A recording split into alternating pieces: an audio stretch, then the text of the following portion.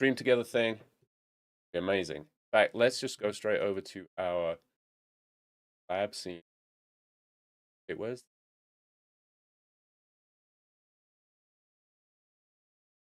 Oh. That is what we're. Righty. Oh.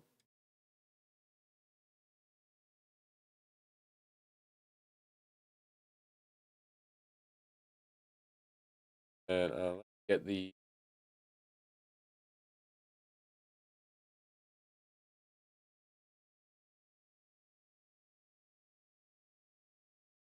Guys can't, well, you guys can't hear the.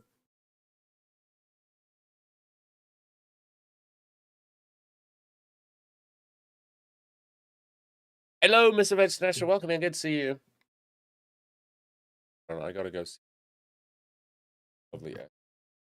And I gotta figure out why you guys aren't getting any.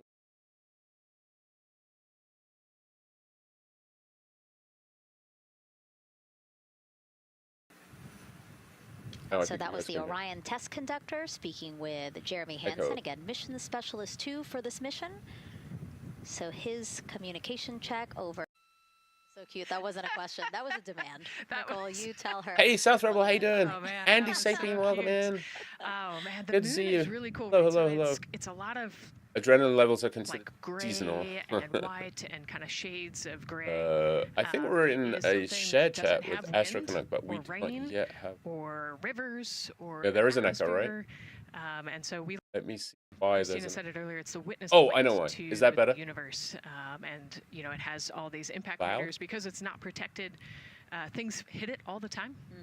Meteoroids, asteroids, all sorts of things hit the moon and create these impact craters. That's part of what we want to go and look at and learn about. There is probably going to be an echo before we tell us a lot about the age of get the universe, to be live. the age of the moon. You know, it's 4.5 years old. Let's get this figured out because I'm not hearing. Just looking at the regolith or the dirt. I can hear you. I'm also getting the echo now. Well, thank you for that question and thank you for that answer. She was cuter, Nicole. I agree. Okay, can you hear me, Astra? And then earlier today, we wanted to ask you. Yeah, I can, but there's a really bad echo. What do you want to know about living in Orion? And we told you to pick between what the crew eats, how they sleep. Am I echoing on your end as well? And how free time is spent. And the winner. This is the one problem that I have had with being together. And we are going to be doing that. Yes, we are. So let's try that. So I'm trying to put you on a different mic to what my stream is hearing. So the rocket is fairly automated, right? There's a countdown, and the whole system knows when it needs to ignite the engines. But we are going to do some manual piloting throughout this mission. Once they launch and they separate from the ICPS, they're actually going to do a rendezvous and proximity operations demonstration. We're going to do the video. They're going to take that. We're going to do the video through stream together. Rocket, and they're going to try to fly closely to it. Okay. So they will actually take manual control of the Orion spacecraft. Oh my goodness! Sand experiment, welcome in. Sand experiment. Thank you for the raid. Actually, a little bit. Thank you for the raid. We are just getting set up right now. So on the we're just getting set up. Left hand. His right hand, there's a kind of a joystick, if you will. Guys, welcome in. Welcome in, Sand Experiment. How you doing? How was your stream? I hope you're doing something fun. Translational and rotational. I hope you're doing something fun. We are gonna watch the Artemis II launch here in a second. I mean, Victor said in about 3.5 hours. He's really looking forward to his piloting. Okay, let me see. Orion manually, so we'll get to see that during our continuous I'm gonna coverage. have Again, to. We are covering this entire mission. Mic off. We started with tanking, and we will go all the way through splashdown, so you will see what Nicole was just talking about, that proximity ops demonstration. I don't know. The crew will pilot. Thank you for that follow, James Arthur Reed. Thank you for the follow. How was your stream, Sand Experiment? So, welcome in. Thank you so much for the raid. I appreciate you. I'm sorry, we are right in the middle of trying to get this stream up and running, and we're having a little bit of trouble. little bit of trouble. All Although I right, think I thanks, can Megan. now Yeah, to get dispatch Jill with out there, that so mic. I'm going to bring you back to the It's booth, always where I fun can trying show to do you these things. just a few things about the Orion. Obviously, it is going to be very compact, sitting up there on top of the SLS rocket. Very compact, like I mentioned, over 355,000 pieces. Okay, So let me show you a Astrocanuck. couple key components, starting with these three fairing Hello, panels sir. right Can you hear me? When the rocket blasts off, obviously it is I hear you just very absolutely fast. perfectly It's fine. gonna get hot and Oh, I probably windy. shouldn't have put my And video so up we in have here, these three huh? fairing panels in place to help Turn that protect off. our astronauts. I don't see your video take a in little bit closer in look stream and together. talk about The only the thing. LAS, or the Launch Abort System. This is the one piece that is going to be in place to protect the astronauts should something happen. Batman, thank you for the follow. Minutes of launch, they can actually hit those abort motors, and these can activate within milliseconds, basically faster Sand than Experiment, even thank you believe. again for the raid. And Guys, that make sure you're goes following the Sand man Experiment. on the Awesome left artist away here on the from any platform. danger. Sorry. Now, obviously, we know Awesome that artist here on the that's platform, and needed. If that I've is been the case, then following about Sand 3.5 Experiment for minutes gosh, into flight, the donkeys. LAS and those fairing panels will actually activate and jettison away. They'll fall away from the rocket. Thank you for because the at thank you for that the raid point, into the crew collab. can actually abort the spacecraft safely by themselves. Okay, I we've now talked a need lot to. about the crew capsule right here. This is where they are going to spend the duration of their flight. We're going to talk a lot more about that one in just a little bit. But for now, let me jump down here to the service module. This is the one we're going to think of this as the powerhouse for the spacecraft. It's pretty much going to provide them with almost everything that they need for the entire mission. Temperature control, removing the carbon dioxide, providing them with oxygen, so much more. You can also do course corrections and things like that. So super quick breakdown, but as you can see, all of these components together are going to make the spacecraft one that is built not just to fly, but to protect, sustain, and bring those astronauts home. All right, lots more to come, but let's see where we are with the crew. Back over to you, Megan. Muddling is Hey, actually thanks so what much, Megan. A lot of useful Okay, information there. let's see. The And we Discord, did want to the point Discord out is that you live. did hear over And the PLT Right. NTD on Ryan Earth 1 for com check.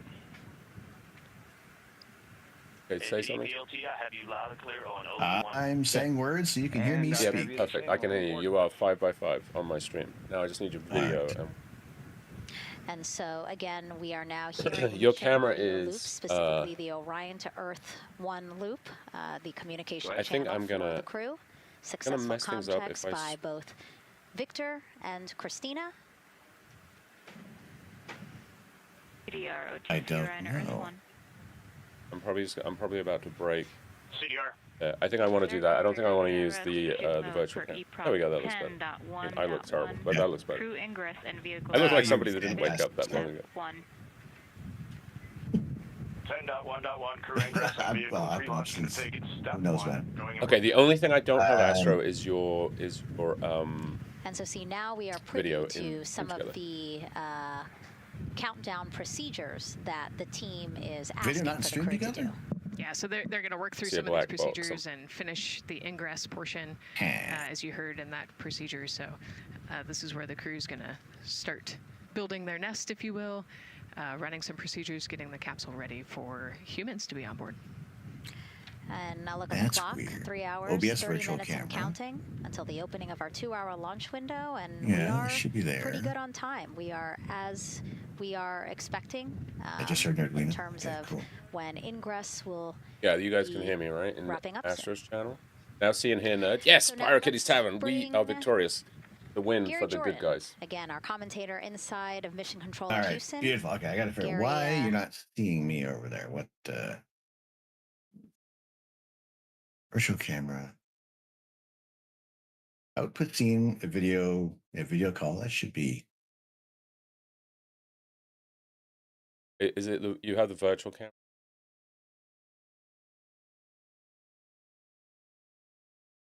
yeah. I don't.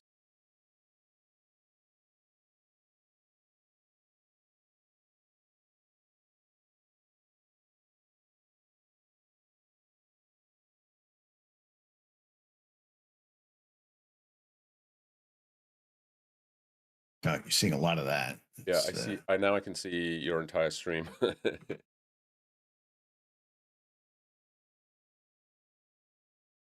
Why isn't that showing? Yeah, I don't know if you can see on my Uh, screen. That's why. But But I That's did just see, weird. when you just changed it, I did see your whole stream. I got your whole video feed. Yeah. You know what?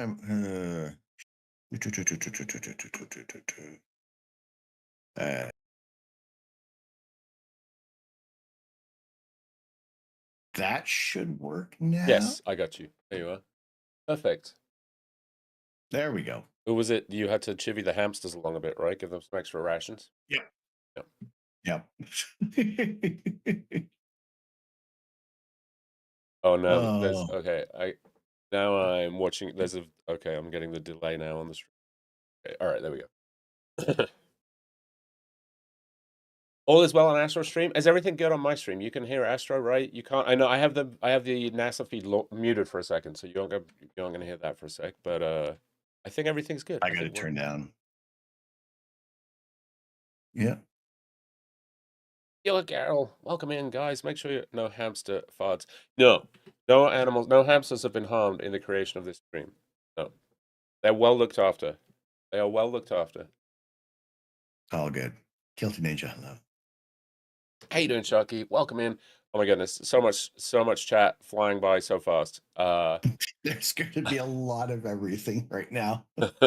Guys, if you came in and said hi, I apologize. I am not ignoring you. It's just going too quick, and I've been focused on just trying to get the stream together going with Astrocanuck. So apologies. If you said hi already and you say hi now, there's a much better chance that I'll be able to keep up. Yeah, well, you know, for the most part, that's one of the quicker turnarounds I've had. You see, we should have just gone with our original. This was our original plan, and then we're like, we'll just use stream together. That was our error. Yeah. No, see what happens when you change things on the fly. Testing and production is on this stream at least. I don't know about your stream. Your stream is very slick. You don't do any testing and production on that.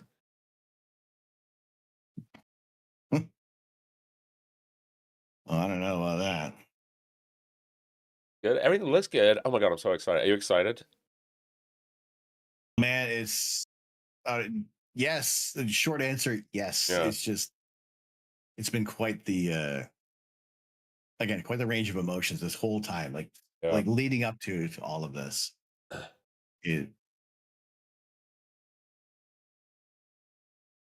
CMA, thank you. Yeah, it's kind of crazy.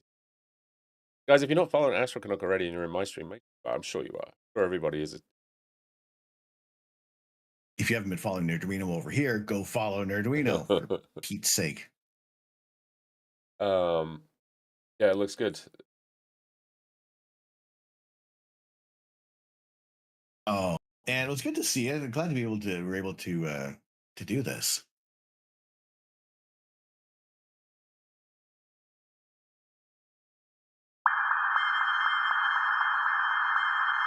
Sinead, thank you for the follow. Appreciate you. I'm broadcasting us on YouTube as well. I hope you don't mind. I figured I might as well. No, I do not mind at all. Yeah. I haven't really done too much of the dual streaming, and it doesn't seem to really attract much of a crowd over there. I think YouTube is different, but I figure we might as well. Told if I watch the Twitch NASA view for an hour. Yeah, if you watch the Twitch NASA feed for an hour, I believe you get a special NASA badge, like a emote or whatever you want to call it. And as it goes with so many drops, sometimes it doesn't always trigger right away. Oh yeah, I doubt you're going to see it. You might need to refresh. Refresh, or who knows, or maybe you'll never get it. But it's worth a shot. It's a cool badge. Yeah. Actually, let me see if I can do the emote is temporary, but it looks like the badge is going to be a permanent thing that you can have. Yeah, those badges are fun. I really like my TwitchCon badge. You know. Mm-hmm. That identity. Yeah, I don't see the NASA badge in there. I'm sure.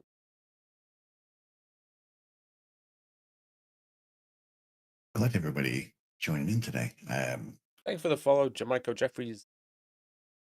I just still welcome in. Good to see you. You're on bag 3 of the office. Oh, there we go. That's a slightly better feed, although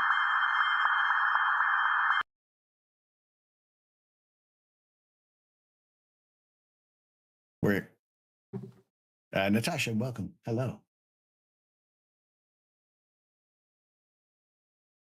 I'm gonna unmute Jet the propulsion stage, or ICPS. that volume good and for you prepare guys to in my deploy stream. the solar arrays. Natasha With Archer, power being how you doing? Good to rated, see you. Integrity I prepares. can't tell who's in whose stream right now. I need to put my other chat window. With that refresh, and you got to go to proceed with your 10.1.1. Mini Nerd, how you doing? Picking up 10.1.1, step 2. I'm great. Yeah, we're just 5. I mean,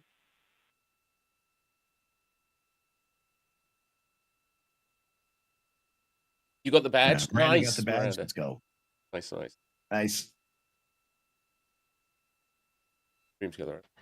Picking up the procedures, the crew again working through the various steps to prepare for launch. And you can't make which way they are. So we're looking down from the top of the Orion capsule at the crew right now. Yeah, their backs are they're sort of facing the sky. Yeah.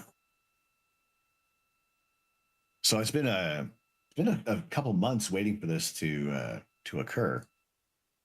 And I mean, even look back at what happened with Artemis 1. Like it was months before we saw Artemis 1 take off. For word of a good, Yeah, it really was. And we have, it's been a month now, just since the first scrub and back to the VAB and back out and ready to go.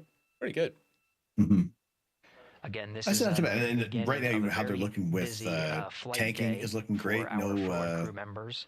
After launch, they have a series of no sign of like the any problems at the moment. Not hold up on anything. Welcome in. Good to see you. In low Earth orbit, and the next yeah, no problem so far. The tanking, the valves, all that stuff. Earth orbit. This is an orbit that takes them around the Earth for nearly a day, 23.5 hours to be precise, and allows the teams, including the astronauts and the flight control teams, to check out critical systems ahead of committing to the next day's translunar injection. But before they even call it a day, Integrity will separate from the ICPS, and the crew will command. My face is on the command the Orion capsule. NASA's Twitch homepage. Nice.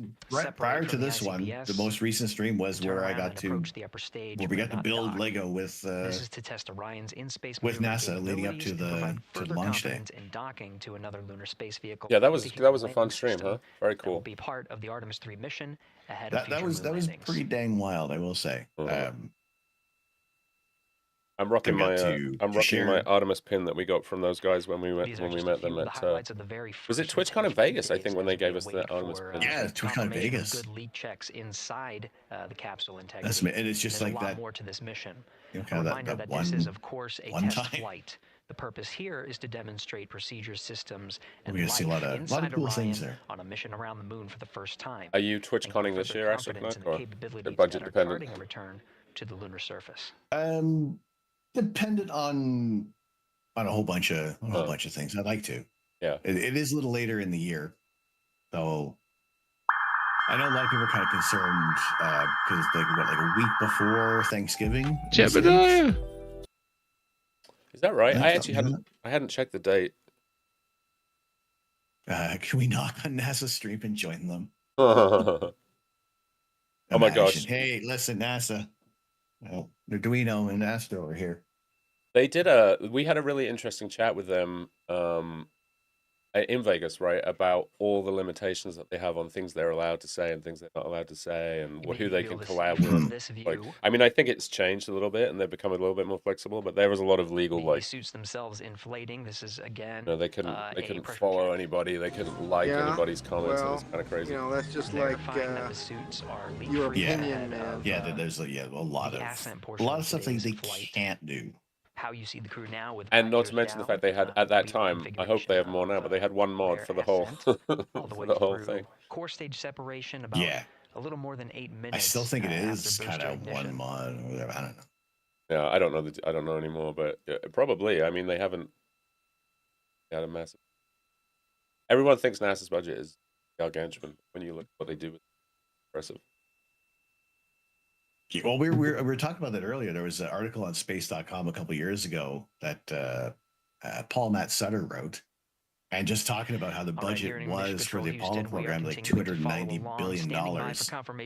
And now for like the entire Artemis program, it's been like 90 billion. We continue to monitor the countdown. At most, 95, yeah. Their budget was, it was like they were like 5% of the federal budget. So much, yeah, That's we back wait in for the confirmation of a successful 60s, and now it's four astronauts. Why don't we less go than back 1/2, to 1% or something like that. Yeah, it's small. Following along Although we'll the see launch with this new inch push for the closer to moon. the I mean, opening we're of the only 2-hour launch. it's 95 billion so far. All right, thank you, Megan. And yes, yeah, I actually, so Paul Sutter was a student of, a PhD student of mine, had the same advisor as me. It's really good to hear their voice. But we never overlapped at Illinois. He was there, like, he came the year after I left, I think, or something like that. So I've never, so my advisor keeps saying, oh, I should introduce you guys, but I've never actually met, we've never connected. But I would really like to do that.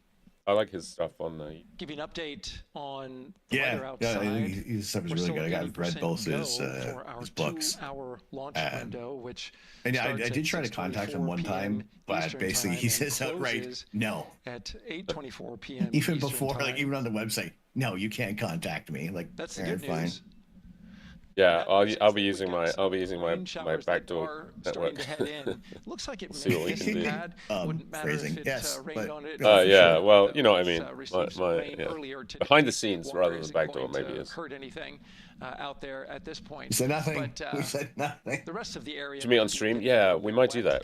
I don't know. We'll see. He might be like, no, I don't want to. I'm not interested. But I mean, why not, right? Ben Cyan Games, yeah, we're using, this is the NASA feed, and then we're just pulling our video streams through the Stream Together app from Twitch, the audio through Discord, and some hamsters and some duct tape, and so far everything's little bits of bubble gum we found underneath our chairs. Space duct tape, I should say. Space duct tape. Yeah. Leak check complete. Are you watching the YouTube or the Twitch feed on your side? Oh, I'm watching both, so I'll make sure I get that badge. But the stream is the YouTube channel, and I have the Twitch stream up in a different window. Which one do you have up? Inside the spacecraft. I got the on stream. I'm showing the YouTubes. Our astronaut support person moving around, turned off the camera, and so now we're looking from outside the Orion spacecraft, looking towards. Oh no, let's see. So kind of a cool thing that I saw was back inside, we've got the view, but basically what I was saying about Christina they are Cook going to is, have 24/7 views from the Orion capsule, be it low resolution. Oh wow! The fact that they're broadcasting that the entire trip. So I kind of thought that it was interesting that they're doing that. Mr. Venture says my sound could be an extra that tells on the your team stream, that apparently. And CDR NTD. I bumped it up a little bit there. You have us, Amazon, and NASA Twitch. Do you know how they're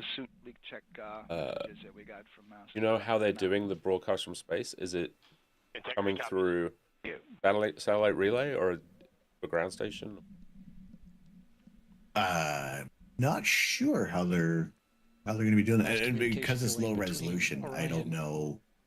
Commander, we'll find out. Well, hopefully we find out in the next 3 hours. As I was saying, 15 Christina Cook will. I mean, I think that's one of the best things about this. From the for me, is the inspirational side of this, right? It's like there's all these cool things happening. There's all this cool science. There's all this cool technology which filters down at some point. But then there's all these questions you have that you can actually get answers to. Like, well, how do you broadcast a live stream from space?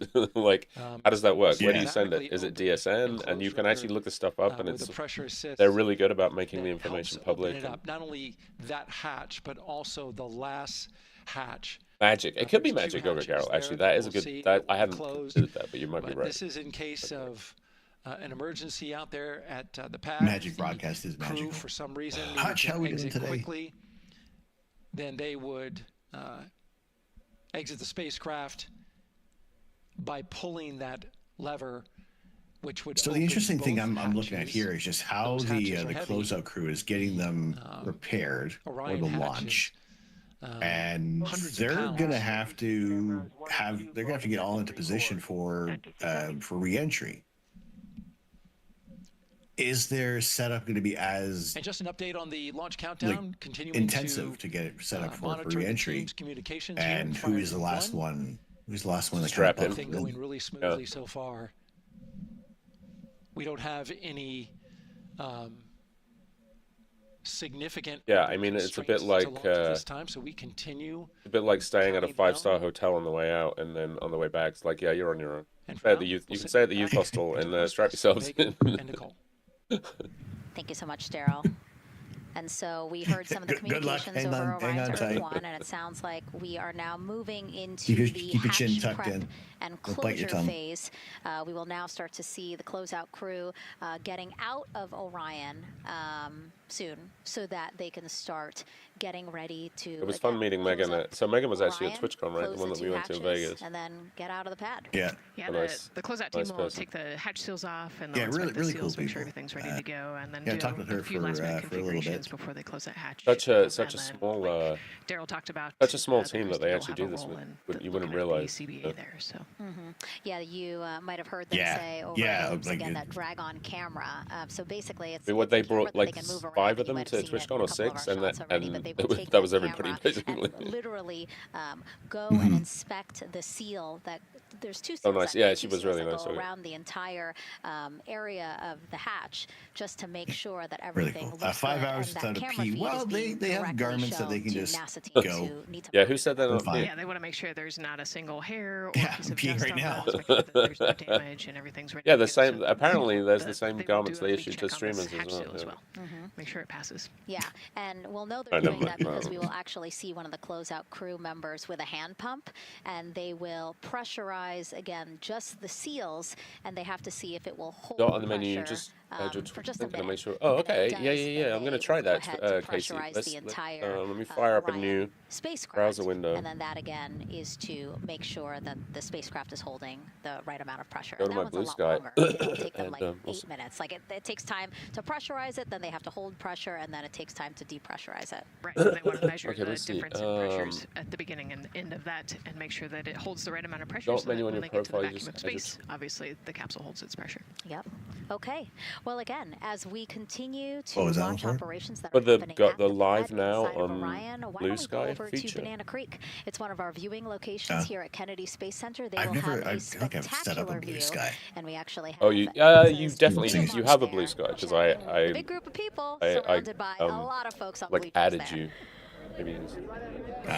Hey Megan, yeah, tons of people out here today. Thousands of people gathering at Banana Creek to enjoy NASA's DeRozan got the badge. Let's go. And humanity's next great leap today. It's a gorgeous day, and I'm joined here actually by some people who are probably the only people on center who are a little bit more excited than me to see this rocket lift off. Where are you from, and why are you here? So we're from the University of Tennessee, and a good day to be aware we're of, a group of 7 aerospace a lot of scientists on Blue Sky. Traveling here doesn't punish you for posting links, reposting your own posts.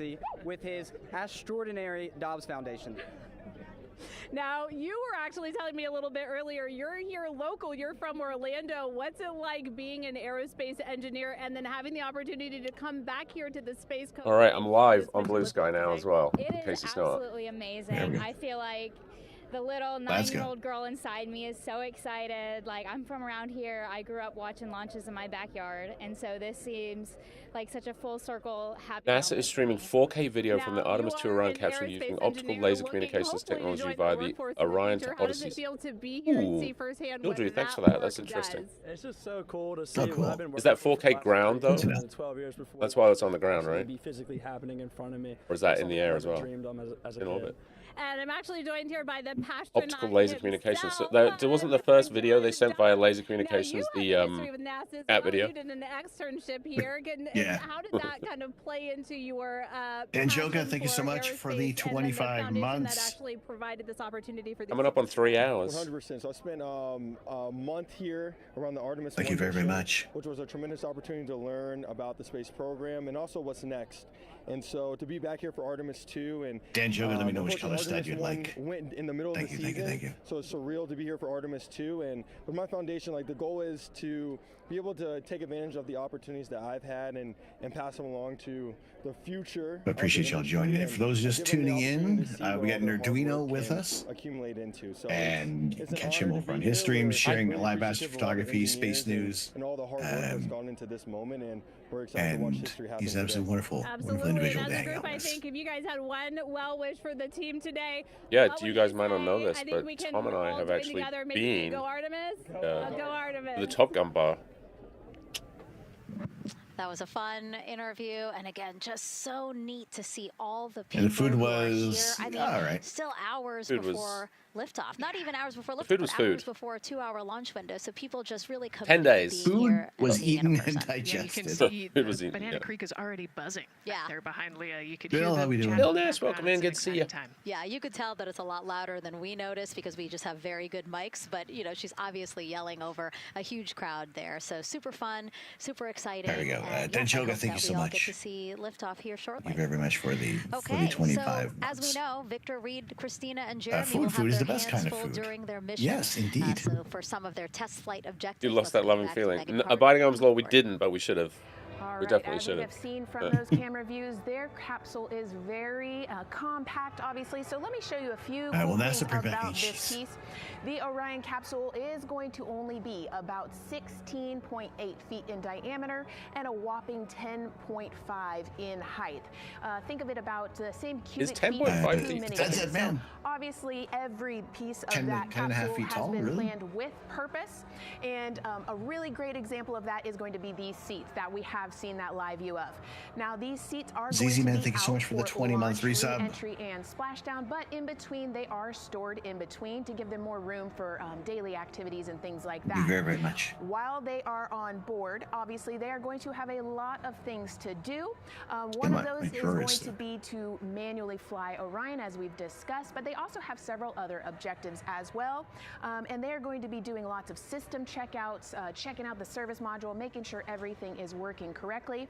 They're also, like I said, going to have a chance to manually fly. Now, this was taken during one of their training simulations, but as you can see here, they will have advanced flight displays, hand controllers, touchscreen interfaces, so much to work with and practice with as well. Now, while on board, they will also have the ability to eat those shelf-stable meals that are designed specifically for microgravity. I think shelf-stable meals. Sounds delicious. It's going to be mac and cheese and brisket. So it's going to show up over here. ZZ Man, thank you very much. All right, but they are going to have also there is the new tier 3 stud like power and propulsion. They will have 3 key propulsion systems. As the Shamrocks have now been retired. Orion as well. And speaking of thank you power, very, very I want much. to bring you back to the service module real quick because I wanted to point out these 4 solar panels. These are going to take about 18 minutes to unfold like giant wings. I've seen the footrest can come off so they have more room. Feet from end to end. Yeah, it looks like there is some modularity in there. So once they are out of the launch configuration, what the crew needs they can. Yeah, Andy, she was just saying that the seats stow basically after launch so that they can have more space. And get them home safely. All right. It's not a huge space for 4 people for 10 days, Thank you so much, though. Megan. You know, it's taken thousands of people, many years to get to Well, us to where we are today. there was a picture in one of the videos of the washroom. And it's a very, very tiny space, but it's a private space where you can I am the go to the Artemis bathroom. II Chief Training Officer. I'm the SLS Launch Integration and Mission Operations Lead. I am the Recovery Director. And I'm Boeing's Core Stage IPT Leader at Kennedy Space Center. And I am the Artemis II Entry Flight Director. And I'm the Closeout Crew Lead for Artemis II. Our job is to design the spacesuits that the crew will wear for the Artemis II mission. The team here at Johnson Space Center in the Orion Crew Survival Systems Lab does pretty much everything involved with processing the suits, designing the suits, qualifying the suits, testing them for the Orion mission. The role of the Chief Training Officer is to manage both the planning and the development of how we are going to train So many our people that are astronauts involved in and this. run our simulations for our flight control team for the mission, and then go implement that plan. Recovery team is responsible for three things. So recovery is what we call our nominal recovery situation, where we go recover the crew and the capsule at their designated landing site. Rescue is in case we do need to rescue the crew and they landed somewhere else that we did not plan. And then So the retrieval splashdown is us set getting the capsule for if they land do launch somewhere where today. we did not expect them to. My job Friday, on February SLS 10th, is or to manage February. the Good Lord. Wow, they're traveling back in time. SLS program. One of the What month specific am I things that in? we do is support launch operations. It means a lot to be a part of this Artemis Friday, team, April. I don't know how many to times I show said the February. next generation and seeing what may The come. stream. I am responsible Yeah, for April stage 10th, processing and at that's about Kennedy 8 o'clock Space Center. My team Pacific is time, or responsible so for that Eastern first time. stage, and it's our 8 responsibility to make sure Andy that first stage is Andy Sapien there. Yeah, I heard a thing, and I don't know if I misheard what they said, but I think they said the other day on the video that 400,000 people have touched some part of this mission in some way. The Artemis I mission. It is crazy how After many that people are mission involved. completed, I was assigned as the entry. That seems like a lot, for but Artemis II. it I could can't be. wait to see the hatch open after splashdown. That's when we know that Casey our doesn't want to mission will redo be complete March. and the crew will have safely returned to the moon and back to Earth. Spartan, Don't how wanna we redo doing? March. Responsible for getting the astronauts up to the White Room, getting their helmets and gloves on, Zero Rad, getting them hey, into hey. the vehicle safely, connecting all their umbilicals, making sure they're ready to go for launch, and then closing the crew module hatch. The reason we do this is to expand mankind's knowledge. If I can be a part of that, doing anything, I want to do that. The launch director role really is to step back and kind of take that big picture view of launch. How are we doing on any NCs? How are we doing on our timelines, our procedures? Artemis II is a beginning. It's going to inspire a new generation. It's going to uncover science. It's going to serve as a pathway to places that we have never been before. And to meet more people of Artemis, you can head to the link we're going to put up on your screen there. Just, again, really nice to see all the faces that have put in the work, the time, the hours, the dedication to get us to today. Yeah, so many professionals that worked so hard on this mission. And what was really fun to see is, you know, we interviewed Taylor Hose, closeout crew lead, as he said, and that's who we are now seeing inside of the White Room as they are getting ready to close out Orion and close one of two hatches. We have the side hatch of the crew module as well as the launch abort system hatch, correct? Yeah, the astronauts are in the capsule. They're ready to I'll be go, right and back. now the White Room is very busy as Yep. they're getting ready to close both of those I'll hatches. be It's right a back. great shot right there where you can see them. Almost looks like they're doing that hatch We'll seal look inspection after that we talked everybody about. over here. Debug Blunder, welcome in. Thank you very much for the follow. And so, Nicole, as we Thank you continue very much for to see joining. them Those get that are ready over on to close Nerduino's that smaller stream, hatch, again, the those that are crew over module here, side hatch. thank you so much for Let's take joining some with us questions today. now. Sounds We're good. doing good. We are doing good. Hannah, thank you so much for the follow. A lot has changed since Apollo. Welcome in. We are and I have watching the a few live questions about feed what's from next. NASA. What part of the moon are you exploring And this is with Artemis? we're just What are some of the key about points at that the NASA needs to 3-hour consider mark when for planning missions like this? for the Artemis Were 2 you Space Launch expecting to see System Scarlett Johansson? launch, I think that took and you, Yeah, I mean, took you aback. we've talked we about this, are- but everybody has an interest in this mission. You know, it's humanity trying to explore and go back to the time to moon. riot. I love this No. question. Yes, you go know. ahead. What part of the moon are we going to? You know, We're watching this. eventually This we is want the to get live to the setup moon. at So launch. South Pole specifically, we think that there are Chili. volatiles there, so water There's ice, chili? something that can be The old harnessed as a JPL. resource Roll the old as JPL we switch create now the for- permanent base on the There we moon go. and then try to get onto Mars. But getting to the Mini moon Nut is is in the tricky- kitchen making cookies. I'm tricky pretty excited. mission. You know, we're going further than we have in a long time, and you know, on the International Space Station, That's what I we're think I'm 250 right in. miles from the Earth, and so we're pretty close. We resupply that spacecraft pretty often with cargo We're missions, with but the further and further you get with away the from Earth, 19-month the more you have to think prime about the lack resub. of cargo. Oh, we can the keep it comm well delivery For the whole that class, the yes, communication CMA, further absolutely. There'll be cookies for away, everybody. So there are different and unique Cookies for everybody. problems as we continue to What split kind of further cookies? and further out into the solar I don't know. system. It's just a And secret, there she is said, so but much ones to I haven't learn had about before. the moon, so it's no surprise that yes, They're actually also an expert our baker. goal She makes is really good have a cookie. moon base at the lunar South Pole. The lunar Nice. South We've Pole had to put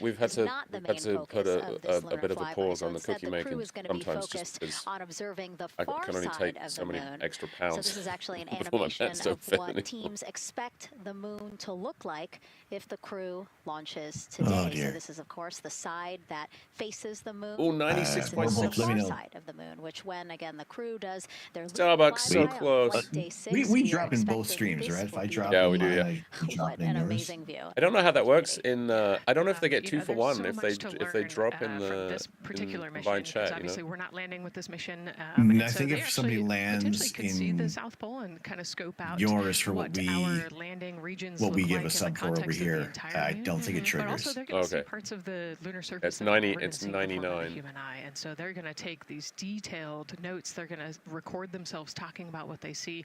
You know, we do a ton of Rose, how we geology doing? Sorry, I training didn't as say astronauts, especially this Artemis say hello II to you. crew. Good They to did see you a ton of over geology with training, Nerduino. working with scientists to learn how to pick out the unique portions that we want to go study. You know, Oh my goodness. what is the Drops. context of the moon? What parts of the moon look interesting and look different? You know, the impact craters that we talked about earlier. So really trying to take all Hey, the Rose. take Good to all see the ya. observations, write down, talk about their observations, and record as much data as we possibly can for the The geologists are the ones that helped from your college. So Let's go. important to, yes, we're all talking about what they hope to do during this 10-day mission, but you really do have to think about all the training that goes into Very cool. this. I mean, Very you cool. have 4 crew members who won't, you know, have the support the way that they've been having the support. I mean, they'll be talking through communications, but you know what I mean? It's just them and the moon, right? So they need to be fully All right, well, let me know if you want to do a 1 year stud or 1 through 12. We'll get you on there. To accomplish during this mission. Right, and their specific flyby around the moon, you know, Thank you all very the much lighting will for be different, and joining the in. path will be different depending on when we launch. If we launch today, it would be different from tomorrow. And 2 so, hours, you know, they actually had 58 minutes to learn go. the geography Oh my of the moon goodness. so that they can orient themselves when they're on the backside of the moon, because they're not going to have communication. You know, they're just going to have a, I think, 45+ minute blackout while they're while they're on the far side of the moon, and so they themselves have to know what things look like. I on mean, the it moon, was much how to I love orient space. I wouldn't themselves, want and to visit how to get the data either that too we're hot or looking too for. cold. Yeah, really ambitious Stick right mission. here. We're Excited just to be here right. at the start of it. For now. All right, so another check of the clock. Currently, 2 hours, temperatures on Earth 57 minutes and counting to the opening of our 2-hour launch window for Artemis II. Give us This some time. pivotal test flight comes 250 years after America began its journey Fury, as a nation. this thing has As we a celebrate Boeing that capsule on milestone, top. A special live performance now of our national anthem You offhand, by Arduino? singer and Am I what now? I'm sorry, I missed that. For the capsule, that's not Boeing. It'd be Lockheed for the capsule. Oh, the capsule. Orion? It's Boeing, is it not?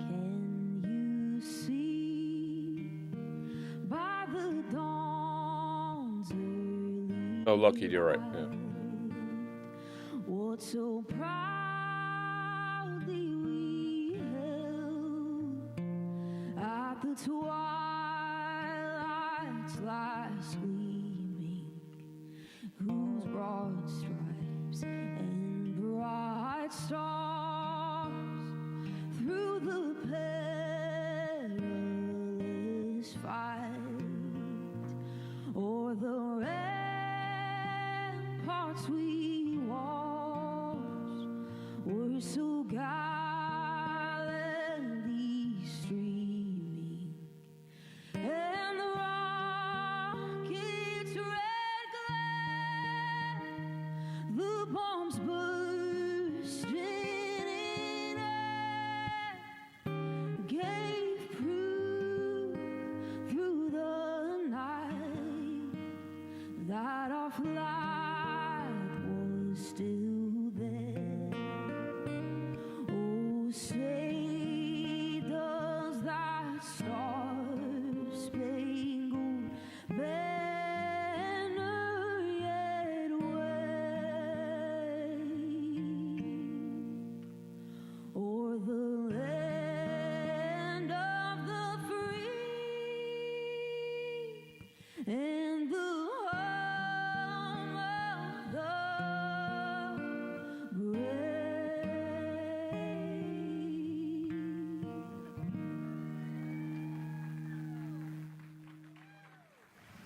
All right, go Artemis.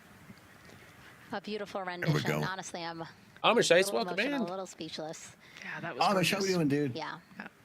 I mean, again, we are a nation of explorers, a nation of curious minds, and to see us again 250 years after our Declaration of Independence was signed to when we are trying Tears to to Casey's to the eyes. moon It's emotional. I've seen before. I don't know what it's going to be like today. Yeah, leading the way back to the moon. It's exciting.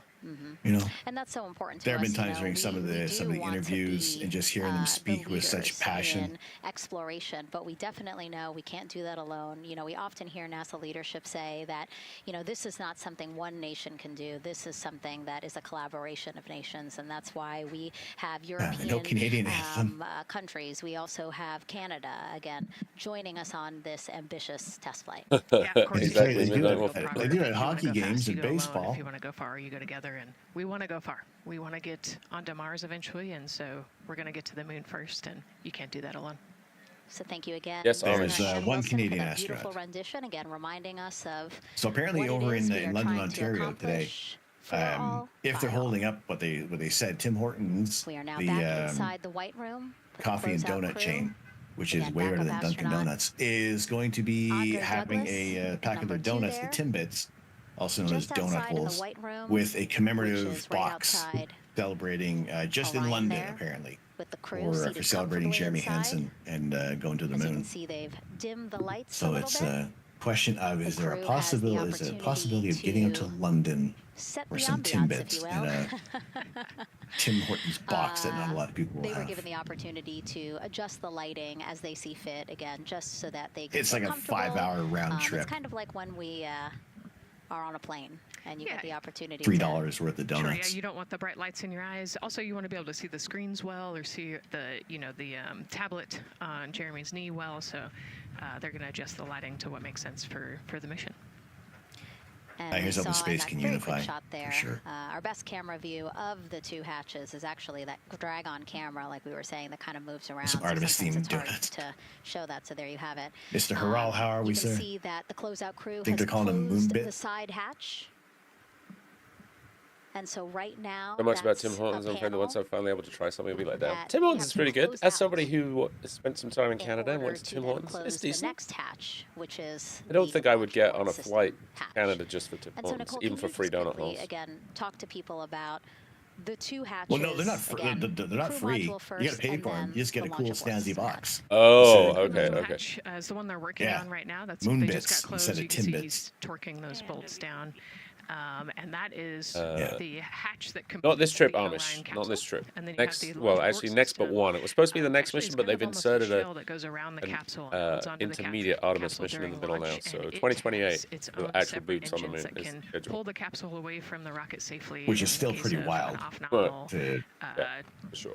data points. Think So about it's that. actually looking at roll rates and attitude and thrust and all sorts of different data in order to make sure the launch is Post a safe. link to the And if movements. it's not, then the Yeah, launch abort system will pull the unless I don't know. I don't think it'd be it'll ding you in no green. I don't know how you are No, with it won't. links. It shouldn't. splashdown zone There you go. safely. Okay.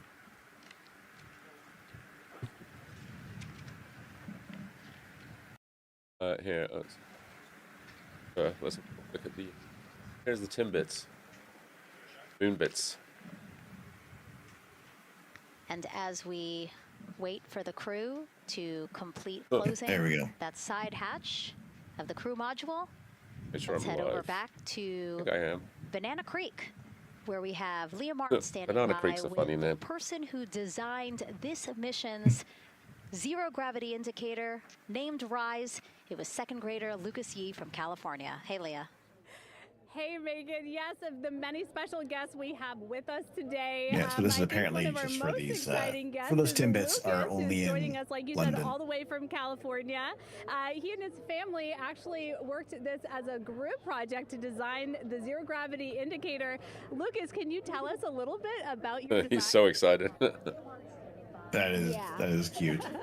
So you named him Rise. Can you tell me why you picked that name? It was very remote, representing the Artemis II launch and Earthrise. And yeah, that's pretty much it. So were you really Pretty excited to find out that you won the competition and that your zero gravity indicator would be going to space? Yeah. So how does it feel? We're actually just across the river right now from Artemis. I want one. Can we get one? Can we get our own zero gravity indicators? That design you created Apparently for these, they only made two.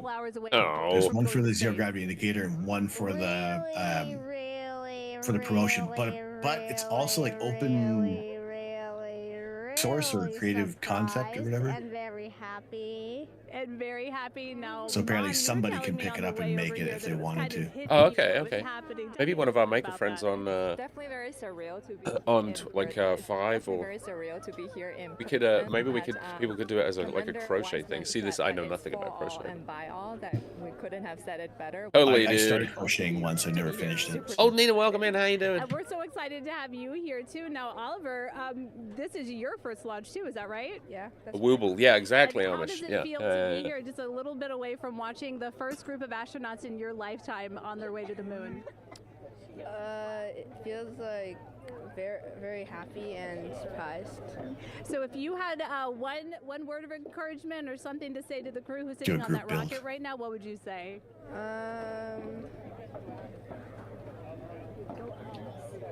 What? 1 second. Go Artemis. Go Artemis. Thanks so much, Megan. I would say have a nice trip. Well, Nina, good to see you. Good everybody I could hear joining that in answer. today. I would say have a nice trip. You know, Leah, that was a hard question. You know, it's really hard to come up with the spot what to say to the crew who's about to make history today. Yeah. And so the Artemis II crew, again, ZGI, Zero Gravity Indicator. It's a plushie, a soft toy that is brought in to the spacecraft with the astronauts ads so that starting it can shortly. be a visual indicator for when we have reached the What I might do is I'm you saw a little replica there going that to Lucas take a had, short and break. then in some of the views in the cabin view, you But could we'll see leave it you up swinging over here. hanging You can. earlier. So Okay, I yeah. think actually Jenny was the one I got who ads in installed about, it. or I could run my ads now, I guess. Let's unpack a lot here. I got about 6. Jenny, who we will get to here in a second, but then yes, we will also go back into the capsule so that we can show you where the ZGI is now. Happy to- But the happy to ZGI hang was with. chosen by the crew after Right. a contest where I'm just going to do a quick bio break. submissions. And, They got submissions my from coffee around is still the good world for now. to again design So I their will ZGI that is going with them. This button over for that camera.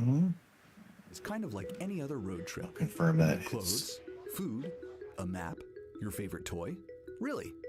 Except this toy has a job to do up there because this is a zero gravity indicator. I don't think it's doing While not a scientific instrument, this safe and Is it a black soft screen object over on tells the the right? strapped-in astronauts that they've reached weightlessness. black screen. For Artemis II, the crew wanted a one-of-a-kind ZGI, so see we asked streamers' you legs. to come up with it.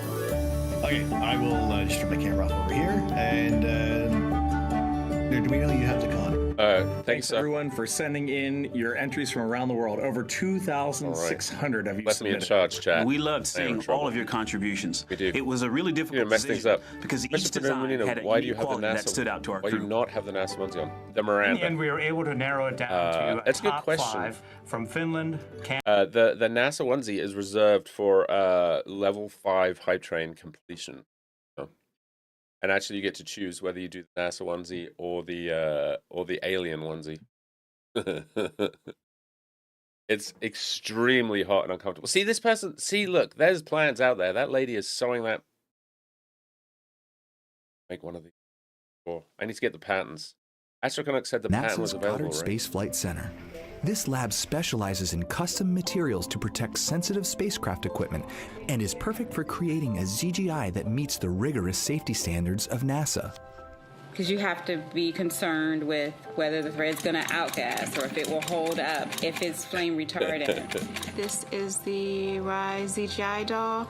All I have left to do is to close the opening here and hand sew the hat on, make sure its stuffing is stuffed in there, and we have our pocket here for the SD card. Oh wait, he On gets that his own tiny SD card will be millions of names submitted to virtually join the Does crew everyone have their name on aboard the Orion. SD card? Yeah, fully custom. One of a kind. I guess 2 of a kind because Not she's the got real one. one, obviously, but this is a replica. I mean, so clever for Lucas and his family to design.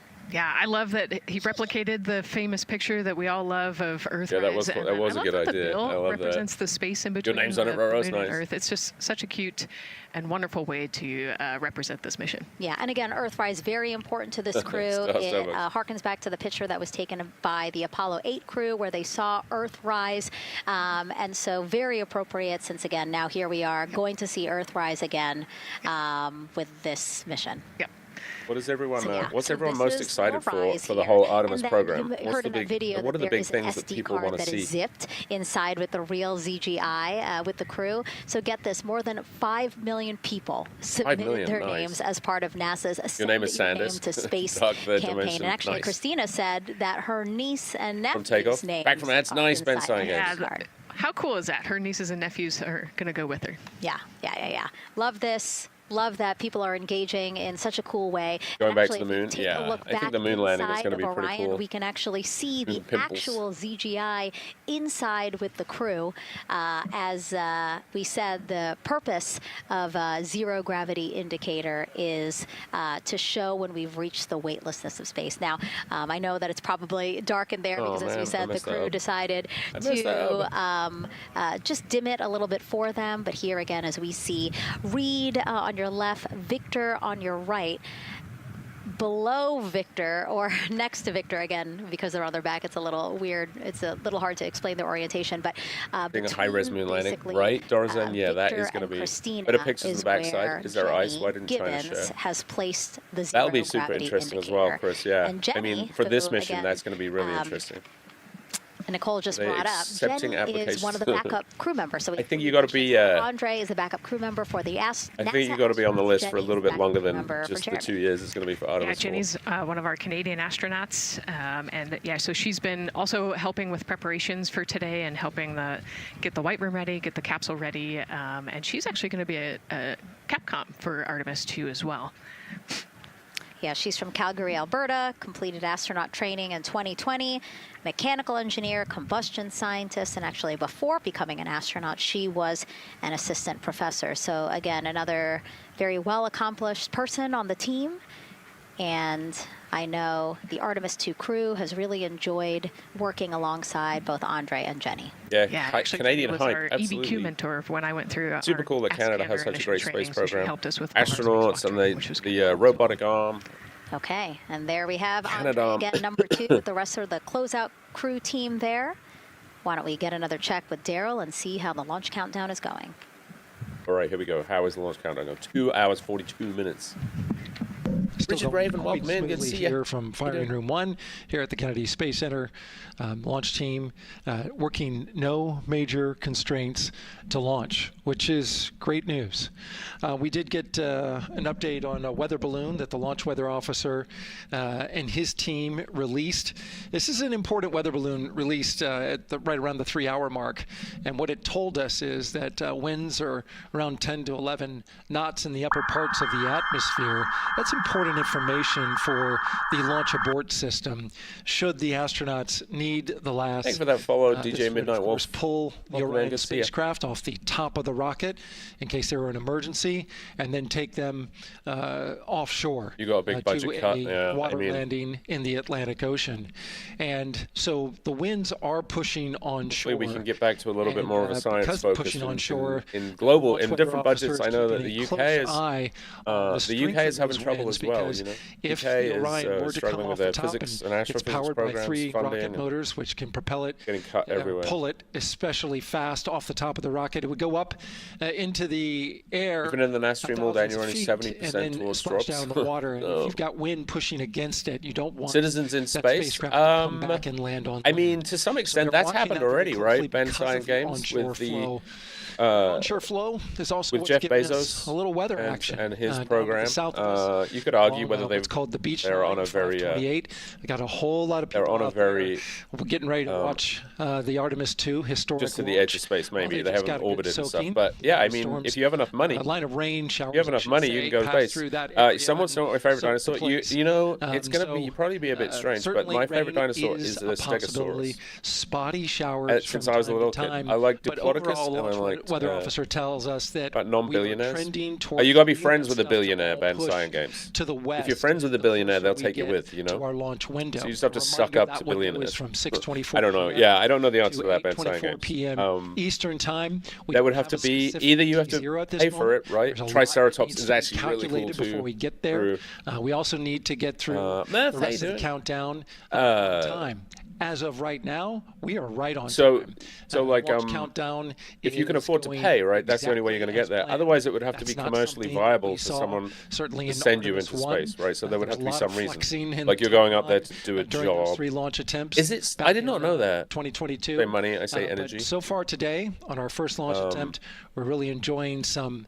So yeah, I mean, solid. I think it's going to be a while. Solid operations by the launch team so far.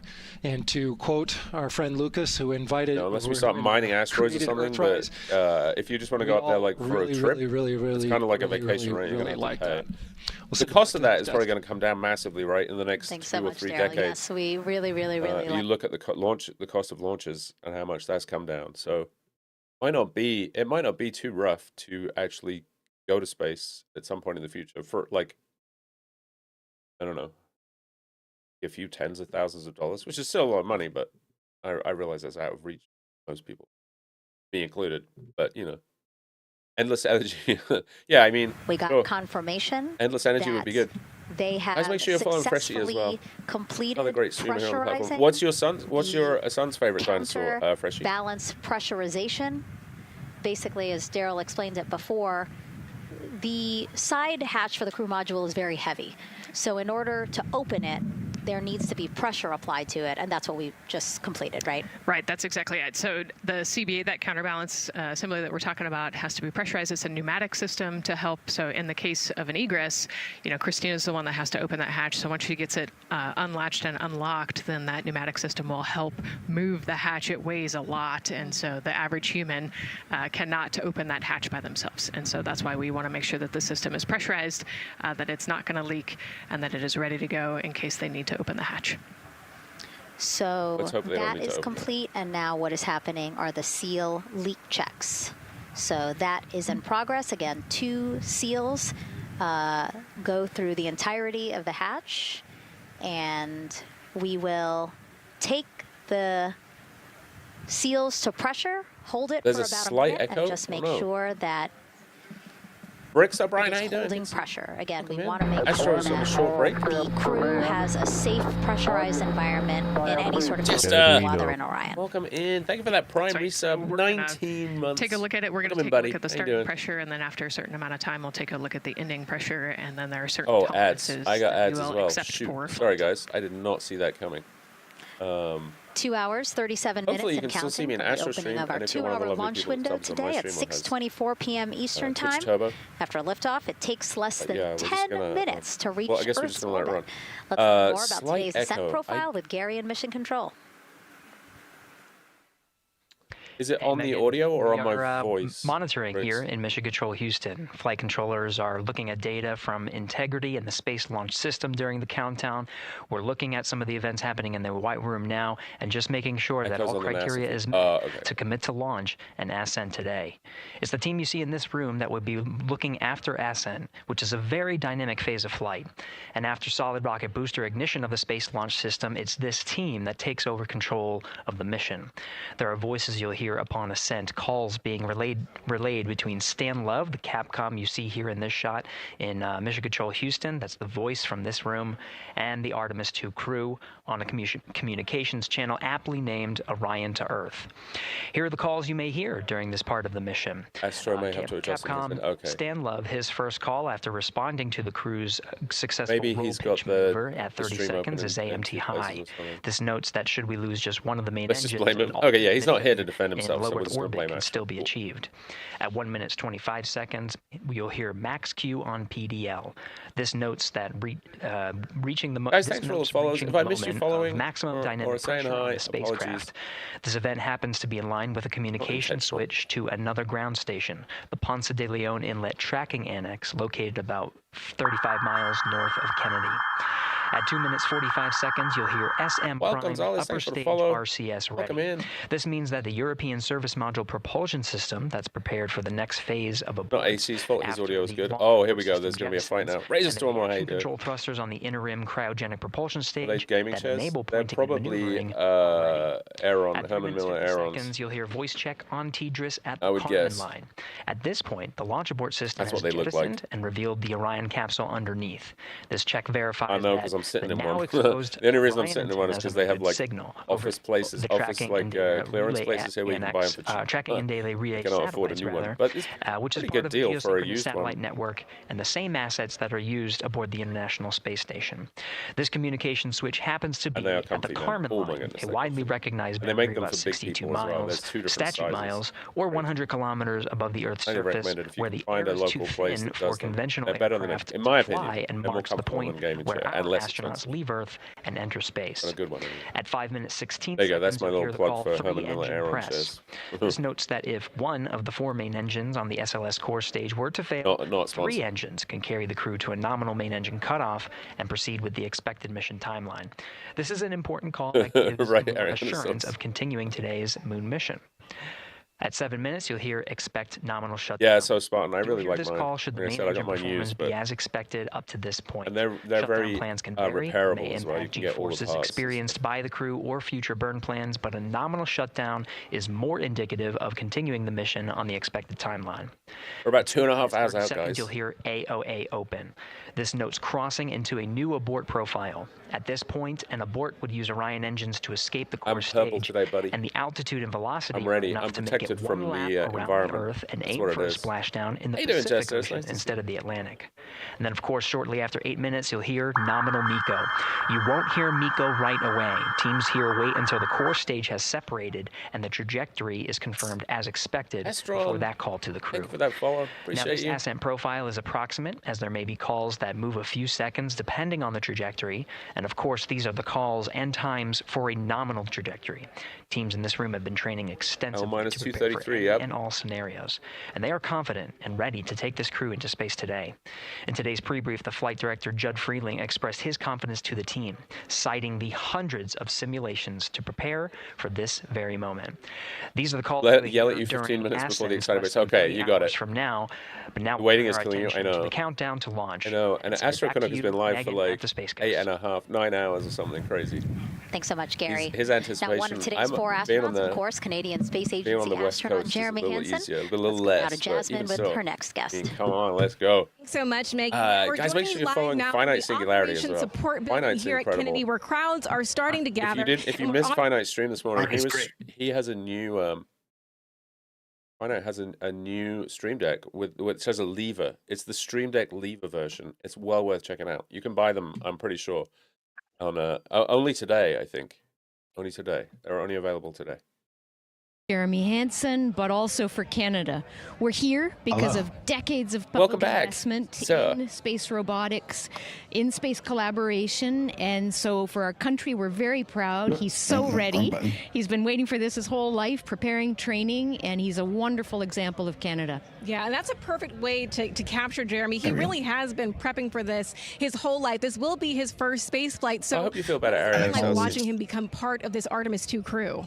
Well, as I mentioned to you, I've known Jeremy since NASA feed is 2020, echoing. and he's a colonel, a fighter pilot, a father, and he really is a very dedicated, passionate human being. So think both it's for mixing him with to Discord realize for this some goal of being an astronaut and picking up flying, on my he mic also in the is Discord? hopeful that witnessing that will raise No, as soon awareness as about the value of I a space muted program, the of the benefits Discord. here on Yeah, Earth, if I mute of Discord, I think exploring I the think universe and our Discord place in means it. you. Wow, that's beautifully said. And really, this international collaboration has yeah, been going on for quite some time now. We've worked together in low Earth orbit and now going into deep space Because together. So why is it if you so talk- important that we have these Yeah, you want me- international I can talk. partnerships? I It can makes talk it all day. stronger. We can go Nothing faster interesting and and nothing further sensible, but I together. can just- Canada's one of the original signatories. No longer of the echoing, Artemis so Accord, Scott and says. Canada and the United States have been partnered for more than 60 years in Hang up, there's space. going to be a delay. Wow, Wow, that is phenomenal, Lisa. You and this still really hear is me? a team effort in many ways. We also have Jenny Gibbons. She'll be listening in on Capcom. Okay, what is her role going to be like? So Dr. Jenny Gibbons has been training all along as the Canadian backup with the Prime crew. Last night, she was in the Orion capsule checking out all of the communications, making sure all of the systems test out and work perfectly. And then she will be among the first lunar Capcom, helping the astronauts navigate during their mission. Wow, Lisa, that is so exciting. Any final words for the nation of Canada before today's mission? Just, we are so proud, so excited, and we can't wait to welcome Jeremy home. Fantastic. Lisa Campbell, thank you so much for being here today. Thank you, Jen. Okay, of course, and with that, let's get back to NASA's Megan Cruz. Okay, I've just... And right now... Go ahead. Command PBA press has been completed. Okay, that should be any drop better in pressure? And MS1, we saw just a little bit. It is just over 2,600 now.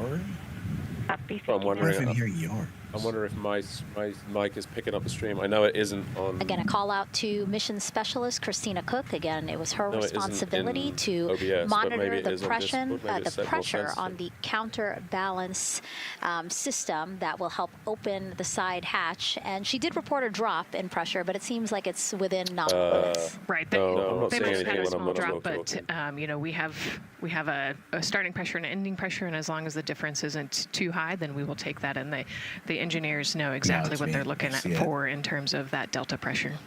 And so again, that milestone on the checklist of things that have to happen before they launch today, that is complete. It's all you, Astro. The crew, again, still inside comfortably it's on me, so as the closeout crew team. American Chris Hansen. How you doing, American Close Chris the Hansen? side hatch. Again, a separate seal leak check, followed by a full cabin leak check, and then they will close the last abort system hatch. Lots to do still in the White Room and marching down the countdown timeline well. And so Bill, again, number 3 there, he is holding a silver flex hose. Yeah, it's weird that it's that hose is what will be connected to Orion in order to do that cabin leak check. So again, it does seem like we continue to march down through the milestones in this countdown. Yeah, I can see your volume's working fine. Hopefully lifting off today within our 2-hour launch window that opens at 6:24 p.m. Now, right now, people inside the Kennedy Space Center Visitors Complex are learning about this mission. There are great exhibits there about the rocket and Orion, and of course, our Megan Carter with the moon board. All right, Megan and Nicole, you mentioned that checklist before launch. That checklist is going to continue during the mission, as well as there are several vital objectives that we are hoping to accomplish with this mission. So we've talked about the rocket. We've talked a little bit about Orion. Obviously, during Artemis 1, we had that test flight, and there were no humans on board. That is our one big difference for this one, and we are going to have that crew this time. So what are they going to be up to during this mission? Let me tell you just a little bit. Now, for Artemis 1, like I mentioned, we were really focused on the SLS, making sure it had the power and capabilities that we needed. We were also checking out the Orion spacecraft in deep space environments, making sure that it was good. Thinking of sending the drone up? Artemis 2, yeah, you probably get a good view. The testing for Orion to the next level by adding that component. Not in any kind of like exclusion zone are going to start when you do that. Even before launch. Like you mentioned, they are out there making their way through that checklist. But these objectives are going to start now, and that includes safety. So one really great example of safety is going to be something called the egress baskets. They're out there in the spacecraft, obviously, and should a situation happen to come up, they are going to have something called the egress baskets they can get in, and those are going to zip line them essentially down to the ground within seconds to safety. Another great example of those safety procedures are going to be the LAS, or the launch abort system that I mentioned earlier. Just a reminder, that's the one that can pull the crew and capsule away from any danger within a few minutes of into the launch. Now, those are just a couple quick examples, but our recovery teams have been training extensively, quite a lot, to make sure that they are ready and prepared for any challenging situation that could possibly arise. All right. Several other objectives that we are going to be looking at are also going to be communication checkouts. That is going to be vital. I know we talked a little bit earlier about all the maneuvering that they're going to be able to do, but we want to make sure that they have full communication ability, space to ground, so that we can fully support them here.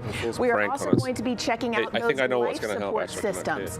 Obviously, we've talked a lot about the service module and what it is going to do for the crew, but we want to make sure that those life support systems are fully functioning, obviously, before we send them farther into deep space. That's going to be critical for them.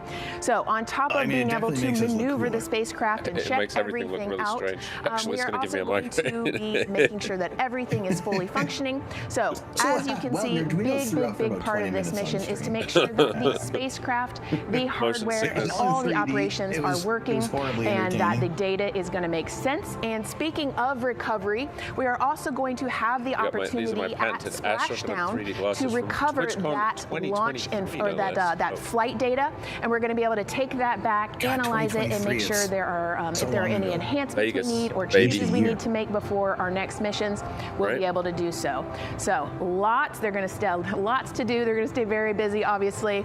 And with that, I will turn it back over to you, Megan. Canuck and I have hung out at, is it 3 TwitchCons now? Sure, I think it is, right? 2 hours, 25 minutes and counting, and the crowd, check it Vegas out, and 2 continues San Diego. to grow at our Banana Creek viewing location. No, I just was there for 1 San Diego. We'll have a great view of two. launch, and we will go back now to Leah Martin, who's standing with her next guests.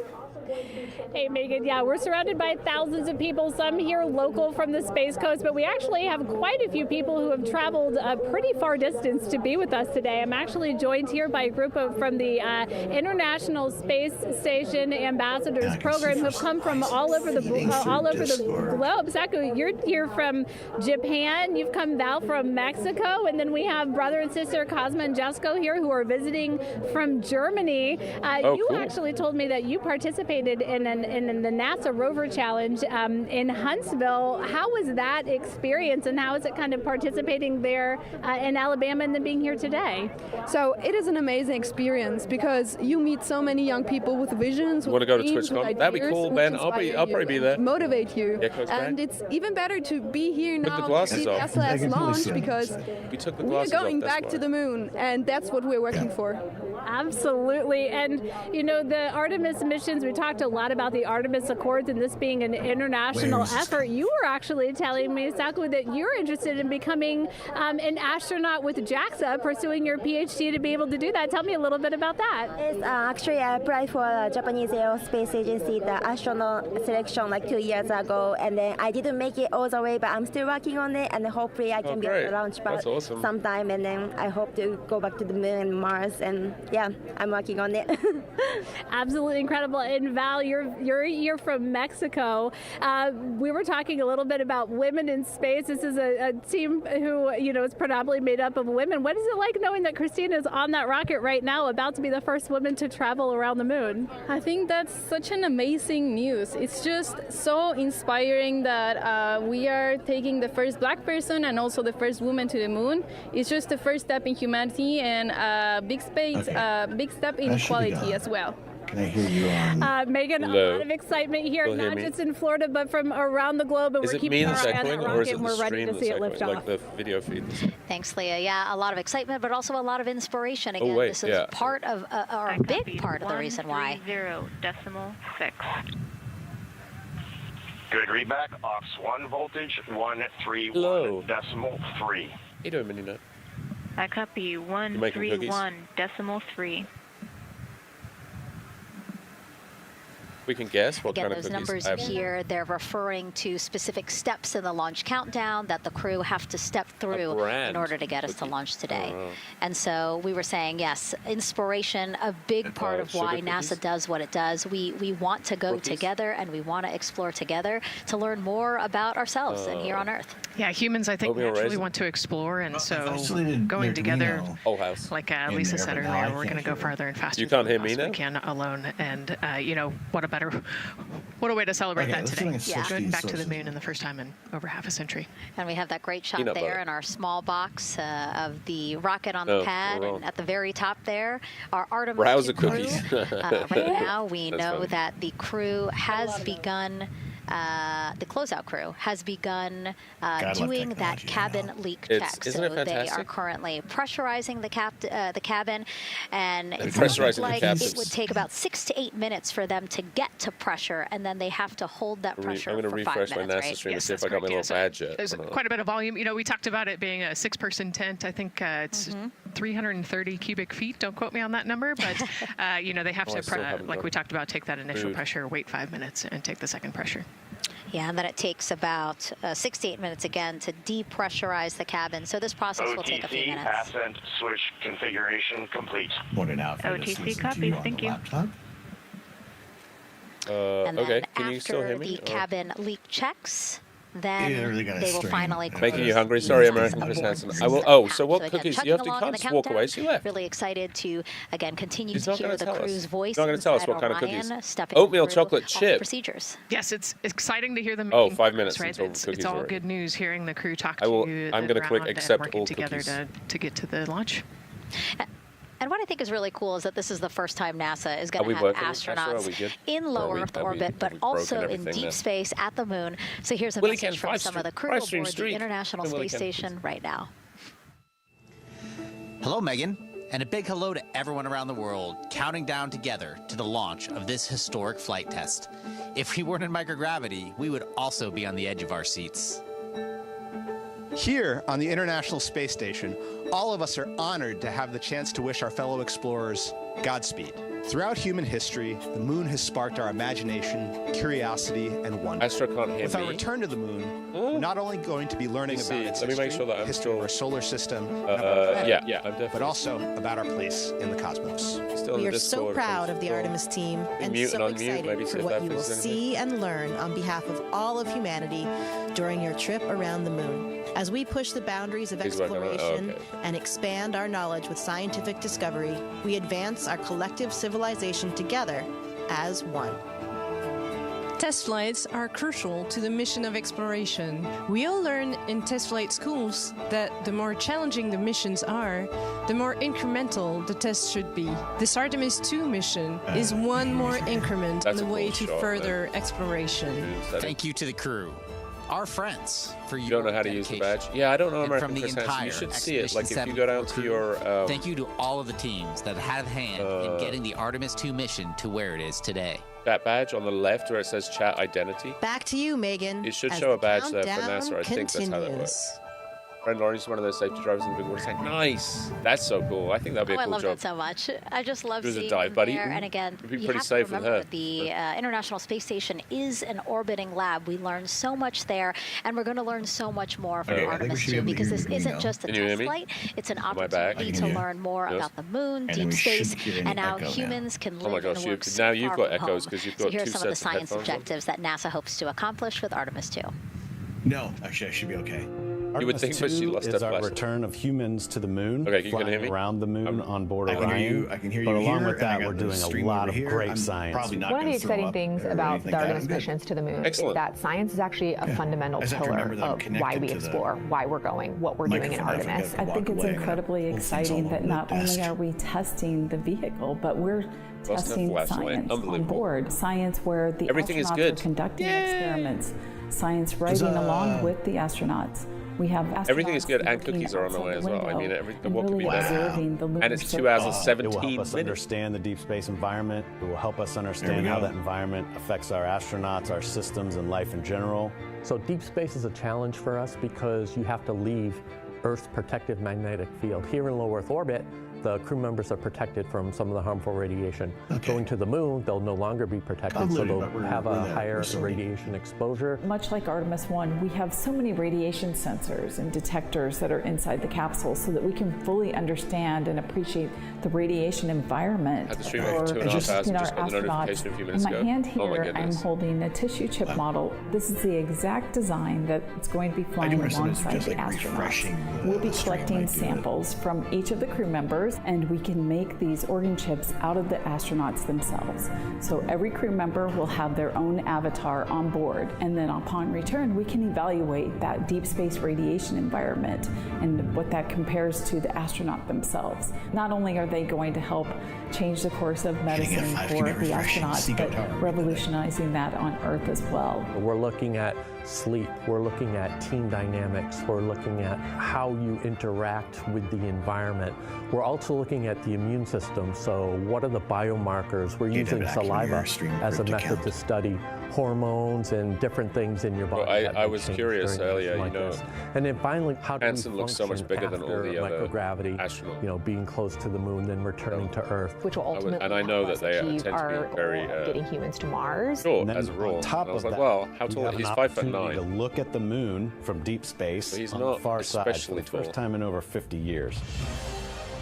Having It makes you realize how eyeballs small and the rest brains of back around the moon is going to unlock a new generation of science discovery. The human eyeball is capable of taking in so much data in just a split second. They'll be able to tackle impact history, volcanic history. They'll be able to look at how the albedo, or kind of the shade and hue of the moon, and the color of the moon, can tell us something about how that terrain evolves over time. She's a shorter stature. We're integrating science in ways that have never been integrated into human exploration before. We have a front room mission control flight controller position called the science officer. We have a brand new science back room where it's basically our brain trust of lunar scientists and geologists supporting the crews of the future. And Artemis II will allow us to really test how this works so that future missions are really set up for success. We'll also be deploying some CubeSats. They're small shoebox-sized spacecraft of their own. They're each provided by another country, one of our partners. As they conduct their research, they'll complement what we are doing at the moon with Orion. It is so incredibly exciting to be a part of this cool. I didn't know that there were CubeSats being dropped really off. One of the privileges of a lifetime. I can see the work I'm doing benefit crew members right now and benefit the crew members in the future. So it's incredibly exciting. And it's very important. for the what's now become Artemis off 3. of the Earth, we'll be setting the stage through our science to prepare humanity to leave Earth and explore the solar system. And what we learned during this and future Artemis missions to the moon will eventually get us to Mars. Here's Jasmine Hopkins again, now with Nikki Fox, Associate Administrator of NASA's Science Mission Directorate. Thanks so much, Megan. Yes, we're back on the balcony now, joined by Dr. Nikki Fox. Nikki, in this nearly 10-day mission, we are covering a lot of science from CubeSats to tissue chips. What are you most looking forward to learning? Oh my goodness. I think for me, the most exciting thing is actually being able to interact with the crew while they are flying, doing this historic journey on the far side of the moon. They are going to be seeing pieces of the moon that no human eyes have seen before, which is really spectacular. It's going to be an interesting trajectory. Some of it is in darkness. Then at the terminator, so in darkness they'll be able to look for like impact flashes and things when micrometeorites pummel that poor moon. And then at the terminator they can see shadows and interesting things, which kind of gives you depth perception. And then of course in the sunlit, picking out everyone's favorite craters. Also, if we launch today or tomorrow, they will see a total solar eclipse from the Orion capsule. How cool is that? That is very cool. We are thrilled for this Artemis II crew to be able to see the moon in a way that we've never seen before. What is so unique about that far side? Why are we going there? I mean, honestly, it's just, it is unique. It's very different to the near side of the moon. The actual sort of terrain, the morphology, it's very, very different. And so it will be very exciting to see that as we're going past that. Absolutely. And Nikki, you know, we are performing a lot of science at the moon this year, actually, not just Artemis II. Can you speak to the commercial lunar landers we're planning to send? Yes, we are very, very proud of our commercial partners as they take our payloads for us to the lunar surface. And very excited. Next one up is Blue Origin's Blue Moon Mark 1 going. It's got some science on it. It's got the scalps that went on the Blue Ghost. So we'll be able to sort of look at that plume as it's coming down onto the lunar surface. and then also the laser retroreflector that will be the array that's up there too. So even on that first test flight, packing it with science as much as we can. Wow, Nikki, so much science. It's hard to keep track of everything. Nice. But the unique thing about Artemis II is we're sending crew. Can you speak to the importance of the human element of science? Absolutely. I mean, we can program, like we do with our beautiful rovers on Mars, we can program them to do certain things, and it's what we think we need them to do. When you have an astronaut up there, they can make that sort of really unique split-second decision. The thing I'm most looking forward to is when they think they're going to be looking here, is hearing one of them say, "Oh my goodness, look over there," and I think that's just incredible about how we do that. Also, flying our tissue chips with the astronauts, our Avatar experiment. Here we go, Avatar. Wow, look at that. And that's got the tissue chips samples matched to the crew, so we'll be able to monitor the effects of microgravity and radiation on that human tissue as we prepare for more and more missions to the moon for longer and longer durations, and then off to Mars. Wow, Nikki, so much science ahead of us, but first we have to launch. Thank you so much for being here today. Thank you so much. Go Artemis. Oh, of course, go Artemis. And with that, let's turn it back over to the countdown with NASA's Megan Cruz. Nikki is so fun. She has so much energy and so much passion about the science. And again, it's just so important to remember that so much science is happening with this mission. It's not just to test out the hardware and the life support systems. Yeah, you saw the science video, and then we talked to Nikki. Man, there's so much going on, right? We talked a little bit about the lunar observations that we're going to do. What's that? And then she talked about I have some really great point right about the human eye can pick things out that a camera or a robot can't necessarily pick. And so that's why we're sending humans, but also the cookies are out of the oven, the lunar observations. The Avatar, that's a really cool experiment. They took blood samples from the crew, and then they used those stem cells to make bone marrow and create those little Avatar chips, which is feels like scientific, sci-fi movie stuff. But we're going to look at radiation. We're going to look at all sorts of different scientific experiments. We got the little CubeSats. We're going to go look at space weather. Lots going on. Yeah, even collecting some of the astronauts' saliva, you can learn a lot about the body through the saliva. So just really, I hope for moon base. A lot in a small amount of time in a small capsule. And no AI data centers. Scientific discovery. Anywhere. That's why we go back to the moon. Alone in space. And so again, her energy just so. Oh my God, I can't find the words. So wonderful. Awesome. I don't know why I couldn't find the word.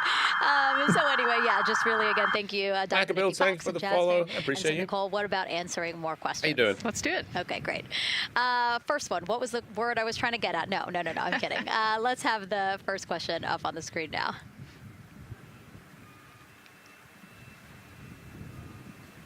I know we got him. I see him being asked. That's what I'm going over. Thank you very much for the one true cookie. O2 Sierra and Earth 1. Go. For your awareness, Gerber cycling is about to be restarted.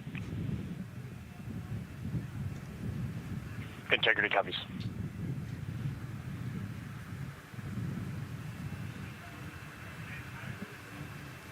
All right, let's try that again. Can we get the next social question, please? What are the G-forces experienced by the Artemis astronauts during launch and reentry? We get to have it? These are actually pretty similar to a Dragon launch or a shuttle launch. We have to accelerate to get out of the Earth's atmosphere, and then we talked about the secondary burns that they will do to get away from Earth. But, for me personally, it kind of felt like we got slingshotted off the Earth is how I like to describe it. Was it back in your it was the Expanse, right, where the guy basically died developing the faster than light drive, where he basically got pinned back in his seat and couldn't reach the controls. The cabin is going to be vented to flight pressure momentarily. Turn it off again. It just kept going. Integrity copies. That sounds plausible. I've seen one episode of The Expanse. That's fantastic news. Yeah. Again, so the spacecraft is holding pressure as expected. Oh, sorry, no spoilers, but I figured it was. Depressurize how long is that now? which will take about 6 to 8 minutes. I think the embargo for spoilers is kind of over for that. Yeah, go ahead, Nicole. Like we talked about, continuing to march towards the launch. So the G-forces are into your chest. You want a package to plug into my airlock system? All the way up to 4 I don't know. Airlock G's into the chest. Big airlock. Launch, and often they have to back off on the thrust a little bit. Exojets, I have. Don't get too high in the G-forces, and especially I saw a bunch of them on Blue Sky. max Q, or that max aerodynamic force. So as they get through the thicker parts of the atmosphere, and then very similar G-forces on the way home. So slow, steady build up to about 4.5 Gs as the rocket actually decelerates. Is there any news of any packages when they come back? They're going to be going 7 miles a second. Gosh, that's and incredible. So you have to slow down side, somehow. And to do that, you have to actually, when you brake in a car, you feel those G-forces. And so for the astronauts, it'll just be, again, into the chest based on the orientation. Great. Thank you so much for that answer, Nicole, and for that question. We're going to continue to try to take as many as possible. Again, you know how to send them to us at NASA Artemis. But now we again have another question for you, for our audience. We want to know, what part of Artemis II are you most excited for? Liftoff, Earth views from Orion, lunar flyby, or splashdown? Tell us again on NASA's Instagram or Twitch accounts, and we'll share your answers a little later in the broadcast. That's a tough one. I don't know what my answer would be. I know. I don't know either. I'm excited for it all, but that's a cop-out. All right, now let's head back over to Banana Creek. Again, the crowds there, really excited. People coming from all over the country, from around the world. Why don't we get another check with Leah Martin to see who she's caught up with now? Well, Megan, we were a little while ago talking to some students from around the globe. Today, we're actually talking to some local students who are from right here, locally, Merritt Island in Titusville. We talk a lot about the Artemis generation and about the students who are going to become the next generation of dreamers, of engineers, of scientists and technologists. And I'm actually standing with a group of students here today. Local high school has actually implemented a really neat new program in the spirit of being able to create these pipelines for employment and engagement. Can you tell me a little bit about what Merritt Island High School is doing? Sure. Well, this is a new program, first of its kind here in Florida, and basically I think it's on Amazon. And aviation, kind of blended the two together. We have flight simulators in our lab, but students are also learning about engineering, aerospace engineering, and we're trying to make all kinds of pathways available for them, trying to give them opportunities to see which pathway they might want to be interested in. So, yeah, it's just a great opportunity for them to learn about space. We just finished doing a whole model rocket build where the students took CAD software, developed their own rockets, put them together, and launched them right from our school. So it was very Star Wars spoiler, really? And then high school, Titusville, you guys also have a similar but slightly different program. Yes, we do space mechatronics with advanced manufacturing, preparing students to build and manufacture things to do automation to build things on Mars and things like that, or locally too. Now, you told me that you're actually trying to figure out a little bit what you want to do when you're done. You're a freshman in high school. What things are you learning in your class here that are really kind of tweaking your interest in the aeronautics field? So we're building a lot of things with like metal and how we're supposed to do it on the rockets. We're also doing computer programming, which would help with NASA and like programming guys, if you're in and coding. Here, make sure you're following Arduino as well. Absolutely, and you were actually telling me that I think were telling me that you're interested in becoming a pilot. We talked a little bit about the pilot who is on board the rocket right now. How is this program preparing you for your future? I mean, it's teaching me everything that I know about aviation, and it's really inspiring that I get to learn it in a classroom, like locally as well. It's amazing. I love it. And then you were also telling me you're taking the class. Or maybe I did it too recently. I really like the whole design part of it, like actually like engineering, like because I want to be an engineer. Engineering the products we use when we build stuff. That's definitely my favorite part, learning how to use those kind of softwares. Absolutely. Well, Megan, when they're seasoned NASA employees, you'll be able to say that you saw them here first when they were still in high school. Back to you at the desk. I can also say that they have fans. Nicole Ayers here. As soon as that girl said that she wants to be a pilot, Nicole went. Why is that something that's so thrilling for you to hear? I mean, I love when kids in high school have goals and they set their goals high and they want to go do something. You know, the kid who wanted to be an engineer or a pilot, like, I love that. You know, find something that you're passionate about, go work hard at it, and go get good at it. Yeah, and speaking of passion, I mean, we definitely have a whole bunch of people here passionate about what NASA is doing here. Again, the lawn behind us just filled with media from around the world, making sure that they can help tell. I think that's what the weather guy was saying when we were watching who is interested in hearing it. So we were watching the Florida, stream yesterday, or the presser that they did yesterday. He was saying that it should clear up right around the launch window. Yeah. Associate Administrator of NASA's Exploration Systems Development. Thanks so much, Megan. Yeah, we're honored to welcome Dr. Lori Glaze to the balcony now. Lori, this is our very first time having crew on an Artemis mission. How does that feel, and how does that change our overall approach to the mission? It's a really good question, and it really came home today when we were watching the crew walk out, and then we saw them get into their van and go out to the pad, and we've been watching them getting into the crew module. And so we've really put an enormous amount of rigor into assuring the safety of our crew.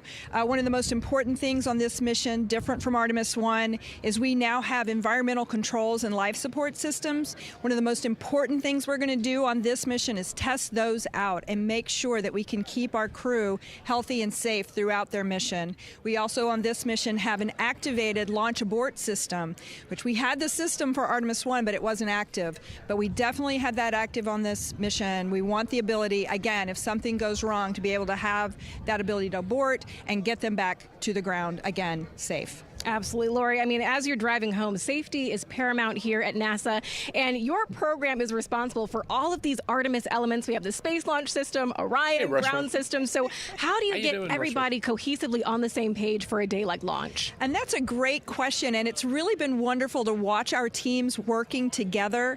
We have the ground systems, which are kind of the bookends of our mission. The ground systems help prepare us to get the rocket ready to take off. They're doing all of the loading of the tanks right now and getting the crew into Orion. And then at the back end, they'll be there to recover the crew when they land in the ocean. But they know that their job is to make sure that that rocket is ready to go. Are you having computer and that problems, the crew module is ready to go. And then the rocket itself, the space launch systems, they know that their job is to deliver the crew module to the right point in space so that they can conduct their mission. And then again, they have to make sure that everything is ready, that they set them on the trajectory that is going to bring them around the moon and set them up to land in the right place in the Pacific Ocean. And that's their job, and they know how important that is.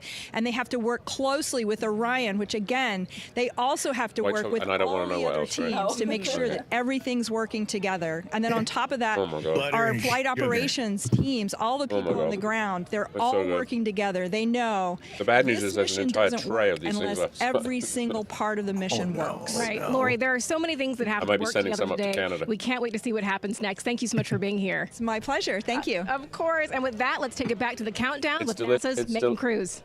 Yeah, and speaking of the countdown, 1 hour, 59 minutes and counting until the opening of our 2-hour launch window at 6:24 p.m. Eastern Time.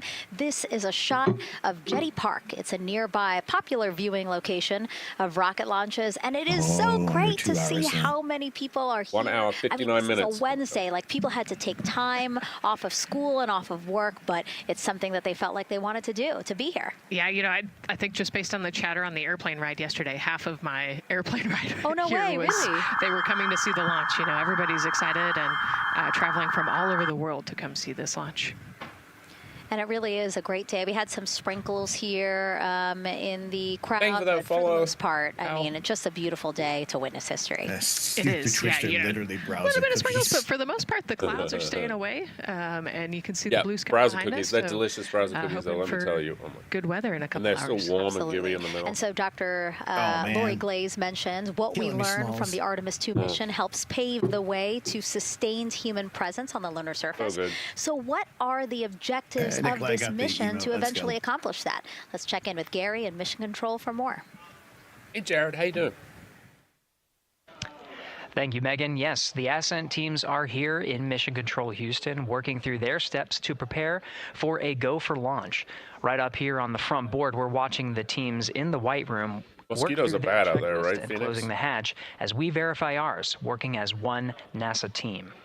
What Dr. Glaze said about working across the teams throughout the nation is true. It takes one NASA team to bring everything together and accomplish the mission objectives. Artemis II is designed thank you for the biddies. Thank you for the 100 bits. I appreciate you. Welcome, astronauts into lunar space to validate systems, operations, and human performance ahead of a more complex lunar landing missions.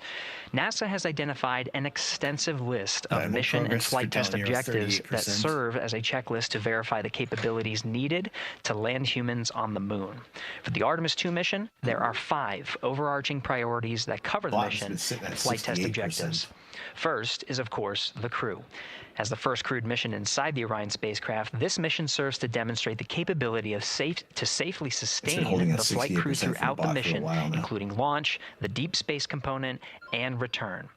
Number 2 is systems. This mission brings it all together to validate the performance of all ground and flight systems needed for a long-term lunar campaign, from launch infrastructure to spacecraft operations in deep space. Third is hardware and data.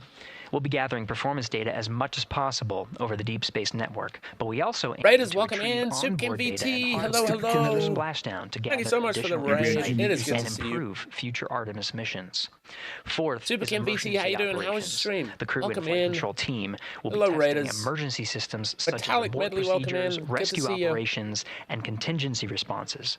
During the flight, astronauts will rehearse a number of see you. How was your stream? What were you procedures streaming to ensure today? that Guys, in make the sure you're event of a following real Super emergency, the planned procedures and operations are sound.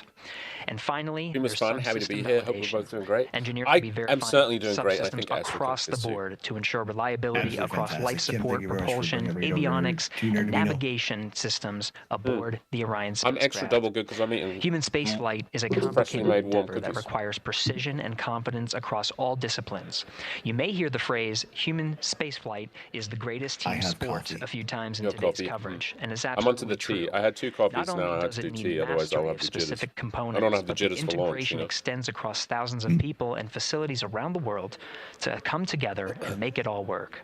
A lot of the work from many people has led to this moment: a rocket at the pad with humans on board, ready to put everything Super we Kim worked VT, for welcome to in. the Guys, if test. you don't know me, I'm I'm Nerd. certainly excited about it. I The have a teams PhD here in this astronomy, room are looking and forward I to used to work at supporting the NASA. I mission, actually worked at the and I Jet hope Propulsion those Lab watching here are in as Pasadena. excited as we are. I stream space We are and astronomy. following the So if countdown that sounds here in cool, Mission drop Control a follow, Houston. find your way Everything back. We continues talk to about look the good. latest Now inside papers 2 and hours research. We look at from amazing the beginning images. of the Actually have a launch window small with that. observatory I will send it back in over to you, the Megan. backyard where we can do astro. Hey Gary, thank you so much. We are getting word that the launch team is working something that we would like that all to sounds give like you an fun. update on. So let's get on Jump over in, to Daryl. drop a follow, and find your way All right, back. thank Obviously, you, today we're watching this and, launch, and we we watch are launch live launches on whenever we Friday can. But one.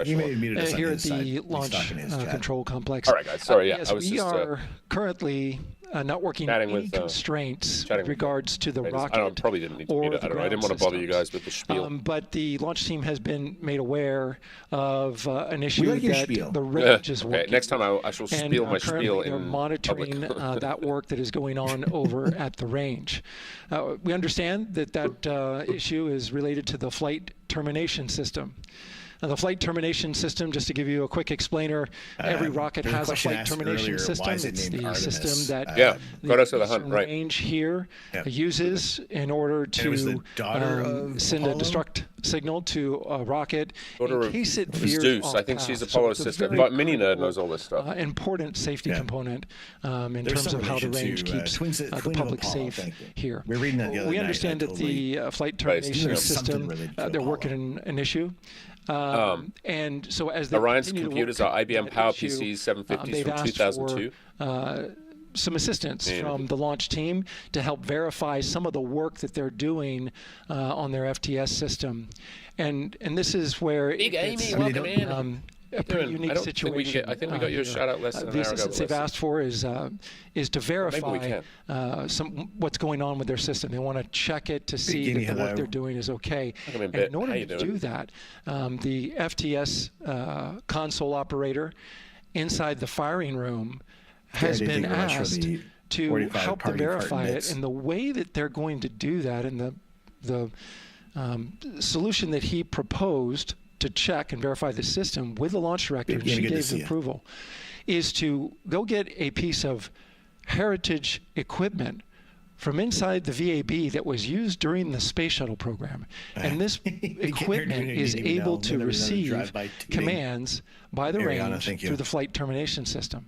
And so with this piece of equipment, this console operator who works FTS was granted permission to go and go over to the VAB next door and get this equipment that he's very much aware of and used during it's exciting. the space shuttle less than 2 hours now away from the opening of the launch window. window. And so that is in work right now. The bottom line of all this is, at this moment, the range is no-go.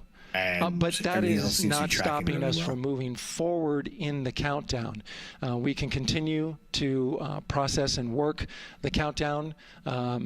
The closeout crew will continue to do their work, and the launch team will continue to do their work as well. But we'll keep you updated on what happens in regards to, as far as my understanding goes, a pretty unique situation here with trying to bring resolution and kind of help out the situation that we're seeing at the range right now. And that's the latest here from the firing room. I'll send it back to Megan and Nicole out the host desk. Thank you, Daryl. Yes, very unique, but I think it speaks to the ingenuity of this team, right? To say, hey, we have this equipment at the VAB. Why don't we leverage it to try to solve this issue and work it? Yeah, what a great example of human creativity, right? We know this thing exists. Let's go solve this problem. We have time, you know, like Daryl said, we're going to continue to march down the countdown. So we'll continue to get the rocket and the crew ready, but we still have that 2-hour window. So in the meantime, let's try to figure out what's happening with the range. And speaking of the range, what is the range for people who might not watch rocket launches with us often? Sure, yeah. So anytime that you launch a rocket, you have to clear the airspace, right, in the launch corridor. So where the rocket's flight path is going to go, you have to make sure that that whole airspace is clear. And so we actually have assets. You know, the Space Force helps us out with this one, but you know, we want to make sure that there aren't airplanes in the way and there aren't other, you know, maritime assets in the way or things like that. So that there's a whole group of people. We talked to, actually, Gary said it great, right? It's a huge team sport, and so there's a whole group here on the ground that is monitoring that launch corridor to make sure it's clear and ready to go. And so if they're having issues, then we definitely can't launch this rocket. We don't want to launch blind into a corridor that we can't see. Yeah, because as Daryl said, I mean, it is very important, the flight termination system, needing to activate it in case of an emergency. So yes, something that we will closely be monitoring throughout the countdown, and hopefully, again, won't be an issue, that they can fix this issue by going to the Heritage hardware that's in the vehicle assembly building. Right, what a great idea. Okay, so again, under 2 hours from the opening of our 2-hour launch window, 6:24 p.m. Eastern Time. The crew, as you can see there, inside of Orion, relaxing, getting updates from the team, but also just getting in the right headspace for hopefully launch today. Let's learn a little more about each of them now. The moon, to me, it's the thing that connects me together with all the other humans in my life. I remember being a little kid lying in bed at night and just looking out at the moon in whatever phase it was in, and I was thinking, man, my friends that live like 20 miles away, they can probably look out and see that same exact moon. And then when I was in the Navy and I would look out at the moon and I'd be halfway around the planet, and I would think, man, my brother can see that moon where he is, and he's halfway around the planet from where I am. To me, it's a connection of life on Earth. We can all look up and see that moon, and it's always changing. The moon is never the same 2 days in a row. I love that. My name is Reed Wiseman. I'm the commander of NASA's Artemis II mission around the moon. I grew up in a little town just north of Baltimore, Maryland, about 20 miles north of the city. There was a National Guard base nearby my house, and there were A-10 aircraft that would fly over every now and then. I just would look up at them and be like, man, I want to be up there. I want to go do that. Yeah. And then my brother went to the Naval Academy, and I would go every year and watch the Blue Angels fly during commencement, and that just started to grow and grow and grow. For a while, I wanted to join the Air Force, and then I realized Navy flies as well, and they fly from ships in the middle of the ocean, and that was it. Like, done deal for me. That is exactly what I wanted to do for my career. Flying is freedom to me, especially when you're in a jet aircraft coming off of an aircraft carrier in the middle of the Pacific Ocean. Nearest land is over 1,500 miles away. So when you come off of that aircraft carrier, you are truly just alone with yourself out there. It is a magical experience to be out there all by yourself in an aircraft. Wombat Hole, it depends how far in the southern hemisphere you are. I think anybody who accomplishes something but in they set their principle, mind up to, there's no one thing that does it for them. It's a combination of everything. I mean, the way my parents raised me, the way my brother and I, the way our relationship developed over time, my friends, being in the marching band, going to college, you're right on just a little south of the equator. You on my own, being mentored along the way, being kept on the path to success, but being given the freedom to make excursions and fail every now and then and regroup and carry on. I think all those things come together in the end to get you where you are. I've had to overcome, I'm a human being. I've had to overcome a lot of fears. I'm pretty scared of heights. I joked about that on the International Space Station, but it turns out I'm only scared like at the edge of a building. When you're up on the International Space Station, even though you're 250 miles up, I never had that feeling of falling or that I was, at risk up there. I just kind of loved the feeling of floating and looking down at Earth. There have been challenges all throughout my life. By far, the biggest challenge was losing my wife in 2020 to cancer, and now raising two daughters who are grown up now, but that's been the biggest challenge by far I've ever had to face. It is not easy. Being an only parent, trying to work a full-time job, and raising two kids is something that I think about every single day. I'm very proud of the work I've done. I haven't always done it well, but I've always shown up and tried as hard as I possibly can. I do wonder what it's going to be like when we are really far from Earth and can see it. The sensation of being so far away from everything that you know. I had that sensation on the space station the first time I got to sit in the cupola for a really long time. So I can only imagine what that's going to be like from 200,000 plus miles away. My name is Victor Glover, and I'm the pilot for NASA's Artemis II mission around the moon. When I was in 4th grade, I was 10 years old, and that's when the Challenger accident happened. And it helped me understand how the general public felt about the astronaut corps. Right? Like, these are the people that we want to be. And that just gave me an easy thing to strive toward. The biggest fear that I've had to overcome in my life is doubting myself. Going to college when no one in my family had gone to college was a huge risk. I had more confidence in my athletic abilities. Yes, I have, and it was amazing. I loved it. I could play football. Have you seen it yet? With those college students that I saw on TV. But my classmates that I saw in the lab and around the University Union, I didn't know if I had what they had. I think addressing that self-doubt was a part of, swinging for the fence and trying to go get an engineering degree, not just go to college, but get an engineering degree and then go do something challenging and technical like flying. Apollo is known for sending humans to the moon. Artemis has an opportunity to continue the Apollo story, but I actually think it's important for this story to stand on its own. Artemis is a new program, and we're trying to do new things. And it's great to compare and contrast. When you look at our spaceship, you can see parts that were designed, built, and integrated in another country. When you look at our crew, you see that our crew is international. There are also men and women. And I just think that comparing and contrasting makes the story even richer. The piloting role specifically, I will have an hour and a half or so where I get to fly the spacecraft by hand. We haven't flown that many spaceships. And so the ability to fly one actually in space on a test mission. On the big screens, oh my God, yeah, that would be really cool. I think Astrocanuck I'm going to feel when we fly by the moon and see the moon up close and the Earth from 250,000 miles away. But I don't use the word excited because I'm focused. What we do, this is very serious and it's very risky, and we are all intimately familiar with that risk. And so if we go out there and we're successful and we can pass that baton on to Artemis II, that's something to really be excited about. I tell a story, which is one that my dad told me before the Apollo missions, when he was just a very little boy.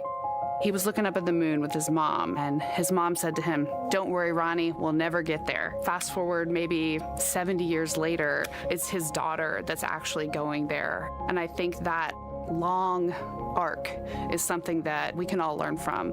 The idea that the seemingly impossible becomes possible if you just believe in it and are willing to work hard and come together to achieve it. My name is Christina Cook, and I'm a mission specialist for NASA's Artemis II mission around the moon. When I look back at my dreams as a kid, I definitely never thought I would actually get here. I was very pragmatic. Even though I'm a dreamer, I knew that the odds were way against me again, so I might as well do something I'm loving in the meantime. I definitely loved science and math in school, and did pretty well in those things. But I will say, for the badge, I had Astro Stream open and the NASA Stream, and it wasn't giving me credit for watching the NASA night sky. Oftentimes between I just opened it on my phone and it started giving me credit for the hour. I loved the ocean. But that might be a problem. North Carolina. If you have my stream open and the Astro Stream open and the NASA Stream, you might not be getting those things. I loved how they made me feel and what they made me think about, and the vastness of the universe and how much out there was to learn. I'm drawn to exploring. I'm drawn to challenges that involve both mental and physical, and I'd much rather be solving problems. Yeah, I've had it on for ages as well before we started streaming, so I don't know why. In a harsh environment, and that's just something I've carried with me ever since I was a kid. Thinking about the fears or challenges that I've had to overcome, there are just so many. I mean, basically, it's just been, that has been the journey. I always say to people, do what scares you. And that means I have to follow my own advice. So doing what scares me meant getting on a plane and going to the Antarctic, getting on a plane and going to study abroad in Ghana, applying to become an astronaut, opening the I know that they have reduced the number of streams that your view counts in as well recently. Strapping myself onto a rocket. So you can't have like 10 tabs open and giving credit to all your buddies. No matter what the challenge, recognizing that if people believe in you and you believe they believe in you, the challenges seem always a little bit easier. There's always that ongoing debate. To me, the moon, it represents history. It is a witness plate. Guys, if you're live on my stream, we're going to have ads in a couple of minutes. On the moon. Every single person has looked at the moon their entire lives. We see the same moon. That's something really special. It's just the epitome of a symbol of something that's in each of our hearts, but that's also represents exploration and reaching. It's funny, I have this very distinct memory of seeing an image of an astronaut standing on the moon. It's burnt in my brain because I went back to it so many times in my childhood, and I would look at that image, and I know it had a huge impact on me that humans had walked on the moon. My name is Colonel Jeremy Hansen. I'm an astronaut with the Canadian Space Agency, and I'm a mission specialist on NASA's Artemis II mission around the moon. My elementary school years, I grew up on a farm outside of London, Ontario. I spent as much time as I could with my dad on the farm. I learned the value of hard work, for example. If I wanted to go to work with Dad, it was going to be a long day, and I was going to have to not complain. I think your watch time might be I had a lag behind your actual amount of time imagination, as well. And I changed my treehouse into a spaceship. I made all these dials and controls. I had circuit breakers and switches in the barn, and I was exploring space in my imagination. The most important thing I did to get to where I wanted to go in life, which was flying fighter jets and eventually becoming an astronaut, welcome to the YouTube I stream. shared those desires with other people. And it we're turns also out live just over on like Twitch, you so you can join us your own. If you could, I would have done it a long time ago in my treehouse as a kid. You have to go as a team. That launch window. I think the biggest impediment to achieving my goals was, of course, myself. And I think that's a common human experience. There are many times where just little things would get in my way, and my immediate interpretation my chat, we're about to run into ads in about 60 out the window. seconds, I think. You know, people must have lifted me back up, and somewhere in the back of my head, that persistence came through. And I think that's a common human experience, to doubt ourselves. I've come to this, I guess, realization that I believe that we all have gifts to contribute, and the goal is to figure out how to use your energy towards adding positively to humanity's existence on this planet. But I love it when humanity sets big goals, like sending humans to the surface of the moon with an eye to eventually going to Mars, because when we do that, we can bring together genius from not just even in one country, but around the world. I've also learned from my indigenous mentors that they refer to the moon as Grandmother Moon. So you've probably heard of Mother Earth. They use Grandmother Moon because Grandmother Moon is responsible for the water in their community, just like the moon moves the water around the planet, affects the tides. And I think that's a really beautiful thing for us as we go back to the moon, to think about all the different cultures around the world and how they view the moon differently. And that's really neat because we all share that same moon in the night sky.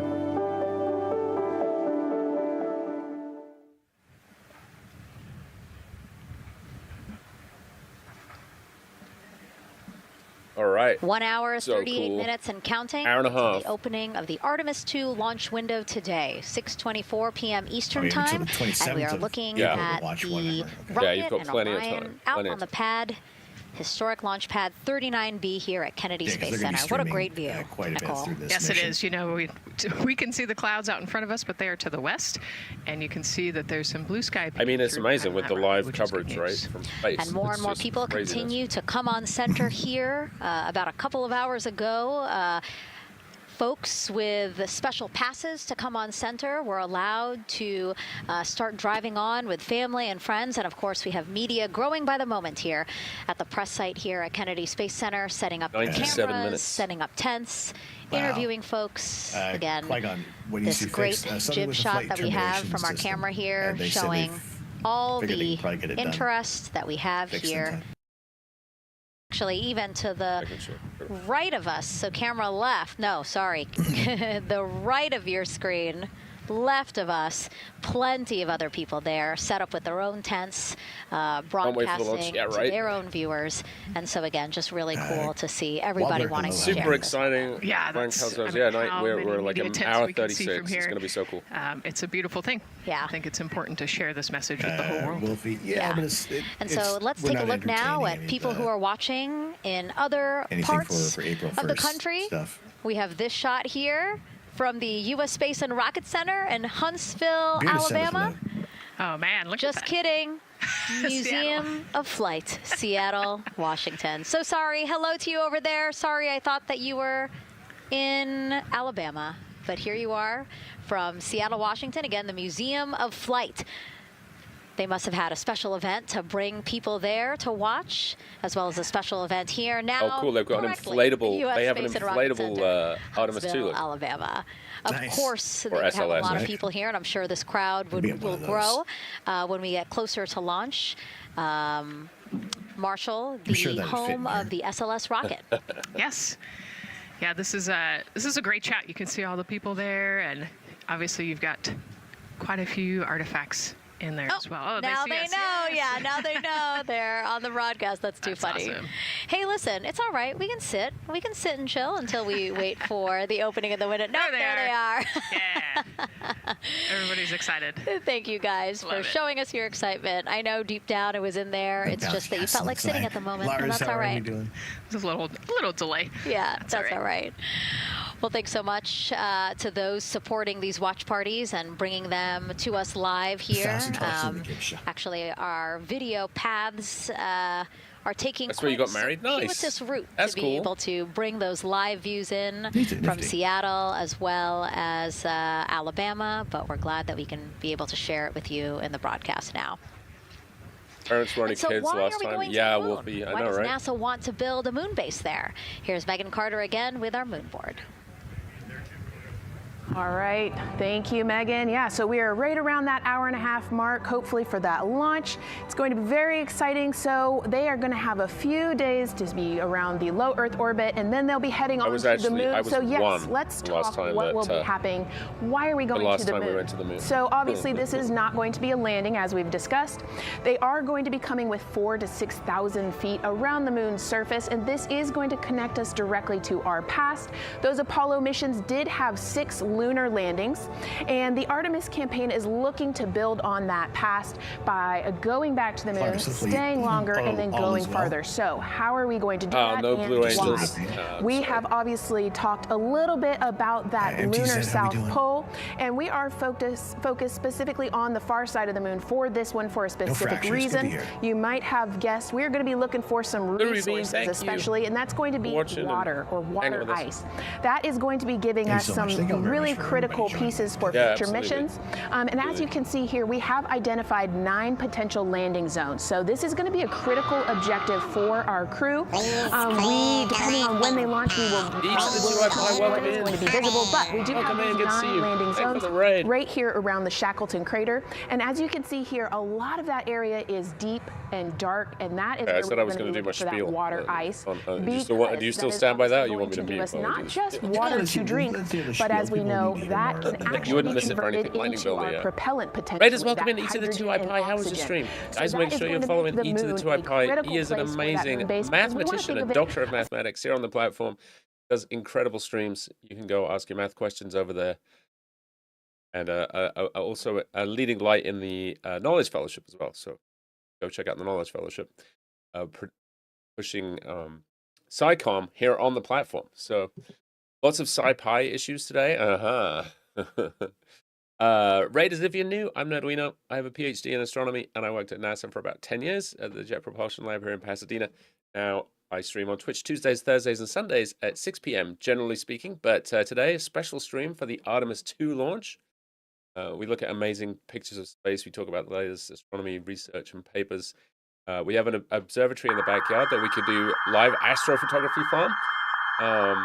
We're about to get set up for solar, maybe, in that observatory as well. So we play some space-based games and do the odd bit of space-based Lego. That sounds cool. Drop a follow. Find your way back. It is good to see you. E to the 2i Pi. If there's anything you want to share, feel free. Throw a link up in chat. There you go. That's much better. The water ice and harness that resource and glad to be joining. Not only learn from the moon about Earth and about the solar system, but also figure out how we get to Mars from the moon. I need to make that into a video. So what we're seeing now back inside the White Room with the closeout team, they are removing basically fixtures that protected the crew module hatch while they did work. Yeah, those sea stars are amazing. Yep. Yeah, so anytime that you're moving around and working, there are some sensitive sensors. Somebody had posted a picture that they got with their sea star in my Discord like a week ago. So it's easier to just put a guard up while you're working in there and then take it down later. Awesome. And so this is a visual cue for us that the team is getting ready to close the last hatch. Again, the launch abort system hatch. Can you tell us about what the LAS is? Yeah, so launch abort system. This is, we have the crew module, and then what sits basically on top of the crew module is the launch abort system, and it has its own motors, so that we'll arm it about 5 minutes prior to launch, and then it stays with the crew module until about the Kármán line, so that 100-kilometer point in space. Once the crew could safely get to orbit, it will actually be jettisoned. And guys, if you're in my chat, don't forget to play the drop game. If you drop for 99 or more, you get a free 1-month sub to the channel. The outside of the crew module, and then as they monitor the attitude and the thrust and all sorts of the roll, all sorts of different data points to make sure the crew is safely getting to orbit. And once they are safely to orbit, then we will get rid of that launch abort system. And it looks like they're putting all these parts that they're removing from around the crew module hatch into a bag because they have to take this out with them once they leave the pad, right? Yes, we don't want anything left up there in the White Room, and especially because that crew access arm will move away from the capsule and the rocket, and so we want an empty White Room, no FOD like we talked about, so that we can have a safe launch. How long it's been now. And this orange tube that you see on the right side of your screen, that had been inside the crew module, providing breathable air to the crew. And now again, with the crew module closed and them getting ready to close the second hatch that has been removed and is out of the way. So again, the closeout crew can continue to do their work. Just a duct to provide cooling air and some breathing air to the crew and the closeout crew while they're in there. That's actually a good point, yeah. We got lots of wealth of information. And so as we continue to watch the crew and I think it's amazing that we get to share this. And why don't we take a look at the crew's mission patch? Now, crews have designed their official mission everyone brings different skills, right? So I know you have amazing graphic design skills. Victor, Christina, and Jeremy, they really wanted to play stuff to make the stream more interesting, like the graphic that I posted. You led me not only the second major flight of the Artemis program, but also a mission to explore everyone brings something different to the table by all. The crew chose the iconic Earthrise photo for a reason. It was taken by the Apollo 8 crew in 1968, the first crew to ever fly around the moon. The mission was to prove teams Dorzen. then were ready to with the land on the moon the same way 99.86. Artemis II hopes to fly around the moon ahead of a lunar landing Very on nicely Artemis done. Now I just have to this find time, you as in we've the been saying chat. throughout the broadcast, I to can do stay that. on the moon and pave the way to Mars. Yeah, we talk about incremental steps, right? And so Artemis II is very similar to Apollo 8 in terms of that increment. They're going to fly around the moon and set up the rest of the Artemis program for landing on the moon, but also with a nod towards the fact that we do this for all humanity. And I love the thoughtfulness and how much they, how much importance they put on their patch design. Another camera angle of inside the Orion spacecraft. I was going to say, we might be able to see Rise, but I think it's right behind Reed's foot there. And so to orient people again, so basically we have Christina in your upper right hand, Christina in your upper left hand corner. Then you have Jeremy below her. Oh, fantastic. And then the feet you're seeing, those are Reed's feet. And then next to him, the upper right hand corner, that is Victor, who's unfortunately hidden by Reed's feet, but both communities. again, such that an is the amazing orientation people, and I can't of the stress this crew enough, inside Orion right now. That is just Now, earlier this week, the crew got to stick their patch on a wall just outside the suit room. People in here that, you can play that video there now. You can see that crews have been doing this as part of a pre-flight tradition again. Wow, Reed just making sure that thing won't come off. People feel like it's not. And so now Victor is signing there. It's too much of a followed by Christina. A taboo thing to ask such a basic question, but. And then Jeremy. How do we get to learn if we don't ask the question? That's a fun tradition, and your patch is up there too. It is. Yeah, ours is on the left-hand side there. Yeah, it's a fun tradition. This is a really fun day too. You know, they did this a couple days ago, but it's just another. I think the other thing that's really awesome is being able to collaborate with so many different, and have friends in so many different areas too, right? Like, I have friends in the art community and the brick building community and science community. Again, we talked a little bit about this so many before. Cool the groups and gamers, of course. Not knocking the gamers. On Jeremy's leg, a way for him to just check out the data, see some of the data that also Reed and Victor are going to see, in answer but to in somebody's much question, they are removing it's bits of protective material that they put on this it's actually plugged patch into to make sure they didn't knock anything important that while they were allows him to have a screen repeater, so he can while they were see in and out. And it looks like he's taking notes. Can you talk a little Music bit community about amazing. Yes, it's absolutely, part of, absolutely. All of them have. Yeah, I wasn't excluding anybody who I forgot, right? but yeah, we have lots. So we rate lots of music. What we call a knee board, and they'll have blank pages to take notes on. They might have a cue card or procedures, or they can be kind of custom built to what each crew member wants for their knee board. This mission, of course, built by people and companies in all 50 states, as we've been saying throughout the broadcast, and with our international partners as well. Let's take a look at some of the people playing such a big role in today's Thank you for that, Giganify Galaz the Cat. What we're doing here is a collaborative effort of hundreds of thousands of people. Or maybe the 400,000 number was right. The parts, the hardware, the software, the services, all coming together to make that mission possible. My dream for this space program is that we would not just push the boundaries, but that we push them together. And liftoff of Artemis I. We rise together, back to the moon and beyond. It takes a team to do great things. And Artemis has an incredible team. We have international partners. We have commercial partners and industry partners. It takes unity to accomplish great things, and that's what this mission's all about. We're not sending our money to the moon and lighting it on fire. We're putting that money right back into the economy in ways that benefit everybody. So every dollar that comes out of the Treasury that goes to support this mission goes back to the Treasury 3 times. What is very important to me. I think it's worth saying that every dollar that's spent at NASA generates, I think it's $8.50 of economic activity. And safe and have amazing things to work on. Then we're going to build machines to go even further on to Mars. For every dollar that's spent at NASA, it generates generation that defines the starting point of our exploration future. I just want to say thank you to all of the hands that have touched a part of this program and the hearts that have moved everyone to this goal, because we're going to the moon and we're going beyond.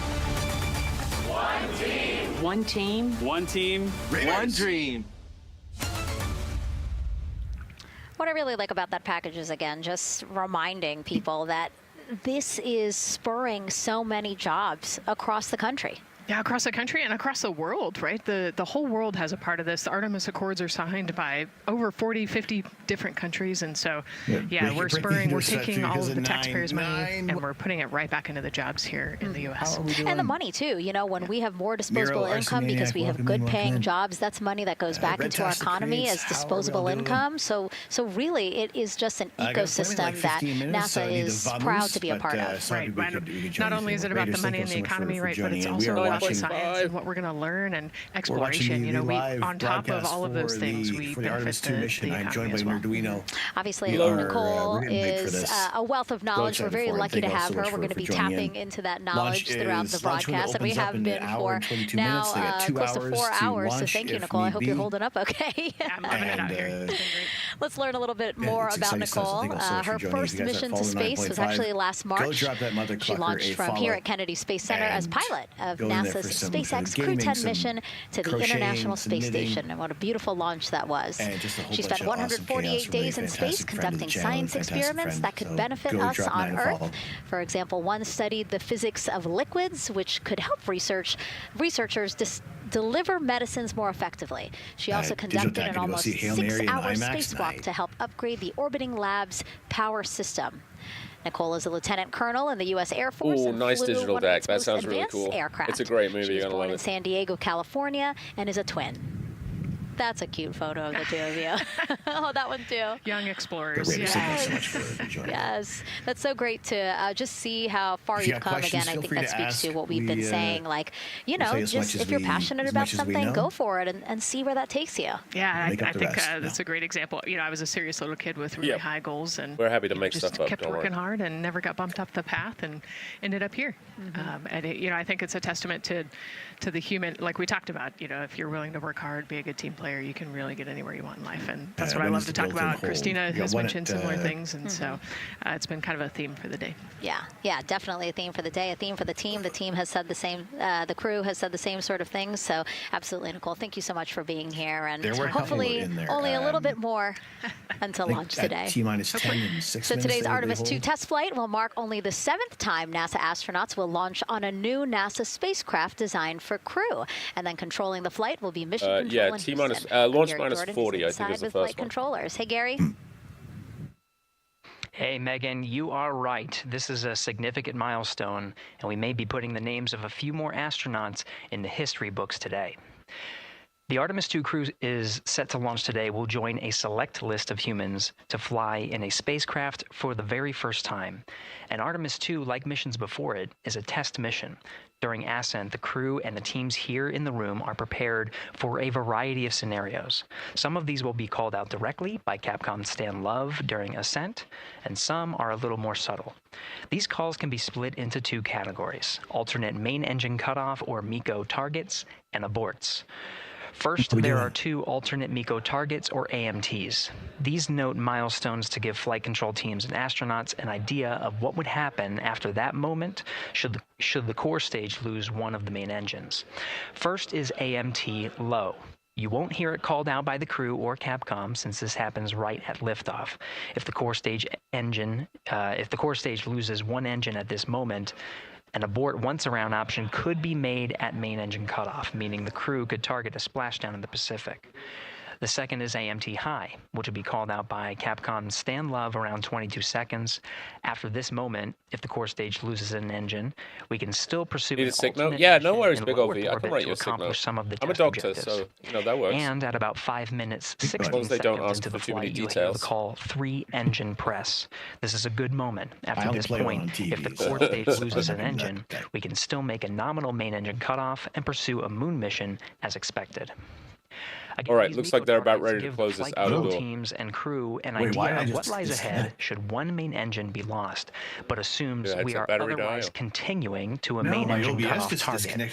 This differs from an abort, where the Orion capsule separates from the Space Launch System prior to the planned separation time.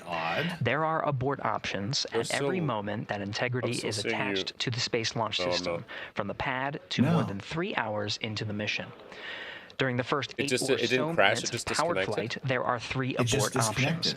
First is the use of the launch abort system, which you see at the very top of the rocket, and here in the White Room where the hatches are tell everyone you'll be right back to close it. This particular abort capability can be used from here at the pad through roughly 3 minutes and 22 seconds into the flight. Next is an untargeted abort splashdown, or UAS. This uses Orion's service module engines to skip the SLS and becomes available immediately after the launch abort system jettisons. Third is an abort once around, or AOA. You'll hear Capcom's Stan Love call AOA open around 7 minutes 30 seconds into the flight.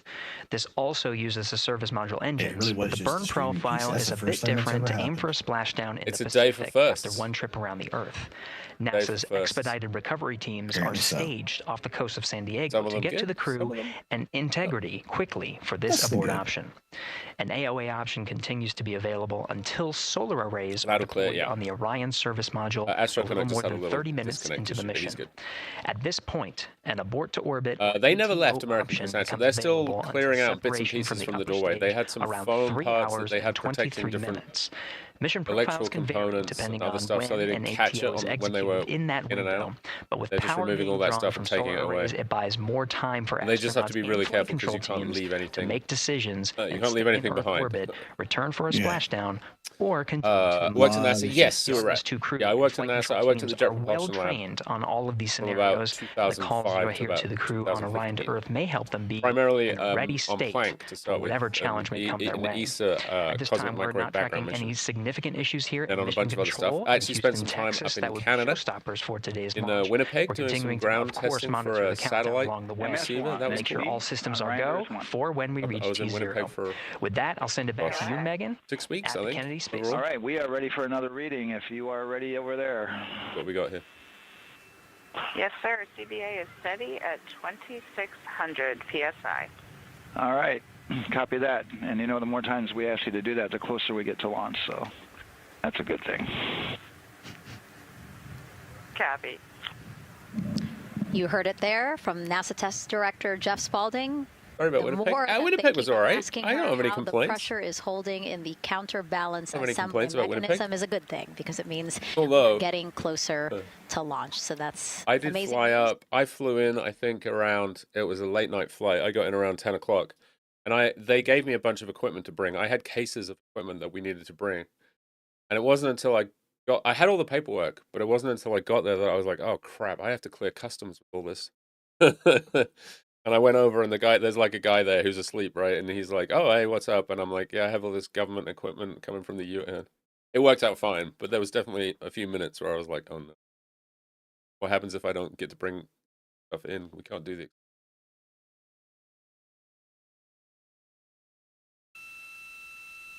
all was well. I got FTS update coming in. Okay. Sorry about that. We were just getting an update, in fact, about what I was about to report out on the range. And the good news is the range is go. Yeah, exactly. That they were working to verify their equipment regarding the FTS system. And they asked for a little of that verification work to be done by one of the FTS engineers here in the firing room. He went out to the VAB to get some legacy hardware to help out with it. But in the end, this is a fix that the range had come up with to get clearance, to clear the range rather, and to as well work the FTS system. And so now they are go. Again, the range is go. That is no longer a constraint. And so you combine that with the fact that the rocket and the ground systems here also working, no constraints, clear board here is great news. So again, the range is green, and we're continuing to work through the countdown. We got a weather update that came in to the launch director from Launch Weather Officer Mark Berger. He reported out that there's still a little bit of feisty weather activity that's happening up in the Titusville area. That's the city neighboring the Kennedy Space Center. Plenty of time for brekkies going about Holly, passed over Kennedy, and then now they're currently over in Titusville, currently still within that mile kind of constraint of flight through precipitation. I did not work on, let me think about that for a second. We're still far enough from the... I didn't work on anything related to this launch. It looks like it won't be an issue. And in fact, we're seeing some good sunlight now breaking through directly anyway. Onto the launch pad. Feisty weather. Yeah, nobody wants feisty weather. It's actually shining on the other side of the rocket here, but to the west... I went on other satellite missions and a bunch of that was forecast. Ground-based stuff. So the launch weather officer held a lot of astronomy projects, but yeah, I wasn't really on the... JPL doesn't do a ton of stuff on the... for flight during our launch window tonight, which, as a reminder, is 6:24 p.m. Eastern Time until 8:24 p.m. Eastern Time. That's okay, though. You know, can't work on everything. Still awesome. Still good to see it. Love to see it. The last hatch closure, as you can see in the bottom corner of your screen, they're starting to work on that. That's the launch abort system hatch. There are two hatches, the crew hatch and the launch abort system hatch, and the closeout crew that you see right there, right on time with their work as they go to shut. Excellent. And you can see it in motion right now, that launch abort system hatch. That's the latest from the firing room. We'll send it back. There we go. There's to the host big old V's sick note. Thank you so much, Daryl. Great news all around. And yes, we did just see them close the last hatch. And now we are looking at a live view of Banana Creek. Andy, we're looking good. Lots of people there. I'm sure relieved to hear that issue with the flight termination system has been resolved. And we are go for launch. Go for launch from the range. Go for weather. And go from all of them, I would imagine. Hey, Cecily. Yes, it's going to be exciting. The crowd is building. And as Daryl said, try to stay awake. Yeah, it is a bit late for you guys in Europe. We can see all the clouds are moving north and moving away from us. So it's all good news. And so as we know, we have our Leah Martin down there at the Banana Creek viewing location, and she's standing by. I want to be in Banana Creek just so I can say I am. Hey, Megan, I don't know if you heard that huge cheer just now. If you heard a big rumble, as soon as Daryl said that the range was clear for launch, everybody clapped. It was super excited as we get to do some final countdowns. Standing next to me, I have Hudson and Maddox, the son of brothers here. And I asked you a little bit earlier, how excited are you to be here for launch? What did you say? I'm very excited. It's our mom's birthday, and you know, not a better way to celebrate right now. I asked you on a scale of 1 to 10, how excited are you? What'd you say? 11. Yeah, 11. I'm very excited. Super excited. Yeah. So, Megan, we've been watching the launch broadcast here and hearing some of the questions that you and Nicole have been asking and answing. And I actually wanted to ask these two kids, if you could take a 10-day trip around the moon and take 3 people with you, who'd you take with you? Well, I'd take my dad and my mom. As soon as you go right through the hole, if need be. I mean, I don't know. Probably my best friend. I'd just say one of my friends, you know. Oh, one of your friends. So brother got left out. Who would you take? That was just what I was thinking. My dad and my mom. Oh yeah, CMA. I just played it on my good answer. Your brother can get his own trip to space, right? Yeah. So I'm actually joined here also by Dad. Now, you were sharing with me that a lot of the work that you've been doing over the last several months has been prepping the launch teams, our engineering teams, our ground systems teams to get ready for launch, to be mindful and to be in this moment. How does it feel to be standing here knowing that the people you've worked so closely with are doing what they're passionate about, or doing what they were born to do, moments away from launching this rocket? I mean, this is an exceptionally happy moment for us and all of us and the people that are, about to take off on this historic trip here. Grateful to know that we've helped in some way, shape, or form to help them. So yeah, they're just basically making sure that it's within the agency operational, because it needs this hydraulic system that operates it. The door's too heavy to open from the inside. They've got some tools to help them stay calm and steady. They're just making sure that everything is closed up properly, the pressures are good, and that it's ready Megan, we are standing by, ready to go, open the door if it's activated. This team on. Which, fingers crossed, we're not going to see anything about this. Thanks so much, guys. And yes, Leo, we did hear that cheer. That was very exciting. You can see them adjusting the pressure over here on the right-hand side. I think the vibe over there is they're celebrating, they're having fun. And here, once they heard that we're go for launch, everybody had to run back to the camera and work. It's a little bit of a different vibe, but I definitely think that people are excited, especially as we see now live inside of the White Room at the launch pad. The Did he just do a little shimmy down there? I think he just did a little shimmy. Launch abort system hatch. You saw there, we took it live. Took a lot of them. I think all of them, except for one. I think it took 3 or 4 of them to push that hatch door close, and then they felt around the perimeter of the door to make sure that everything was sitting just right. They did fill up the door. Yeah, we talked about how heavy the crew module hatch is. This hatch is just as heavy probably. Hey, Big Ol' V, so they're working the so closure good to be here. Thanks everybody for coming and hanging out with us. And you can see, yeah, there's still 3, 4, 5 We know you have many we can options see for in the your White Room. Artemis launch Takes a viewing lot of pleasure to get this these hatches closed and this rocket ready to launch. And so the next step in the countdown is that this team will start closing out the White Room. So basically disconnecting things, stowing things, making sure that when they leave, there is nothing that isn't supposed to be there. And really, then at that point, it's just all 4 of the crew member, Victor, Reed, Christina, and Jeremy by themselves at the top of the launch pad. Yeah, and then eventually that crew right, access Notorious, arm will move away, super exciting. Really just a little more than an hour to the beginning of the window. Yeah, your eyes lit up when I said that. That's exciting. It is. It is. Yeah, we had a moment, we talked a little bit about my fear of heights, but most of our crew is afraid of heights. And so there was a moment where I realized that it was just us, 100 and some odd feet up and no crew access arm. And may or may not have said something that made everybody go, huh. Were you wondering to yourself, how did I get here? We're pretty far up. That crew, again, bringing that drag-on camera.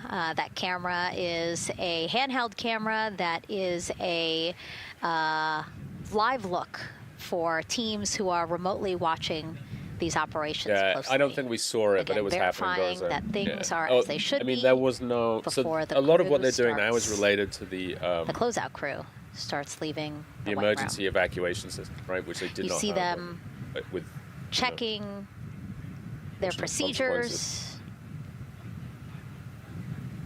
You can see they're covering the ends of those hoses. That's to protect those hoses from FOD, so we don't want any dirt or anything to get into those while we transport them and stow them. So you can see Andre there working to close out the hoses as well while they're cleaning up the White Room. And so they'll tape that close. You just saw number 5 holding some tools. Again, we'll stow those away.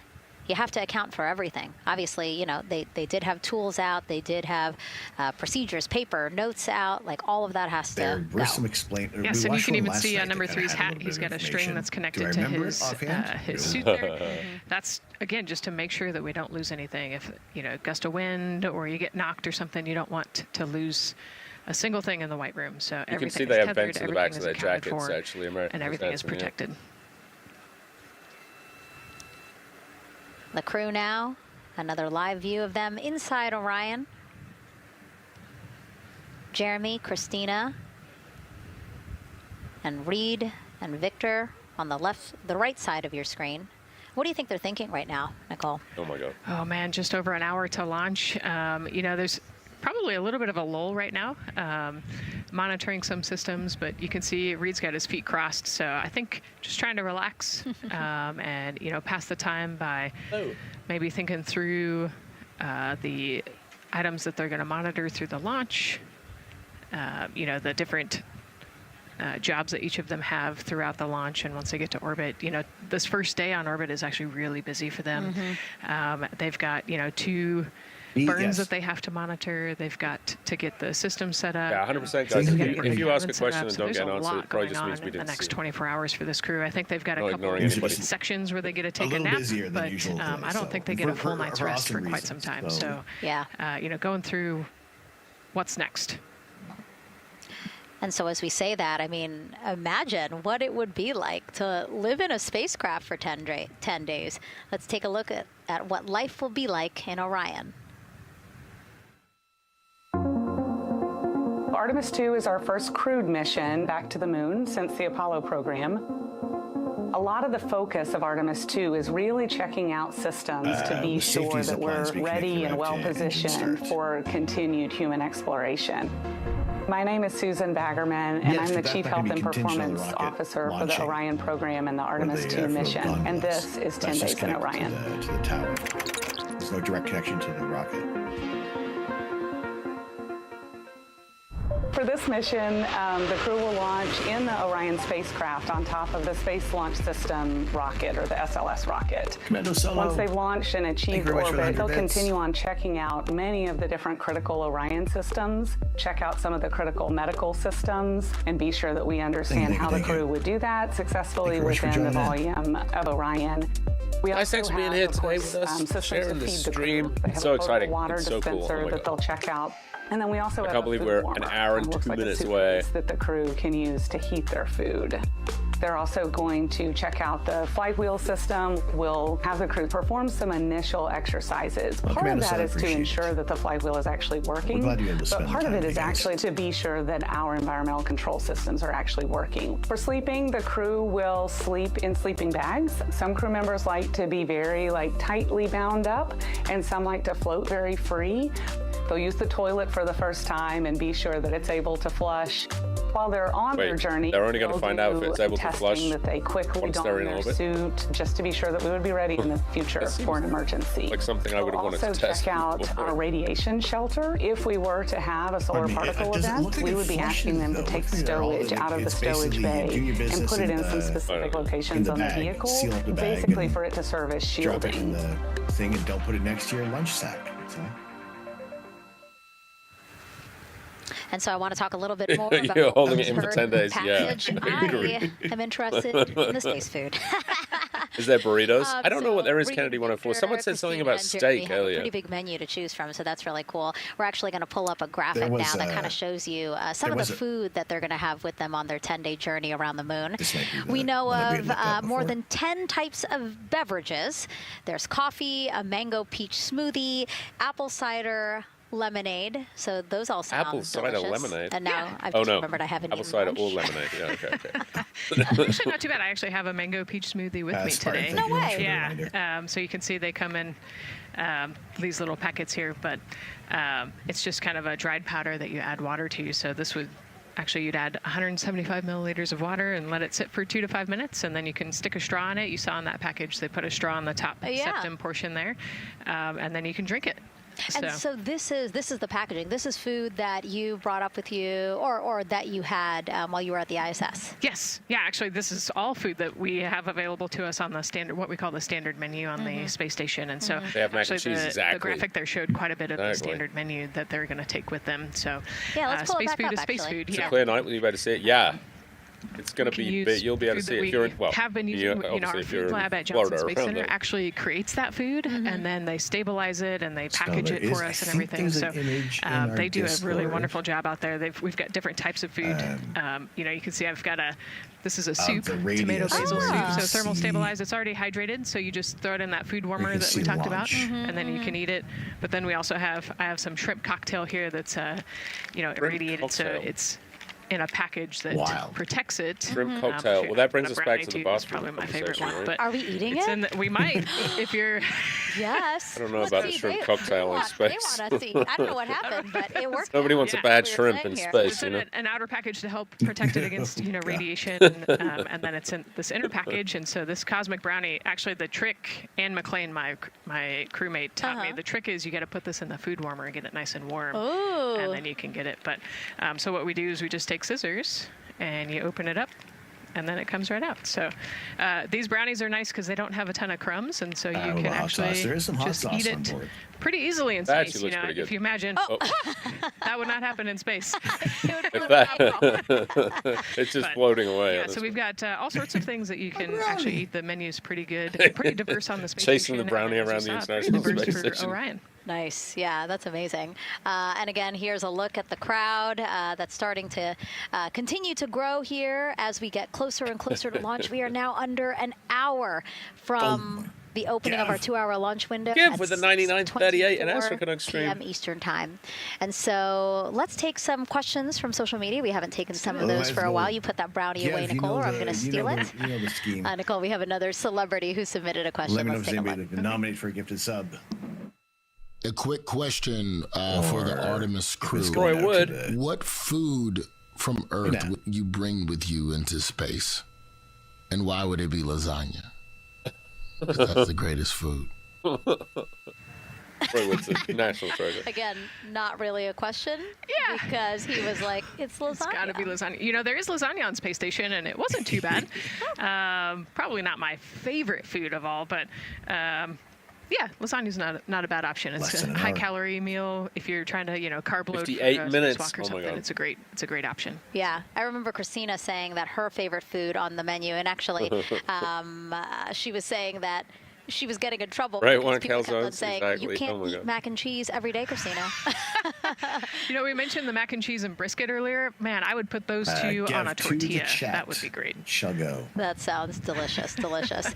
Well, thank you so much, everyone, for sending in those questions. For everyone from a 5-year-old that we got a question from to all the way to Roy Woods Jr. there, a comedian. So thank you so much. And if you're just joining us, welcome to the Space Coast of Florida, where we are counting down to liftoff of Artemis II. You see a beautiful aerial shot there of our rocket on the pad. That's it. I'm actually, I'm gone, Bill Nash. I'm not here anymore. Fly around the moon and back, my spirit, and taking you all of you with us on this next chapter of human spaceflight. I'm NASA's Megan Cruz, and this is NASA astronaut. Oh, big old V. That's a good. Great to have you, Nicole. Yes, this has been a beautiful day. Excited. We're continuing to march towards this launch. Yeah, and if all goes as planned, it's pretty good actually. I'm glad I'm not still in physical form before them and see parts of the moon no one has ever laid eyes on. How exciting! Yes. Exciting is an understatement, I think. That's true. We're going to see the far side of the moon for the first time. Big old V, let me know which color stud you would like. And as the crowd again builds behind us, more activity that you're seeing here at the Kennedy Space Center press site. We also have a ton of people gathering around the world to watch this history-making moment. So let's take a look at those watch parties now. The next dimension has the best coffee. That crowd has grown. It hits different, We checked them probably like 30 minutes ago, and it was half that. But again, as we get closer and closer to launch, we are seeing more and more people gather together, wanting to experience this together, and not just in a vacuum at home, Yes, this is so exciting. Look at all of those people. Man. And now here we are back in Seattle, the Museum of Flight. Again, people gathered there to show their kid. We see someone walking in the second row there. His first crewed launch to the moon. How exciting. That is exciting. Hello, everyone. Oh, that's so great. What do they have? Do they have good coffee? Oh. And now let's get you up to speed on what's happened so far. Again, we are now within an hour of the opening of our launch window. So what has been happening so far today? Well, a lot. After waking up and grabbing a bite to eat, our Artemis II crew suited up inside the historic. They got up at like 9:45 this morning. Tradition that dates back decades. Teams helped them into their custom Orion crew survival suits, and just like other crews before them, they gathered around a table for a card game to pass the time, but to also burn off any lingering bad luck before they walked in the footsteps of every NASA astronaut launching from Kennedy Space Center since Apollo 7 in 1968. They walked Minnie says that as Neil soon as she put the helmet on, she'd have an itchy nose. To greet a crowd of family, friends, supporters before getting into their Astrovan for their security-escorted ride out to historic Launch Complex 39B. They got a close-up look at the SLS rocket, then walked across the crew access arm and climbed one by one inside their Orion spacecraft. After that, teams conducted final checks with the crew before closing both hatches, 54. The crew module hatch, as well as what you're seeing there, the launch abort system hatch. And now we are back live at the pad where the closeout crew is getting ready to leave the White Room. They are now tethered, Nicole, because they are about to wonder what they were playing. Move some pieces Is gambling legal that in Florida? I don't remember. The Orion spacecraft to the White Room, correct? Yes, there's kind of what I would call a shroud. You can see them working that there. So it is actually connected, so that way the gap between the crew access arm and the crew module, and well, I guess that's the LAS there, is covered. Gambling League are allowed space. That so presumably. The crew access arm is not connected to the rocket in any way, so that it can retract here in the next few minutes. And for how we're looking they're about the to retract launch this countdown puppy. milestones, let's go to Daryl Nail in the Launch Control Center. Getting real now.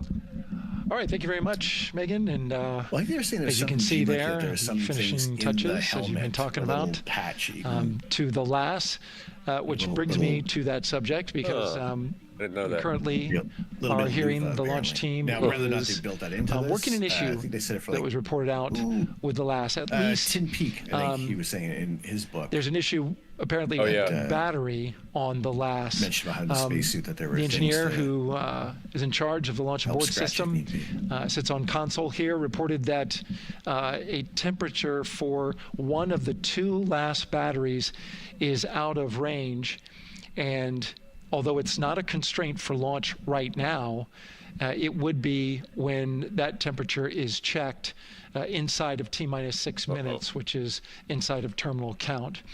So right now, the team is working some troubleshooting on this issue. Going to follow, of course, along closely with what they learn. But again, a battery temp for one of the two batteries on the LAS is out of spec, and the team is working to understand, first of all, whether or not this may be a sensor issue, or is there an issue with the battery itself. So again, looking into it, troubleshooting and researching as we speak. With regards to the weather, we did get some good news there. Launch Weather Officer Mark Berger reporting to the launch director that the weather chances have now improved for the window. We are up to 90% go, which is great news. Again, 90% go. That is up from the 80% that we started when we had the first weather forecast come out officially 3 days ago. I don't know this for a fact, so but I think those batteries, for anybody I think they have to go to the here VAB in the launch area knows right? that is certainly if that's what it comes viewable. They can see that by just looking up. So we're getting some They good just swapped them as well. They just put new forecasts. ones in when they were there just now, right? And then just a reminder for those people who are watching the let's launch hope from it's the nearby resolvable. area that if you're watching on an internet-enabled device, just remember that there may be a little bit of a delay. Can't tell you how much of a delay, but it's since a secret it's on an delay. internet There's a secret device, delay. You know, sometimes this broadcast might be a little behind what you're actually seeing. So just keep that in mind as you are watching. Don't wait till the last second to run outside if you're inside your RV or your camper or your house. That's the latest here from the firing room. Of course, we'll keep track of that last battery issue. We'll send it back now to Megan and Nicole at the host desk. Two of them there had to be tethered to the inside of the white room, because obviously now we have detached the white room from the Orion spacecraft. Yes, that view is quite something. Yeah, spectacular. Yep. Oh, database. Oh, no, I missed. sorry, I just saw a message from one of the mods. I missed a afraid drop of for a heights is win. actually not uncommon, as we've learned I've committed today. a drop crime here. Database. Yes, so I got to get you a. Things proceeding as we march closer to the opening of our 2-hour launch window at 6:24 p.m. Eastern time. Again, the closeout crew just finishing up those last couple of things they have to do before leaving the white room and then leaving the pad, leaving only the 4 Artemis II crew members inside the spacecraft by themselves at the pad. Yeah, and then we'll be curious to follow the battery issue on the LAS as well. I think sometimes it's just a sensor issue, sometimes it's a battery issue. So hopefully they figure that out quickly. Mm-hmm. And so if we can take a shot of the crew inside the capsule, if one's available, why don't we talk a little bit more about each of them? So we have Artemis II Commander Reed Wiseman, Baltimore native, and he's actually, you see his feet in that shot there from inside Orion. He's been in space once before as flight engineer for Expedition 41 aboard the International Space Station from May through November 2014. During the 165-day mission, Reed and his crewmates completed more than 300 science experiments in areas like human physiology, medicine, physical science, earth science, as well as astrophysics. He actually set a milestone for station science by completing a record 82 research hours in a single week. He also served as chief of NASA's astronaut office from December 2020 to December 2022. His 2 daughters were out to wave goodbye to him as he made his way to the launch pad. And again, there's Reed's feet. Reed is the one sitting in the seat to the right, closest to our camera there. So looks like he's relaxed by the body language of his feet. Yeah, I think they're kind of in a holding pattern, if you will, or a waiting period. So it makes sense that he's a little bit relaxed. He's also kind of just a relaxed person in general. Thank you so much. Wicked smart, but has a demeanor that keeps everybody calm. And so I think we're seeing that here today. And so in this shot, Reed is the one sitting on the left, and to his right, Artemis II pilot Victor Glover. NASA selected the California native as an astronaut in 2013, and at the time he was actually serving as a legislative fellow in the United States Senate. His first trip to space, November 2020, pilot of NASA's SpaceX Crew 1 mission. That was the first operational mission of NASA's Commercial Crew program, which resumed launching American rockets from American soil to the International Space Station since the end of the shuttle program. I assume they are. They could be for the naval aviator who served as a test pilot, racking up more than 3,500 flight hours in more than 40 different aircraft. It may not be related probably directly feels to pretty this at home mission. in the pilot seat of Artemis II. Yeah, I think he does. See ya. He got to say goodbye to his wife and 4 kids. Again, those were how you doing, Stream Scriber? Good to see you guys. Make sure you're following Stream Scriber. Before the 4 of them drove out to the pad. Yeah, and you can see there, we talked about Victor's energy earlier, and you can see him working through, pushing some buttons on the displays. Looked like he was pulling up a procedure, so he's following along and ready to go, looks like.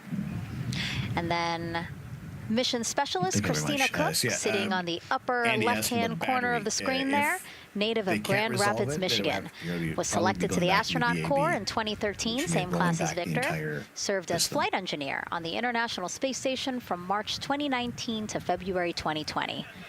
During that time, she set a record for the longest single spaceflight by a woman with a total of 328 consecutive days in space. How cool.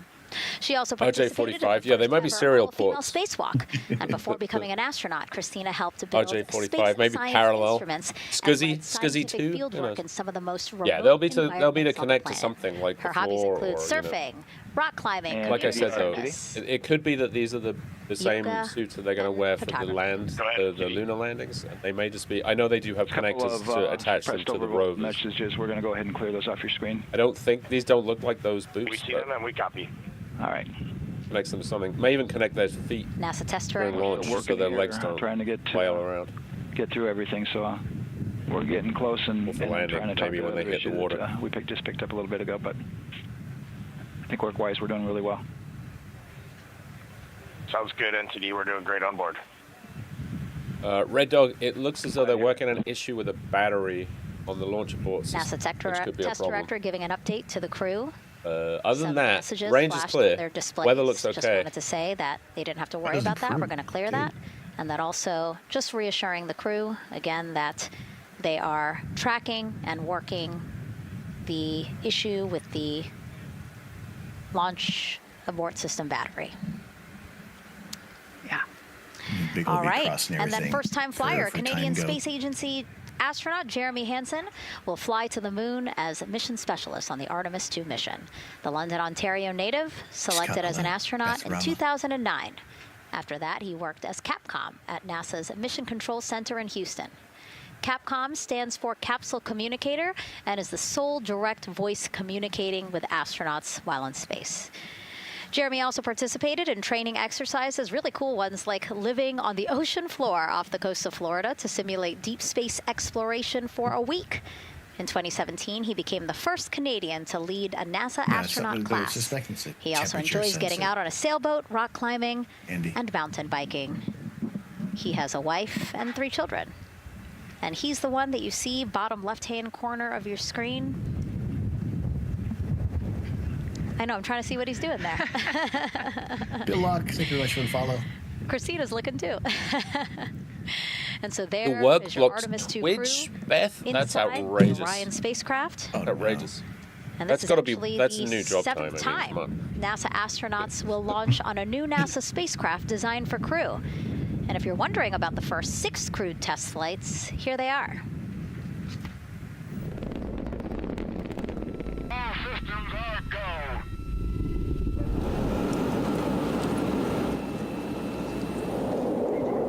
Gemini 3, Gus Grissom, John Young, March 23, 1965. Apollo 7, Wally Schirra, Don Isley, Walt Cunningham, October 11, 1968. Space Transportation System, or STS-1, John Young, Robert Crippen, April 12, 1981.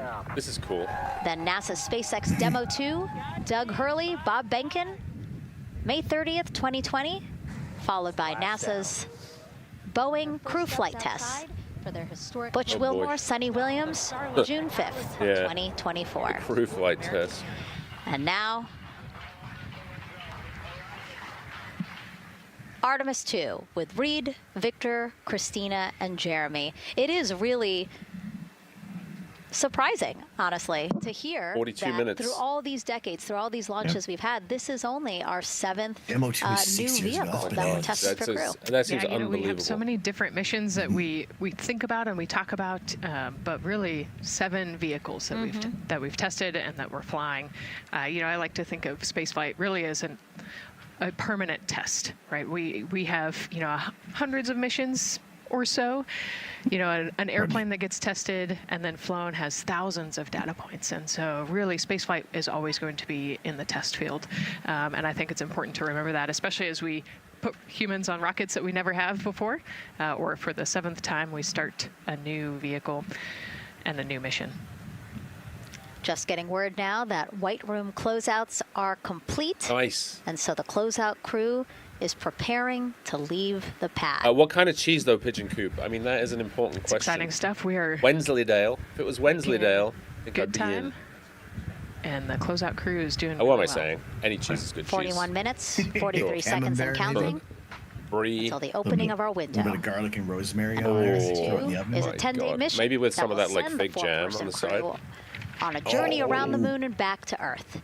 It will be a critical step towards future lunar and Mars missions. As long as you cut the cheese. We're going back to the moon. Wait, who cut the cheese? Next step in our journey to Mars.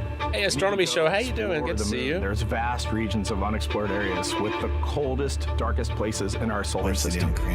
This is a test mission, and when we get off the planet, we might come right back home. We might spend 3 or 4 days around Earth. We might go to the moon. That's where we want to go, but it is a test mission, and we are ready for every scenario as we ride this amazing space launch system in the Orion spacecraft. But another reason we're going back to the moon is to fulfill NASA's mission, which is to explore the unknown in air and space, to innovate for the benefit of humanity, and to inspire the world through discovery. And when we succeed and when we accomplish the things that we set out to accomplish, that inspiration not only can set up new things to happen, but also is a reminder in tough times that we're capable of doing great things when we work together. The thing I love about the moon is that it's not just a beacon for exploration. I've heard the moon cheese is actually lactose-free. Incredible missions like this, but it has benefits. That's actually why we're racing towards it. Those benefits are really wide in nature. You have everything from innovation, technology development, not only for future missions going deeper into the solar system, but technologies that come back to Earth. You have inspiration, a whole generation of people starting this pipeline of STEM workers and manufacturers and operators that are excited to see what you can do when you work hard and you come together as a team. When I think about the 4 of us flying around the far side of the moon, seeing that Earth rise, taking taking images and video and sending them back to you. The feeling that I have inside is hope. We know that Artemis II is not the solution for humanity on planet Earth, but it is a contribution in the positive column. I have ads coming in about 2 minutes. Will pause and say, wow, it's extraordinary when you look back upon the Earth with over 8 billion people. We'll have an hour after that. See this concrete example of what humanity can do, this extraordinary thing when we set big goals. And CDR I cannot yet run the ads, but as soon as I have the opportunity, I'm going to run a 3-minute bank of ads over here. And so Mission Control Houston will control the flight of Orion after a liftoff here at Kennedy Space Center. Here's Gary Jordan, who's embedded with that team. Gary, you might have to pause because we did just hear a call out to the commander in Orion. Will do, Megan. I think that was Commander Reed Wiseman responding to prepare for some of the next steps. We are now holding at the T-minus 10-minute hold, expected a 30-minute hold. So we are well on the countdown. We are well on the timeline to meet this L-minus time and launch towards the beginning of the window, but continuing to track progress along the way. Again, I'm here with the Artemis II flight control teams in Mission Control Houston. The team in the room behind me has been monitoring the countdown and verifying their own mission-specific launch criteria of the Space Launch System, the Orion spacecraft integrity, and its crew. During the final poll before launch, if all looks good from each of the flight controllers in this room, Flight Director Judd Freeling will report a go for launch from Houston Flight.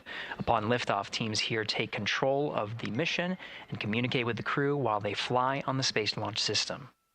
This phase of flight is highly dynamic, and each console position has a dedicated and important role of looking after critical systems. You'll hear calls from Capcom and NASA astronaut Stan Love in this room to the Artemis II crew as milestones are reached during the more than 8 minutes of powered flight on the core stage. Liftoff and ascent are just the beginning. This room will be staffed around the clock over the next 10 days to oversee every moment of the mission through splashdown.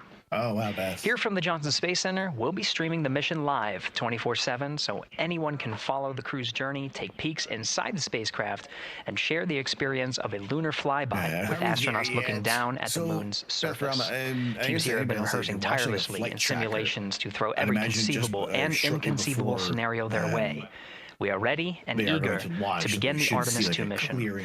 Still milestones to come as we continue the countdown, but we'll be right back with you during the ascent phase of today's flight. With that, Megan, I will send it back over to you at the Space Coast. So much, Gary. Under 37 minutes until the opening of our 2-hour launch window, 6:24 p.m. Eastern. I've never been more excited for a time. But why don't we send it back over to Megan Carter with the moon board to learn more about what happens after through the L-40 countdown. Absolutely. I am definitely also getting excited. Things feel like they're starting to pick up a little pace here. A lot is about to happen within the first 10 minutes of launch, but what happens after those first 10 minutes? Let me take you over here to my mission map so we can kind of jump ahead and let me explain a few things. So our main engine cutoff is going to stand for MECO, and that is essentially where the rocket's job is done, and it is then going to turn the propulsion duties over to our ICPS. That stands for Interim Cryogenic Propulsion Stage. Don't try and say that too many times fast, but the ICPS is going to be right here, and that's our in-space propulsion. About 50 minutes into, after about 50 minutes into launch, it is going to conduct that first burn, and that's going to be the perigee raise maneuver.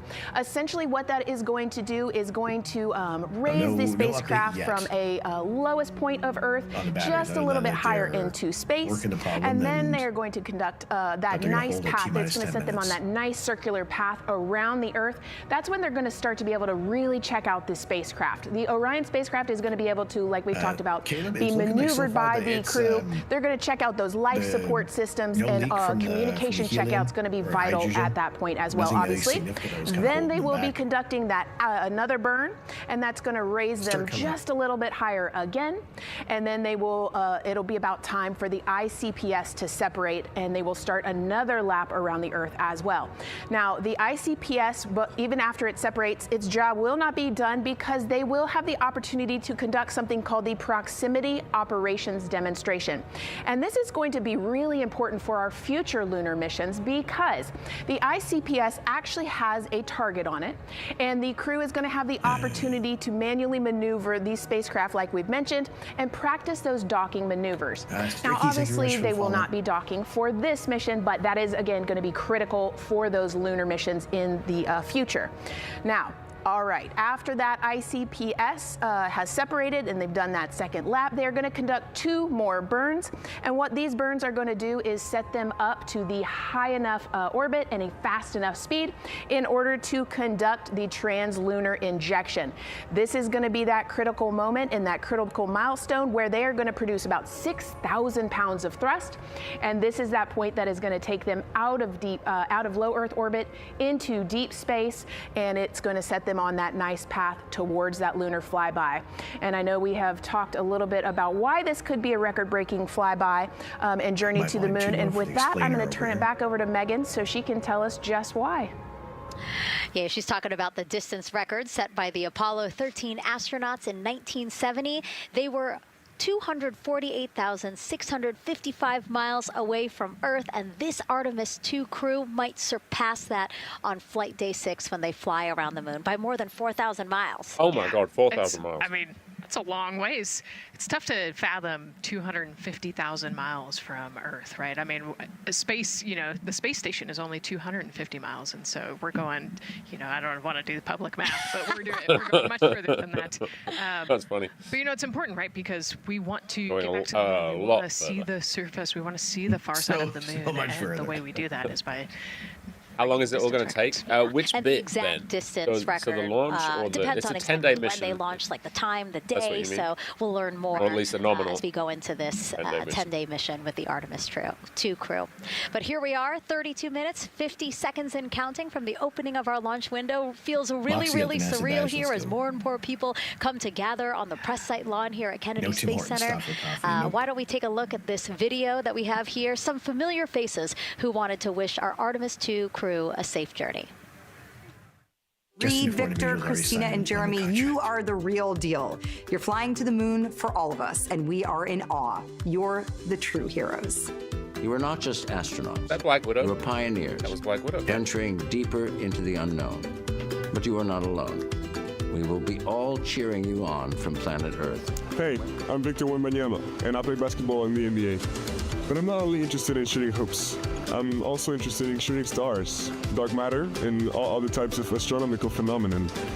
And to the arts, bro, you need to come and join our stream. Shooting for the moon. We need NBA players in our streams. And Godspeed. Yep. Hi, everybody. I'm Ryan Gosling, and I play a biologist who goes to space to save the planet in the film Project Hail Mary. But the Artemis II astronauts are going to space for real, and they will travel farther from Earth than any humans in history.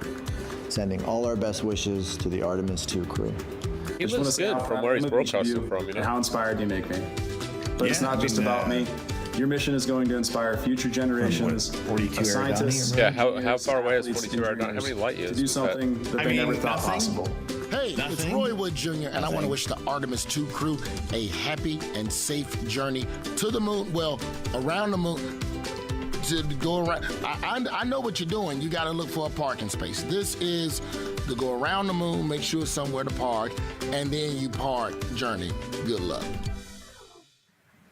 It's actually a really good way to explain what how this mission builds. Again, we are hoping to land astronauts on the surface of the moon in maybe 2 years. So yes, we are looking around the moon on this lunar flyby mission to see where we might shout out your stream and have 1 million viewers. That would be fine with us. Okay, and as we look at this live view of the rocket on the pad, there is a spectacular place here at Kennedy Space Center to watch launch from, and that's the Banana Creek viewing area. Why don't we go back there where the crowd is excited and Leah has the best assignment ever, talking to people who are super excited about being here for Artemis II.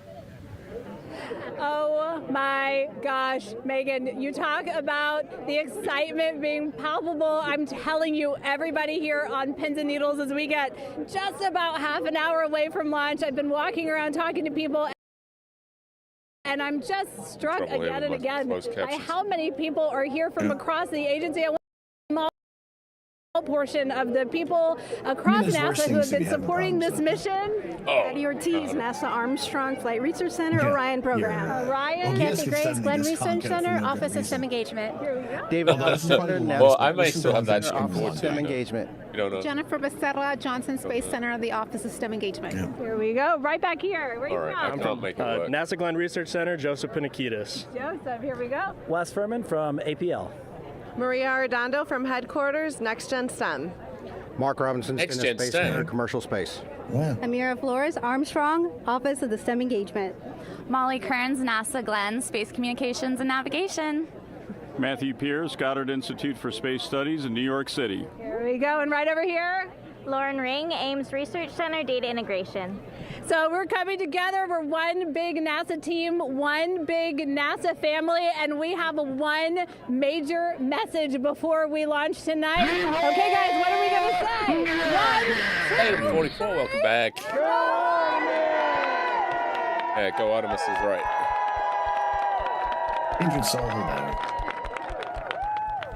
Oh my gosh. Oh my gosh, that made me so emotional. That was so inspiring to see. I mean, wow. Yeah, that was great. All right, 18 minutes. I mean, just to the to 10 hear minutes everybody to the 30 say minutes. their position, what they're doing to support this mission Don't is be amazing. hedgehog. And I'm sure this was Welcome in. something that really rang true and resonated with NASA's Administrator Jared Isaacman again, to see the workforce come together to do the work and then to be here for launch. So why don't we actually go over to him now with our Jasmine Hopkins at one of our other viewing locations. All right, Megan, thank you so much. The energy here on the balcony is honestly becoming electric as we get so close to launch, and now we are thrilled to welcome NASA Administrator Jared Isaacman. Jared, we're really entering a golden age of exploration. How will... Oh, no. I didn't mean to do With the SLS rocket, the Orion spacecraft. No humans have ever flown on this before, right? And we're going to put it through its paces. We'll go into Earth orbit for a little bit, make sure Orion's doing okay, and then we are sending them, right? We're going to send them farther into space than any humans might have gone before, 250,000 miles away, and it's going to set up for the subsequent missions. That's why we're going into the golden age of science and discovery right now, because you're going to see a moon rocket launch in 2027 when we do our testing with the lander. We're going to go for the landing on Artemis 4 in 2028, and in parallel, we're going to build the moon base, right? And that is going to be filled with science discovery and tech demonstrations that's going to support the enduring presence we're trying to create on the surface. Absolutely. So honestly, history-making years ahead of us, you know, with Artemis 3 and 4. But first is Artemis 2. What will be our single greatest takeaway from this mission? Well, I'll tell you, I mean, after ignition, to me, the moment that I'm going to be most excited for is splashdown. There's no question about that. Good shoots coming down off the West Coast. But look, I think the takeaway from this is gaining extreme comfort in the Orion spacecraft, right? I mean, this is very different than what we've done for more than a half century, right? I mean, the velocities that spacecraft is going to re-enter at, it's going to be new territory for us. We want to get our arms around that completely. So I would say the performance of SLS plus Orion is everything on this one. We want to make sure we do it in as a safe way as we possibly can, understanding what we are undertaking right here, bring our crew back, learn as much as we can from the vehicle, set up for Artemis 3 in 2027. Right. And Administrator, we've actually had a pretty young audience today here, some kids running around the balcony. How do you hope Artemis 2 inspires that next generation? You know, I talk about this all the time. Like, you know, one of our overarching KPIs that we should always be tracking is the number of people living and working in space. Well, you know what's another strong number 2 on that one?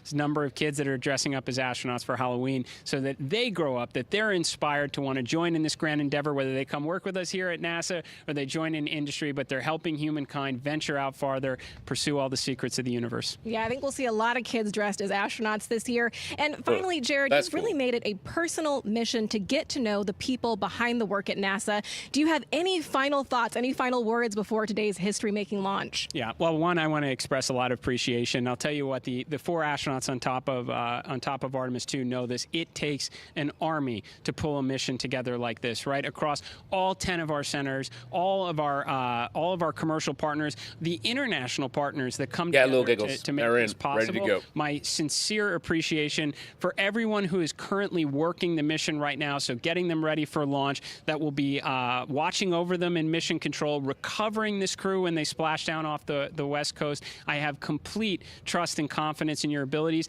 And everybody else who's not directly working on Artemis 2, Artemis III is coming up next year. When this mobile launcher gets back in the VAB, we're going to start stacking. Wow, plenty of excitement ahead of us. Jared Isaacman, thank you so much for being here. Thank you. Thanks for being here. Of course. All right. And with that, let's get back to the countdown with NASA's Megan Cruz.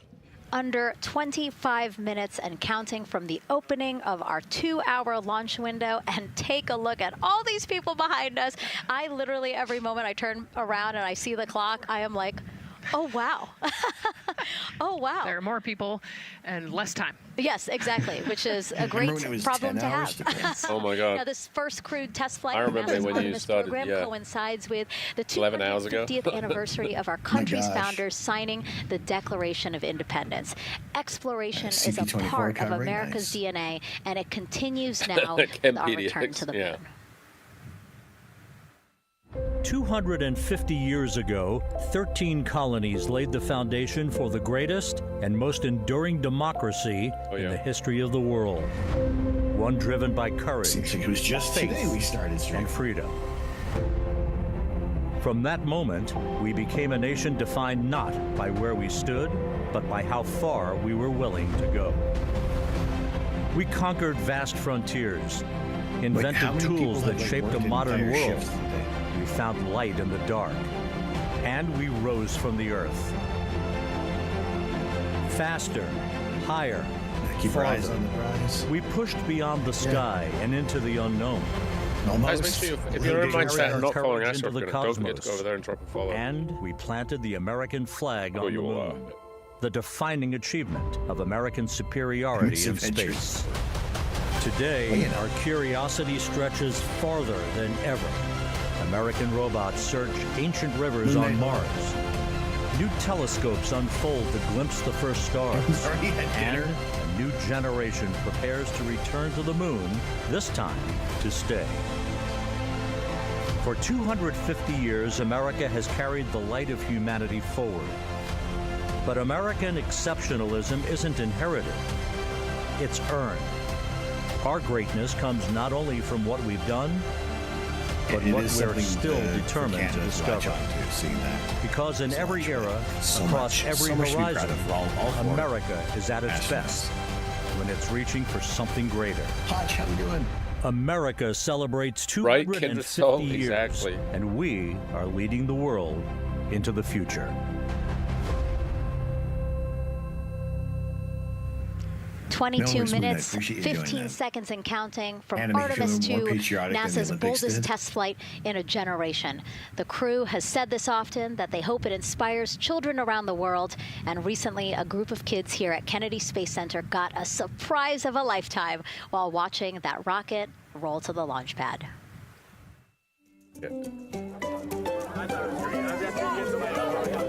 Oh, he's got his astronaut. That's cool. That would have been cool to see as a kid, though. Yeah, well, that was the first rollout. Yeah, but I mean, like, I wish I had been. I wish I was a kid now. You could go see. I could make it a little bit longer. And then the astronaut show. Did you see? Yeah. Okay, so everybody's looking at the rocket because it is kind of cool and impressive. One of the coolest things happening over there right now, though, is it's on top of a giant tractor. Doesn't all food come in like tubes? It's in these like little plastic bags. You have to like rehydrate it. Sushi. There's not. I haven't seen sushi in that. It's probably hard to eat that. The pink jumpsuits are awesome. I'd like one of those too. Right? Where's mine? She had a question. She patiently held her hand. Any issues? Quick Nils, there is an issue with the abort system battery. One of the abort system battery temperature readings is out of range. Wait, are you my mother's cats? We'll see. We're waiting. There's going to be a 30-minute hold at L-10, current word. Go Artemis! Yeah. But we haven't heard grandfather was an engineer. It's just so fun to see the enthusiasm, the energy. And steal the helmet from the kid. My head is gigantic, CMA. There is no chance in hell that any helmet that is present there would fit my dome. Cute? I love kids and their excitement, and even just being real. Like I don't remember what I was know. He goes, I can't even get ball caps really that fit very well. This one does. But. Now here we are, Space Center Houston. The crowd has exponentially grown throughout the day. We started showing you live shots from in there, probably this one's fitted, but if I have the ones with the little strap on the back, I have to put it on the last hole. I could do it on like one hole. I can't even to get witness history together. It's something really special to be able to witness something like this together. Yeah, you know, we've heard from celebrities and officials and kids, and you know, it's amazing. People from all around the world came here today to Florida to watch. Battery shouldn't be an issue. It's something. For the latest reports. It's hard to put into words just how much support for this mission we're seeing today. And great news too. Remember, the team was tracking an issue with the launch abort system battery. They appear to have cleared that issue, so we are go for launch. Perfect. Yes, it's exciting. Oh, there we go. Good stuff. Ooh. U.S. Space and Rocket Center here. Well, as you Huntsville, can see, Alabama, my long hair does not really prevent to the Artemis II crew sitting right there inside Orion. Inside of 20 minutes from the opening of our launch window, and right now we are targeting the top of that launch window. So we could be launching here in about 19 minutes, Nicole. Wow, I think that the tractor does about half a mile an hour, I think. You know, I'm glad they were able to clear the problem with the battery on the LAS, and everything has gone really smoothly today. It's been great. The weather cleared up. It's a beautiful day for a launch. How funny would it be if you brought up the Twitch stream on that iPad? So close to possibly launch now. Just what are your final thoughts as we are about to embark on that man's playing Galaga. A mission back to the moon for the first time in more than 50 years?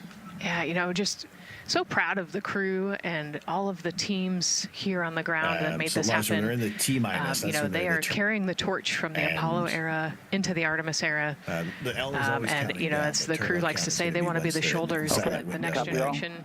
And let's see, GLS, can you help us with that, please? If they need to hold, when they can hold, and how long.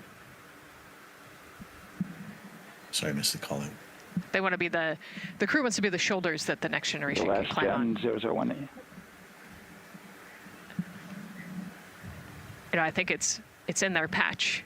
We're going for all. It's in the name of their capsule, integrity, representing humility and the professionalism of everyone that got them there today. So proud of them. We love them. We're excited for them. And we cannot wait to see what they see.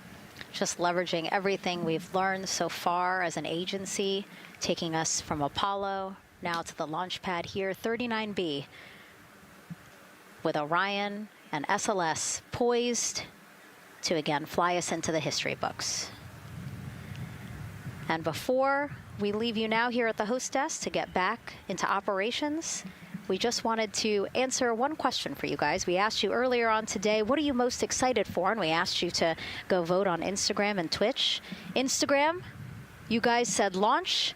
Twitch, you guys said lunar flyby. So I think you guys will all be very excited since we are now about 17 minutes from the opening of our launch window today. And so with that, as we approach terminal count, let's send it back to Daryl Nail in firing room 1. Daryl. All right, thank you, Megan and Nicole, and just want to give you an update on the launch abort system that you just reported that they cleared. They believe, they're convinced, this is an instrumentation failure. So there are 2 batteries on the LAS. The LAS, of course, and with the help of my 2-year-old son's model rocket, Daniel said I could use this, so it's okay. The LAS is right here. It's the tower above Orion. Orion capsule is inside of here. It's used to pull Orion off the rocket in case the rocket is something's going on with the rocket, either on the pad or in flight. 2 batteries are bad. Well, I'm sorry, one of the 2 batteries reported an out-of-family temperature, and it was very much out of family. And so they checked their data going back into the vehicle assembly building where they recharged the batteries and worked on them. And they have good, solid data, they reported, that tells them that this is an instrumentation failure, that there's something wrong with the sensor. And so they took it before the mission management team, which has to accept the risk, any changes to launch commit criteria. criteria, which this would be one, and they all fully accepted it. So now we are clear as far as that constraint is concerned. And one quick thing as we count down now, we are getting into the final minutes before liftoff.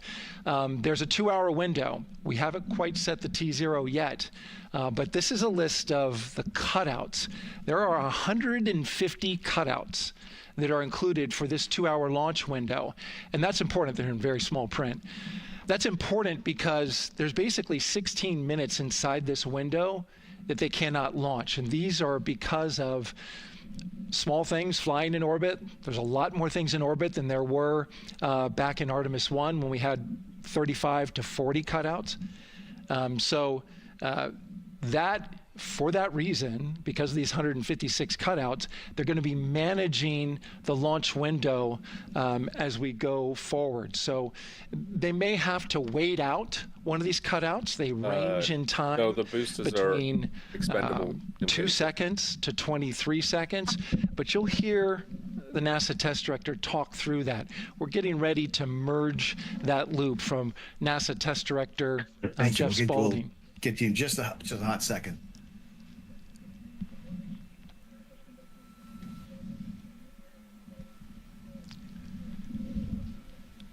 And so now I'm listening to the launch team get ready to merge their operational channel.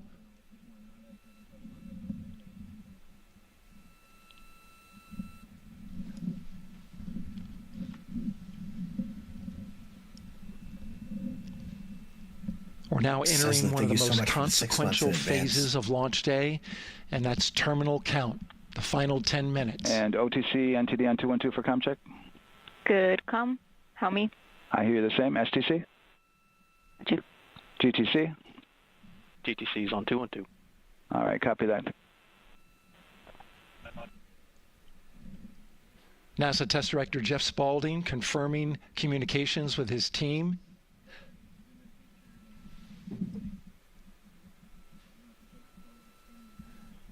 There will be 2 polls that we'll hear. One from Spaulding, the NASA test director, confirming the ground systems and the launch team are ready to proceed. At this point, we have a clear board, no constraints, but we need confirmation from each individual on the NASA test director team. So we'll hear him poll his team. The other poll that we're waiting for is the poll from Launch Director Charlie Blackwell Thompson, who will take that final status from NASA management before giving the go to come out of a hold. And you're seeing the clock count down at L-12 minutes. CCL, OTC, Orion, RS1. CCL.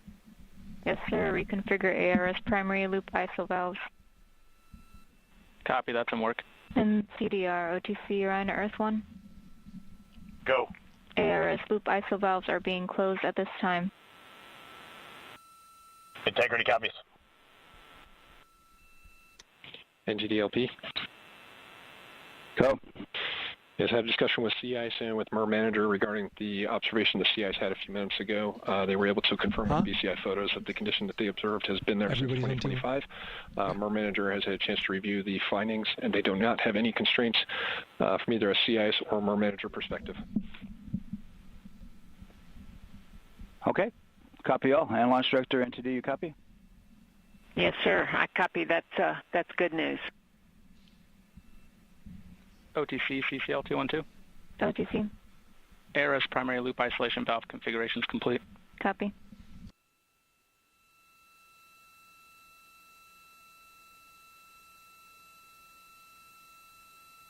And CGLS NTD, cancel pending, please. GLS copies, and that's complete. All right, and for all personnel, we got a little bit more work to do before we pick up the clock, and we're about a little over a minute from getting to T-minus 10 minutes, but we've canceled the resume time there, and then we'll pick it up after we get through all of our work and anything else that we need to do to get through the remainder of count. So we'll continue working that to get to our T0 today. So when we get to about 50 seconds from now, we'll extend that. Do we stream until they come back? I'm not sure about that, but there'll definitely be a good few streams with some live coverage. 400, 290, looking to verify that we are configured for ascent. I mean, I guess we could. Yep, give me about 2 more minutes. I'm going to start seeing NASA will be live, I think, the whole time. Yeah. NTD, COSE, hold requested. Copy that. Hold it 10 minutes. I have an LCC violation of O-CT-004, S-band transponder anomaly. This was a transient LCC violation, so transponder 1 had a demodulated SNR estimate that went down to 2 dBm. When it should have been between 10 and 13, it is now back up to 12, but we did lose that for just a moment.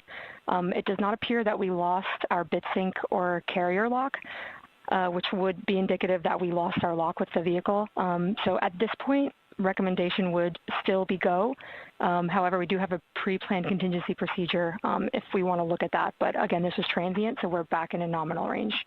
All right, let's see, LPE NTD. Yeah, we're not seeing that hit. So I guess the question for COSE, was that less than 3 samples? Was that below our persistence? Stand by, let me look. It did look like it did persist for several seconds on mine, but let me take a look at the number of samples. Could I get a repeat on the affected LCC, please? Yes, ma'am. That's going to be O-CT-004. Thank you.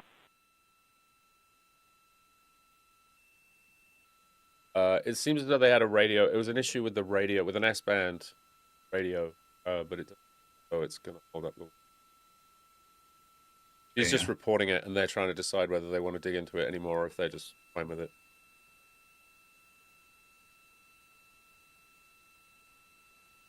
Yeah, I'm just gonna. My screen's gonna change for a quick second. Yeah, us taking a look at the data right here, looks like that was a single sample. And of course. Yeah, copy that. RFTS does report that they also lost lock for about 5 seconds. So I would love to ask KUS and see if they also lost lock with the vehicle for any extended amount of period.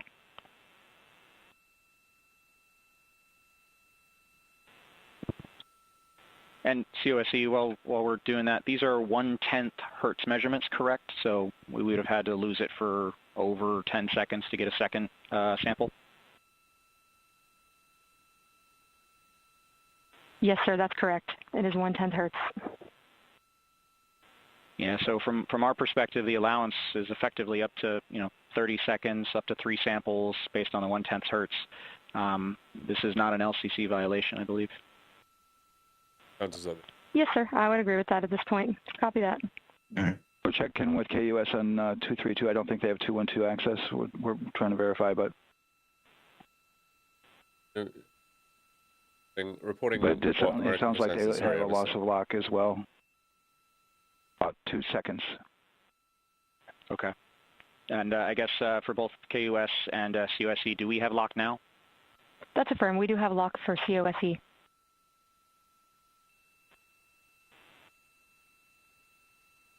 Aaron and Bile, welcome in. Yeah, so from the integration console perspective, we did have a temporary loss there within the allowable, and per the requirement, let's go. And this is Houston Flight. We have lock and we have good telemetry here in GSE. And KUS is reported to they have good lock now. Non issue, but they do have to. I mean, she did have to bring it up. So with all of that, OSC, then are we in a go configuration per your LCC? Yes, sir. Recommendation would be go. Right. LPE, you concur with that? Yes, sir. LPE concurs go. And launch director? Yes, sir. Launch director concurs go. All right, and I'm going to go ahead and just verify everybody has everything else complete, launch director, and if we do, we'll be ready to pick up the poll at that time, unless it's something else that you're aware of. No, sir. Let's verify all our work is complete, and I would like one last check of our constraints list. Alex Zed, how we doing? All right, let's see. OTC, are you still waiting for com config, or are you? That is affirmed, sir. Okay, is that your only open item? Yeah, OTC, this is CVSC. That 400 step 290 is complete. Copy. Okay, so OTC, you're complete with all of your work? That's affirmed. All right, copy that. STC? STC is complete. And GTC? GTC is complete. Okay, excellent. All right, and LPE, just want to verify we have no open constraints at this time. No open constraints. We have a clear board, sir. Okay, tracking the same here. And launch director, with that, we are clear and ready to pick up the launch readiness poll with your go. Nice. All right, sir. I am go for the poll. All right. And for all personnel, this is the NTD conducting the Artemis II launch readiness check. Verify ready to resume count and go for launch. OTC. OTC is go. STC. STC is go. GTC. C's go. MCO. CO is go. Safety console. Safety console is go. LPE. LPE's go. RTD. RTD's go. Houston flight. Houston flight is go. ROC. ROC is go. And CDR. Crew is go. Copy that. Thank you, Reed. And Launch Director NTD, our launch team is ready to proceed at this time. All right, NTD, I copy all. At this time, I'll perform my poll. Attention on the net. This is the Launch Director performing the final poll for launch. Verify no constraints and go for launch. EGS, Program Chief Engineer. Artemis Chief Engineers are go. Copy, thank you. EGS, Chief Safety Officer. The Artemis CSOs are go. Copy, thank you. Range weather. Launch weather is go. Thank you, LWO. And Artemis MMT Chair. MMT's go. Thank you, John. And Integrity Launch Director. Good to hear your voice, Charlie. PLT. Thank you, Charlie. This is Victor. We are going for our families. MS1. This is Christina. We are going for our teammates. MS2. This is Jeremy. We are going for all humanity. All right, Charlie, your Artemis II crew is go for launch. Full send. I copy that. Reed, Victor, Christina, and Jeremy.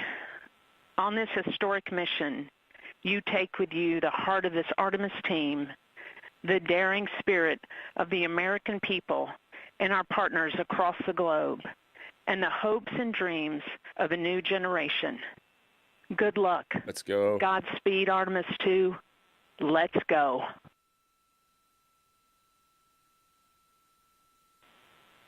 And NTD Launch Director. Go ahead, Launch Director. Yes, sir. You have a go to proceed with countdown. Copy that. I'll put it in work. CDR, NTD. Go. Your visors and initiate short purge per your EPROC 10.1.1, steps 8 and 9. 10.1.1, 8 and 9 going to work. Copy. CVSE NTD, start and verify recordings of our Orion cameras. Copy. Okay. Well, there you heard it. RSR NTD. RSR. They're getting ready to start terminal count. arm rotation enable at this time, please. It's currently at T-minus 10 minutes. All right. If they start the terminal count, I'm going to run a 3-minute bank of ads. This last bit of work. Uninterrupted time. Complete. We're going to start that clock. Copy that. Thank you. Integrity crew. What do you think, chat? Should we run 3 minutes as well? That probably makes sense, right?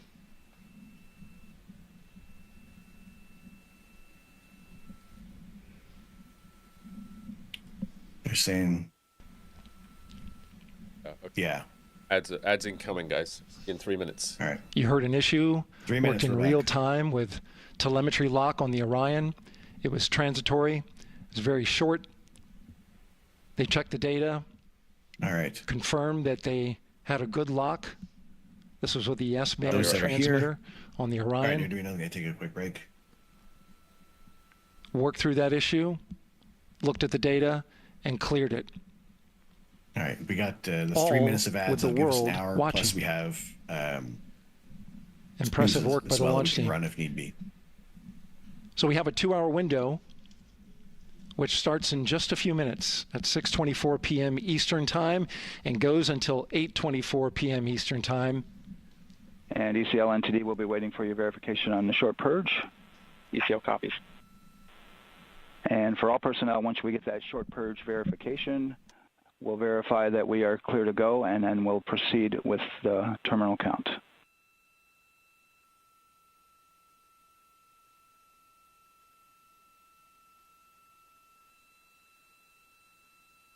Do you want to be the first person to use the toilet? Yes. either praised or blamed for it.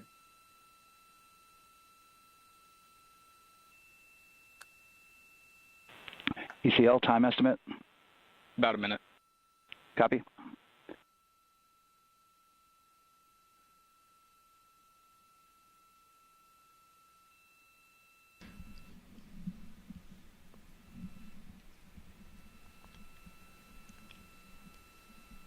So we're going into the launch window, but not by much, it looks like.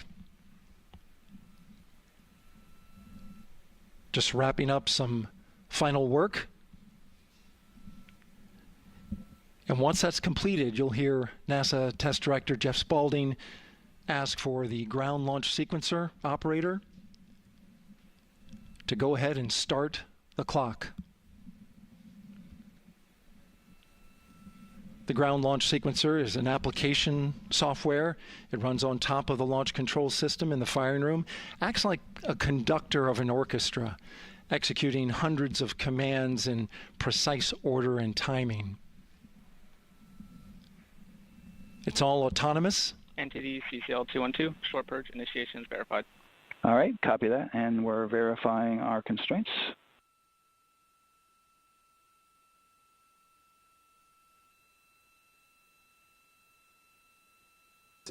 All right, guys, I'm back. Back. All right, and we're clear from cutouts. And with that, we're going to resume the clock momentarily. And CGLS, you can resume the clock on your mark. GLS copies. 3, 2, 1, mark. GLS mainline has been initiated. T-minus 10 minutes and counting. Wait, the clock's up with the clock. Oh, they've deleted it. And that begins terminal count. Our new T0 is 6:35 p.m. Eastern Time. 6:35 p.m. Eastern Time. We are now counting down to liftoff of Artemis II.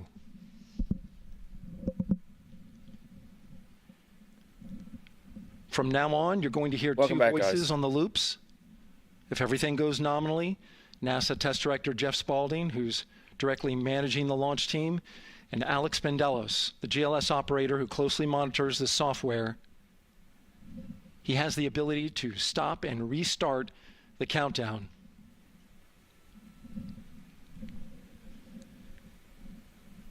A lot of people ask about whether there's a launch button. There certainly is not. Flight and Rock, our new T0 is 22:35:12. Houston flight copies. Rock copies. 22:35:12. Affirm. There you heard confirmation of the exact T0, 6:35 and 12 seconds p.m. Eastern Time. Again, our T0 is 6:35 and 12 seconds p.m. Eastern Time. But as I was saying, there's no launch button. This is autonomous. But there is a button that keeps you from launching, and that button allows the GLS operator to pause the countdown outside of terminal count and during terminal count and submit a hold to the next holding point. So the clock won't stop right away. If there's an issue, we'll go to the next stable holding point. It's a TV. How you doing? This is how GLS configures the rocket and ground systems to a stable point where they can stop the countdown if that's needed. But right now, we are counting down our next big milestone, looking to retract the crew access arm. GLS is go for crew access arm retract. Oh, there it goes. There you see the crew access arm moving away.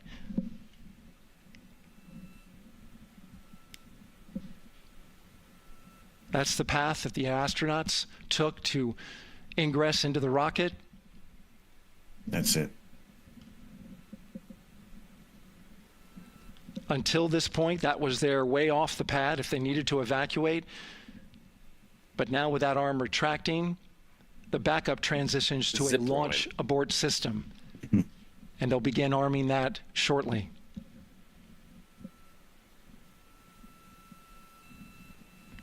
Of course, the launch abort system, great shot there of the crew access arm retracting away. The launch abort system is the tower at the top, and that's what would pull Orion and its crew off the top of the rocket. At least 10 tickets.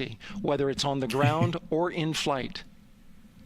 This is critical safety hardware Gotta check on the that chair. protects the lives of the astronauts.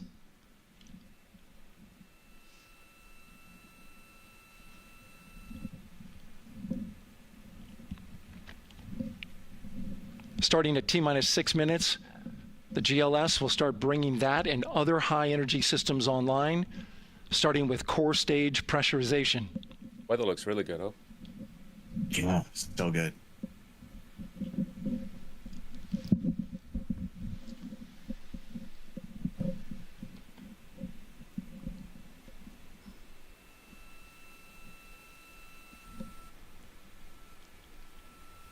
Weather is 90% go. The range is go. All systems are go. Whoa, that is a lot of drops. I just could have a good one. GLS is go for core stage tank pressurization. That means the replenish valve for the liquid hydrogen tank has now closed, and that tank is beginning to pressurize to flight levels. A true caretaker. Because that hydrogen is naturally boiling inside the tank. We'll get the liquid oxygen tank a little later in the count. Now the team is waiting for verification that, if needed, the Artemis II crew could use the launch abort system to pull Orion safely off the top of the rocket in an emergency. Let's listen in for that call. GLS verifies last capability available. And CDR, do you copy? CDR copies, last available. That's great news, and you heard the NTD verify that with the commander of the mission. GLS is go for FTS arm. Now work is being done to arm the flight termination system. This is so the range safety can send a flight termination command if the rocket flies too far off track. There's a brief built-in delay, so the launch abort system has time to pull the astronauts to safety first. GLS is go for LH2 high flow bleed check. All right, the high flow bleed check. That's so the cryo team gets verification that the RS-25 engines, all 4 of them, are in the proper temperature range for launch.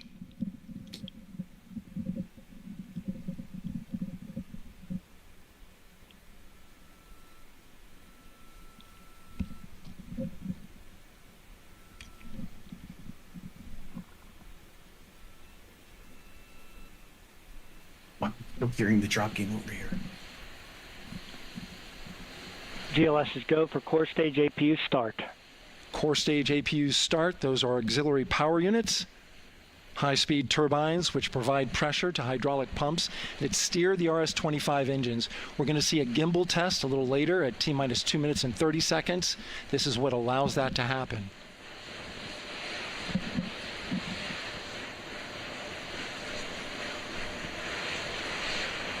Coming up in about 20 seconds, we're listening for go for purge sequence 4. That's a helium purge of the 4 core stage engines downstream of the propellant valve. This gets all the air and moisture out of there.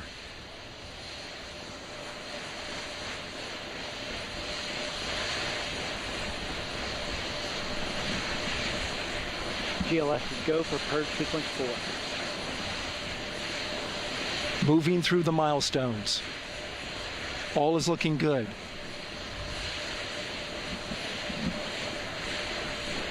Coming up in just a few seconds, we're going to get that thrust vector control actuator test. This is a gimbaling of the engines.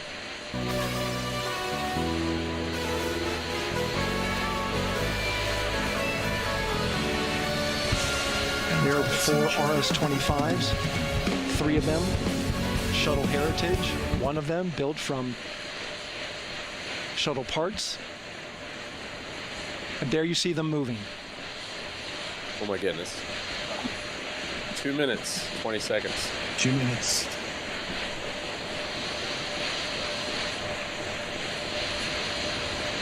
Now we're going to start moving the power from both the upper stage and the lower stage of the rocket to internal, taking ground power away and now going to battery power. GLS is go for upper stage to internal power. All right, power is removed from the rocket's upper stage. In my experience, there's no such thing as luck. The ICPS and its been battery. Same milestone for the lower core stage coming up at T-minus 1 minute and 30 seconds. The galaxy is right now, coming on us. the four-person Artemis II crew is 248,000 miles away from the moon. Works. And if all goes well, they will fly by it in 6 days. Thank you very much for bringing in the hype. GLS is go for core stage to internal power.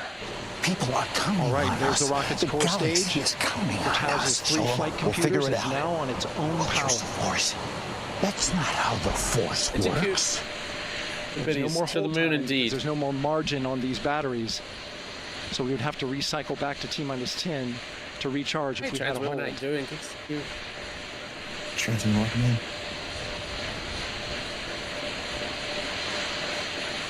Amaze. Right now, the rocket does not know what the T0 is, but coming up at T-minus 33 seconds, control shifts from the ground launch sequencer to the rocket's onboard autonomous launch sequencer, or ALS. The rocket will count itself down, but honor any holds that could come from the ground. Now, shortly after liftoff, Houston will take control of the rocket, and my colleague Gary Jordan will take over commentary. Subs. GLS go for ALS. Great call out. 30 seconds, the rocket Kennedy. is on its own. 4 brave explorers ready to ride the most powerful rocket gift subs NASA has ever launched. Here we go. Sound suppression water is flowing. 15. And here we go. 10, 9, 8, 7. RS-25 engines lit. 4, 3, 2, 1. Booster ignition. And liftoff. The crew of Artemis II now bound for the moon. Humanity's next great voyage begins. Roll. Let's get. There we go. Good roll pitch. Roger, roll pitch. Houston now controlling the flight of Integrity on the Artemis II mission around the moon. Integrity, AMT high. AMT high. On time, passing 30 seconds into the flights. Integrity passes the alternate beacon. Target milestone. Mission Control Houston seeing good performance on 4 main engines. Space Launch System core stage. Integrity, 3 miles in altitude. Traveling more than 1,200 miles per hour.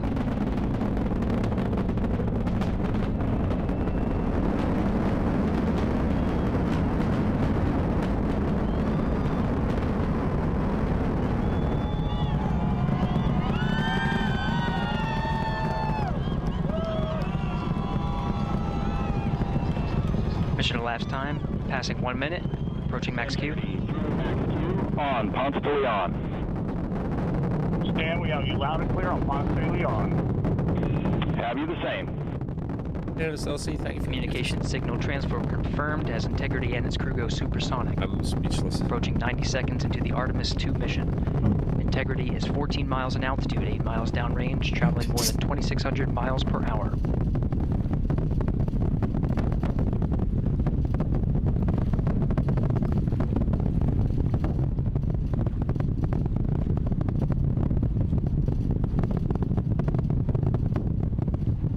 In my experience, there's no such 1 minute thing 50 as seconds luck. of mission elapsed time, standing by for main engine throttle down to 85%, ahead of solid rocket booster People are separation. counting on us. The galaxy is counting on us. So we'll figure it out.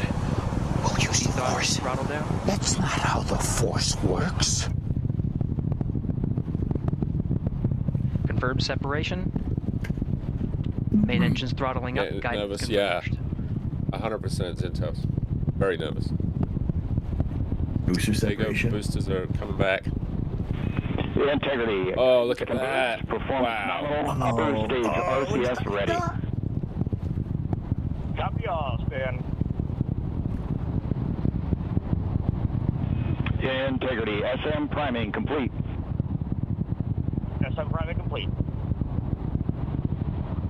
2 minutes 45 seconds of mission elapsed time into the Artemis II mission. Thrusters on Integrity and upper stage confirmed in a ready state ahead of service module fairing separation.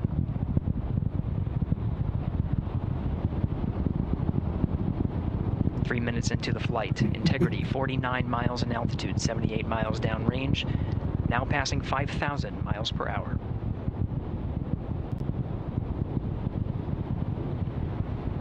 Bearing separation.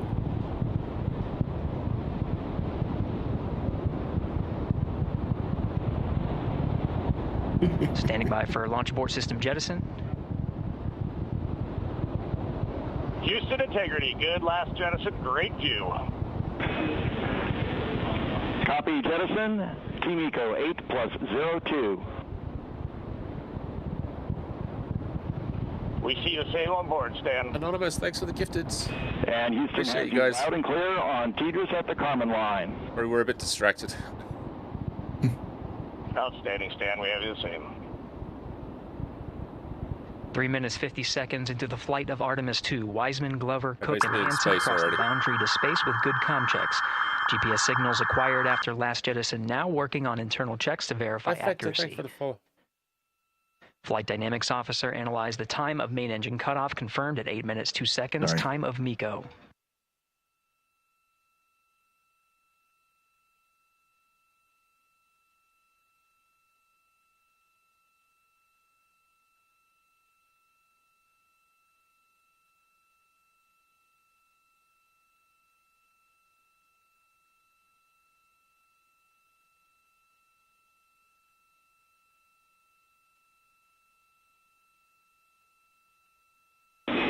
Integrity, GPS processing. The sun. Can we turn the sun off? It's kind of Outstanding, spoiling the Stan. We shot, see the same, and we have a beautiful moonrise. We're headed right at it.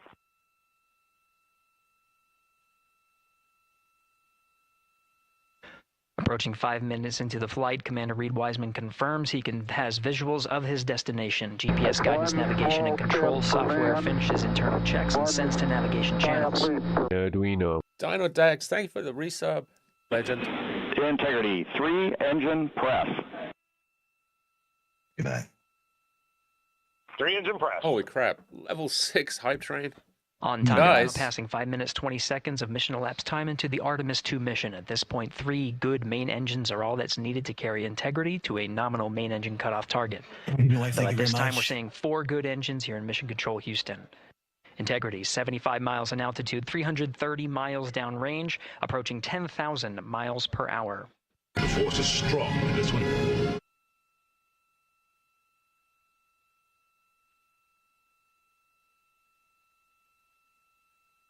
Is that right, Suke? Yeah, I wouldn't be surprised. Talk to your cadets about it tomorrow. Yeah, it's looking good. I'm sure they're all watching. Yeah, no big deal. Just 10,000 miles an hour around the train. Stay on board, Stan. Just a little bit. Good trajectory and engine performance. Booster officer will soon report the shutdown plan to Flight Director Judd Friedling, expected at the 7-minute mark.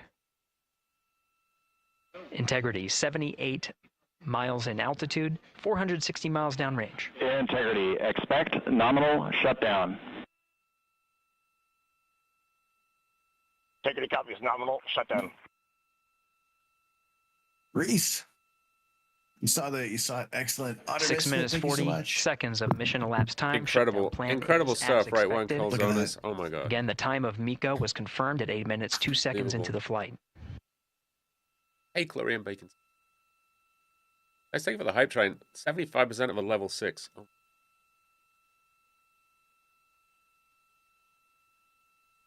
Seven minutes of mission elapsed time. Throttling down as we approach the abort once around option. Doesn't understand when you can't go whole out. Yeah, 7-minute 30-second mark. Now 84 miles in altitude, 650 miles downrange, traveling more than 15,000 miles per hour. Integrity, AOA open. AOA open. The window is now open for an abort once around option. This is a NASA mission, yep. Splashdown in the Pacific 100%. Ocean. Still following nominal ascent at this time.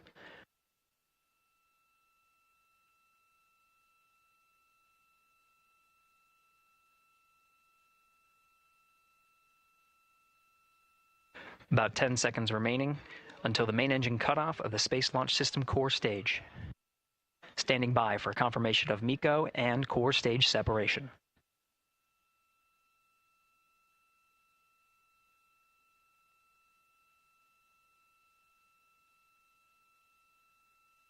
Aerospace Museum, nice. There we go. Integrity and nominal MECO, core great shot of separation as well. We see the same on board, Stan.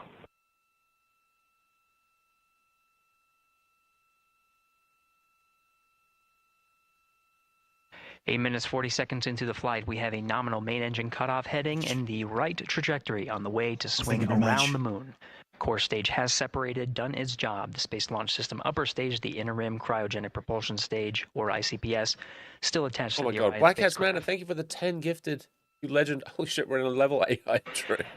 Oh my god. 9 minutes of mission elapsed Black time. Hats Man, thank Integrity you. crew of Reed Wiseman, Victor Glover, Christina Cook, and Jeremy Hansen now in orbit around the Earth at the beginning of their journey. That means I gotta wear I have to put on the onesie. Level 5 was for the onesie.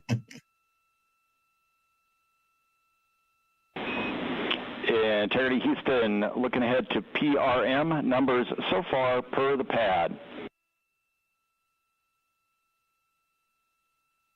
Gravity, think you're going to follow. Copy that, Stan. Numbers for the pad.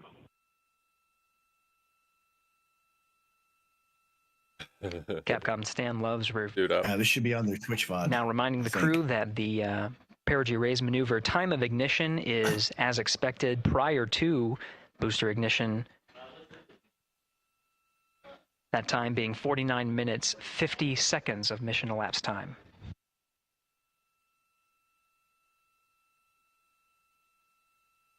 Wow, that was absolute. So later they'll have a chance to change. Casey, is it safe to breathe yet? On the 10th, after a splashdown. Definitely, I think you can definitely breathe a little easier, that's for sure. A little bit now, yeah. Oh, man. Shock value, need a bit of a cry and a nap. Guys, thanks for the hype train and all the subs bits. Integrity, good. Thank you so much for the 100 bits.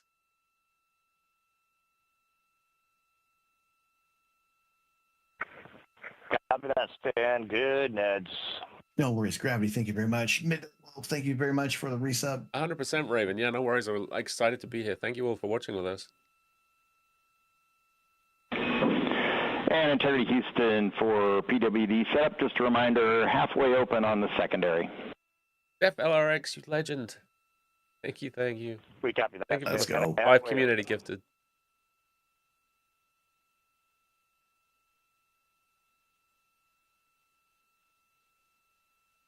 Passing 11 minutes of mission elapsed time. Here, overhearing the conversation between Capcom Stan Love and Commander Reed Wiseman, already passing some milestones. We have a good nozzle extension deployment system. That is confirmed. Thank you for the biddies. Complete. We also have the visors are confirmed. People are counting the on dynamic us. phase of The flight that is galaxy is See it on Web coming SDR. on us. Nice So DCI we'll banks. figure it out. Check that out. We'll use the The force. launch and entry suits. That's not how the force works. That provided them an extra layer of protection. Oh, God. Now not as needed. They're going to raise those visors. And later in today's mission, they will begin to egress or get out of the suits to begin some of their initial tasks of activating some of the systems aboard in the Integrity spacecraft. It's passing 12 minutes of mission elapsed time. Again, the perigee raise maneuver that's targeted 99% of a level 8. Mission elapsed time 49 minutes. You guys are insane. Seconds. That's what the crew is going to be working towards. Lead Commander Reed Wiseman, pilot Victor Glover will focus on preparing for this milestone. Thank you very much. In the meantime, mission specialist Christina Cook and Jeremy Hansen will start some of the activation of environmental control life support systems. You may hear confirmation of their activation over the Orion communication network. Astro Trey, thank you very much for the 100 bits. Houston, I assume that I assume you want the spaceman onesie, the astronaut onesie, not the alien onesie. 2 minutes to maneuver. Yeah, that's what you're getting today.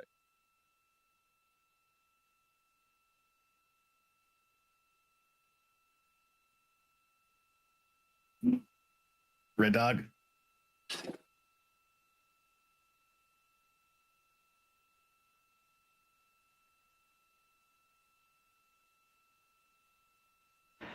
.13 minutes and 30 seconds of mission elapsed time. We're going to continue to follow the crew of the Artemis II mission. They are beginning their journey around the moon to verify the systems that will take us to its surface. An incredible ascent. Artemis II is underway. Reed Wiseman, Victor Glover, Christina Cook, and Jeremy Hansen begin their journey to the moon.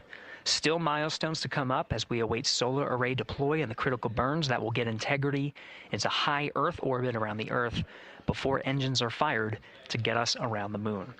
We'll keep tabs on Integrity and its crew from here in Mission Control Houston. But for now, we're going to send it back to you, Megan and Nicole at the Kennedy Space Center. Very jealous to hear how the launch experience was over on the Space Coast. I hope you guys are happy. Yeah, Gary, for people are just joining us, welcome back to the Space Coast where we just saw Artemis II lift off 14 So for those of you wondering what the hell's going on, we have a level 5 hype train on my channel. As soon as the rocket lifted off, Nicole, we do a onesie. You had tears in your eyes, I had tears in my eyes, and we had all these people around us cheering. It was amazing. Yeah, the energy was wonderful. I mean, it was a beautiful launch.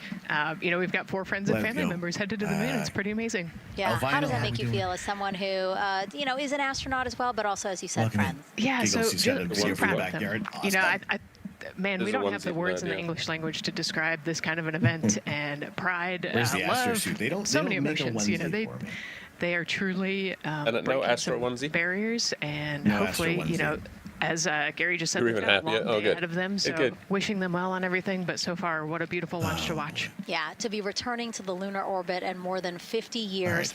Maybe they go farther from Earth than any other humans before them. Maybe they see parts of the moon that we've never seen before. I mean, what a great start to what could be all of these milestones that we break in just a 10-day mission. Yes, what subs a or way anything. to welcome Sorry, in I the Artemis apologize, generation. but I appreciate everybody that donated. How do you to the feel? I mean, we saw some beautiful shots we were covering. Of course, the rocket, of course, the Earth falling away as we continue up into our ascent, but also some of those crowd shots where we saw young and old, just emotional, overcome by this history-making moment. Man, we are going back to the moon for all, and we saw that today. We saw that in all the crowds, and yeah, you guys just saw that view, the sunrise or sunset, I guess. They just made it over the crest of the Earth, and you could see the sun peeking over. One of my favorite views from space, and I can't imagine what did you get, Astrocanuck? What they're looking at now, and I can't wait to see what they're looking at. Oh no, it's one of the worst, not the worst, but one of them. A lot of people are like, you know what, I'm surprised this launched on the first try, because we know, like any little thing, we have to be keeping safety in mind, and we want to make sure we're ready to go, but we were ready to go. Minnie was just saying that one time I was doing a subathon, and I had the beans out, and she decided to try one, and she got liver and onion as well. It's just a testament to the team here that has been working so hard on Artemis. You know, Artemis 1, we learned a ton of lessons. We learned a ton from the wet dress for Artemis 2. We were able to go in, fix those things. We even had a couple mishaps today, not mishaps, but a couple, you know, anomalies today that the team creatively came up with solutions for. It's just a testament to the teamwork that gets us to the moon. And so we can continue to watch Christina, Reed, Victor, and Jeremy. Guys, thank you for the hype train. Now, appreciate you. Very kind of you guys to support in Earth's orbit, awaiting the next in-flight milestones, deploying Orion's solar arrays. So why don't we get back in with Mission Control and Gary? Kilted, yeah. There's a couple of orbits of Earth coming up. They got a. Hey, Megan. Again, we're following along in the action. They got to ditch it is a long day. They have a number of procedures they need to get to immediately in their timeline. And Integrity Houston deploy the solar panels. Is on board per the ETSUDEM. Take it easy, Galactic Cat. Houston, thank you. Level 9. Thank you guys for the hype train.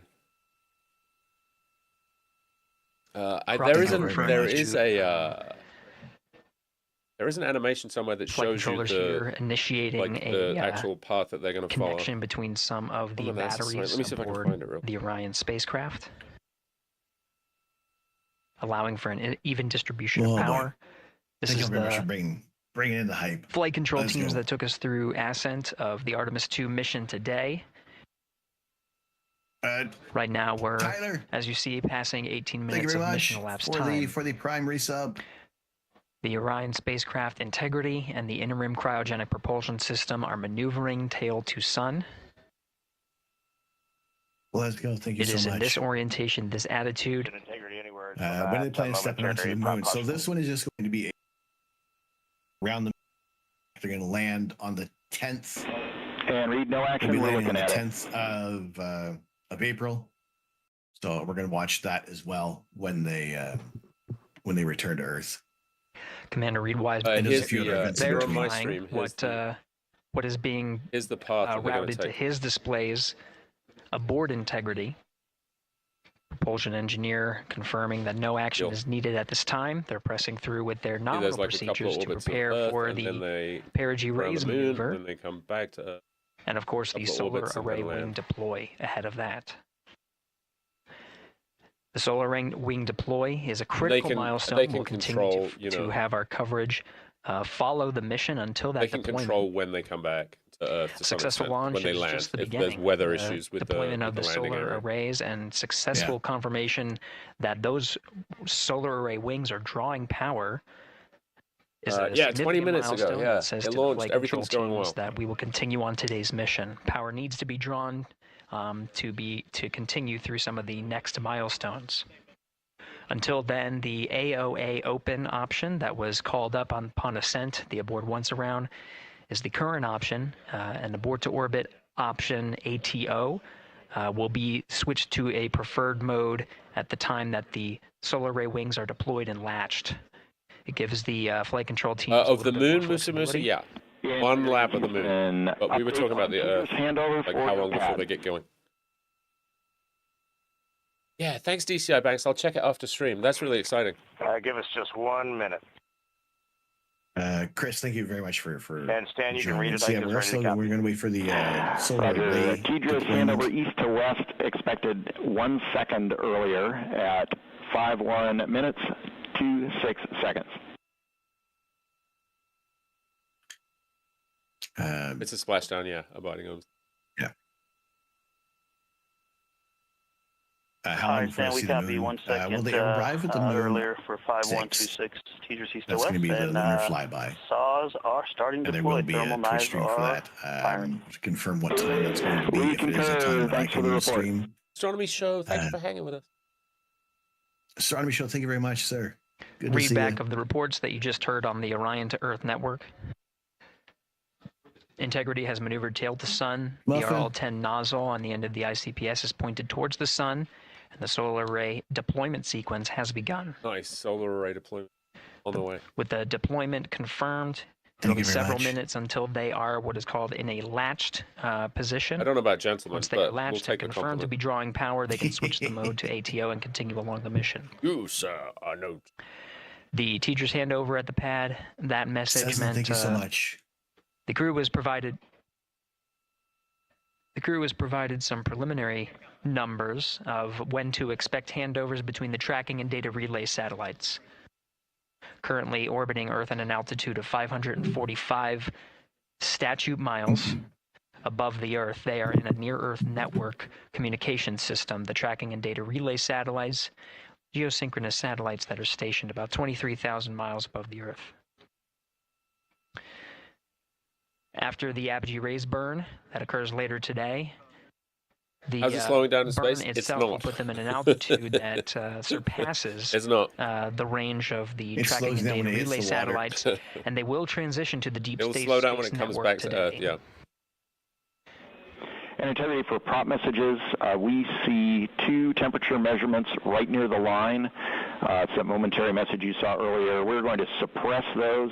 It's CM helium heater 2 T1 and heater 1 T1. They're going suppressed. Integrity, thank you. We see the same.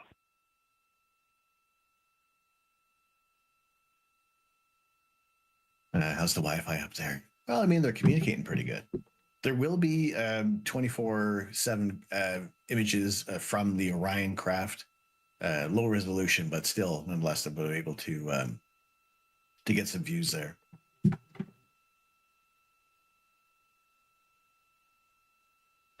This is Mission Control Houston, passing 23 minutes of mission elapsed time into the Artemis II mission.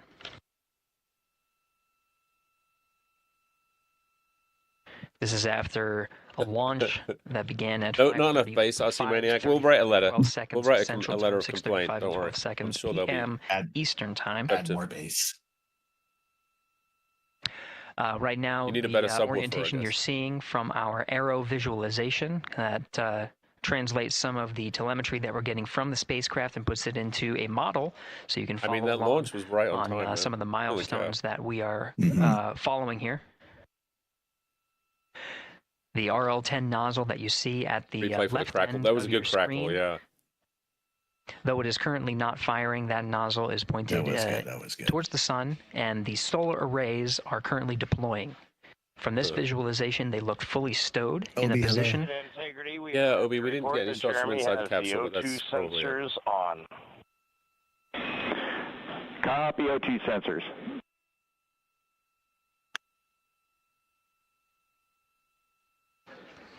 Again, Commander Reed Wiseman and pilot Victor Glover overseeing the deployment of the solar arrays.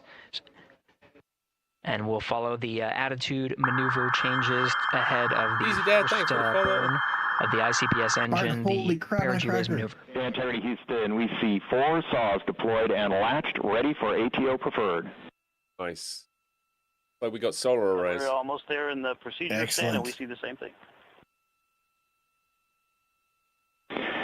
In Integrity Houston, we are seeing a 7-second between the MET on Orion and ICPS. We'd like you to read us the MET from your center status bar and for the ICPS on StackSum. We'll be catching up on some of the papers behind me. Thank you all very, very much. And Stan, we see a absolutely precise alignment. MET 25, 14, 15, 16, precisely aligned with ICPS MET. Copy. Thank you for that. We'll investigate the ground issue. And Houston Integrity, ATO preferred set. Copy. ATO preferred. Amaze indeed. Amaze. Holy potatoes. Bluish Meteor, welcome in, Raiders. Oh my gosh, we'll catch up on this. Is Mission Control Houston, 25 minutes, 45 seconds into the flight of Artemis II. We have confirmation that all 4 solar array wings are deployed and latched. This is the configuration needed to switch to ATO preferred, which you did hear confirmed from pilot Victor Glover. That mode has been switched. What kind of sandwich is good for a lunch? There's also a discussion with Capcom Stan Love and Commander Reed Wiseman about the alignment of the MET clocks on the Orion spacecraft and the ICPS. Commander Reed Wiseman confirmed the clocks are in sync, no issues. They're going to investigate it on the ground. We're proceeding with today's mission. Just 26 minutes of mission elapsed time and counting.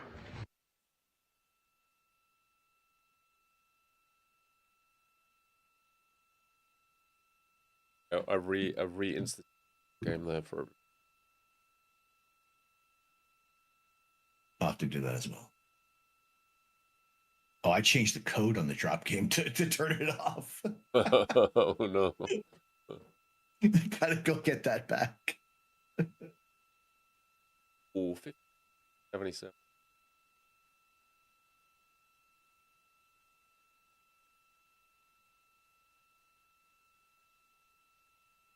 Oh, my goodness.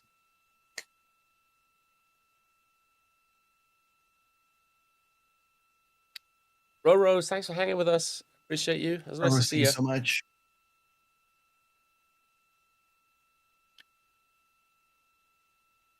All right, we'll get the drop game sorted out over here. Oh my gosh.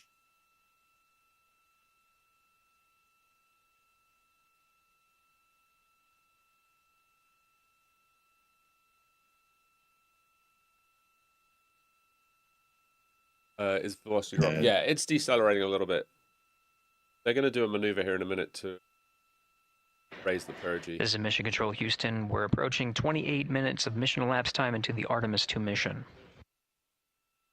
At this point, we've had a successful liftoff from the pad at 5:35 p.m. and 12 seconds p.m. Central Time, 6:35 Went to Kaboom Go. and Thank you so 12 much for the seconds 6 p.m. months Eastern Time. Of Tier 1 going to Bluish Meteor. Thank you. How was We've had a good main engine cutoff, core stage separation, and a good trajectory to begin today's mission. They're heading. They're right getting now, ready to head out to the moon. Spacecraft has maneuvered tail to sun. The entire time. We're standing by for another maneuver to maneuver into the burn attitude. This is where the RL-10 engine of the ICPS is pointed in the correct orientation for the perigee raise maneuver. We did hear confirmation that the perigee raise maneuver time of ignition has been confirmed per the pad, which means it was the predicted so this time is animations based off the telemetry data. GNC, we're taking channel 1 to unfiltered and I got my little NASA badge. Look. Okay, Stan, we're watching. Go ahead. I was here almost 2 hours, but couldn't chat. I think NASA killed the Twitch chat with their show. All good, Ariakis. Thanks for hanging out with us. I know we had a lot of people lurking.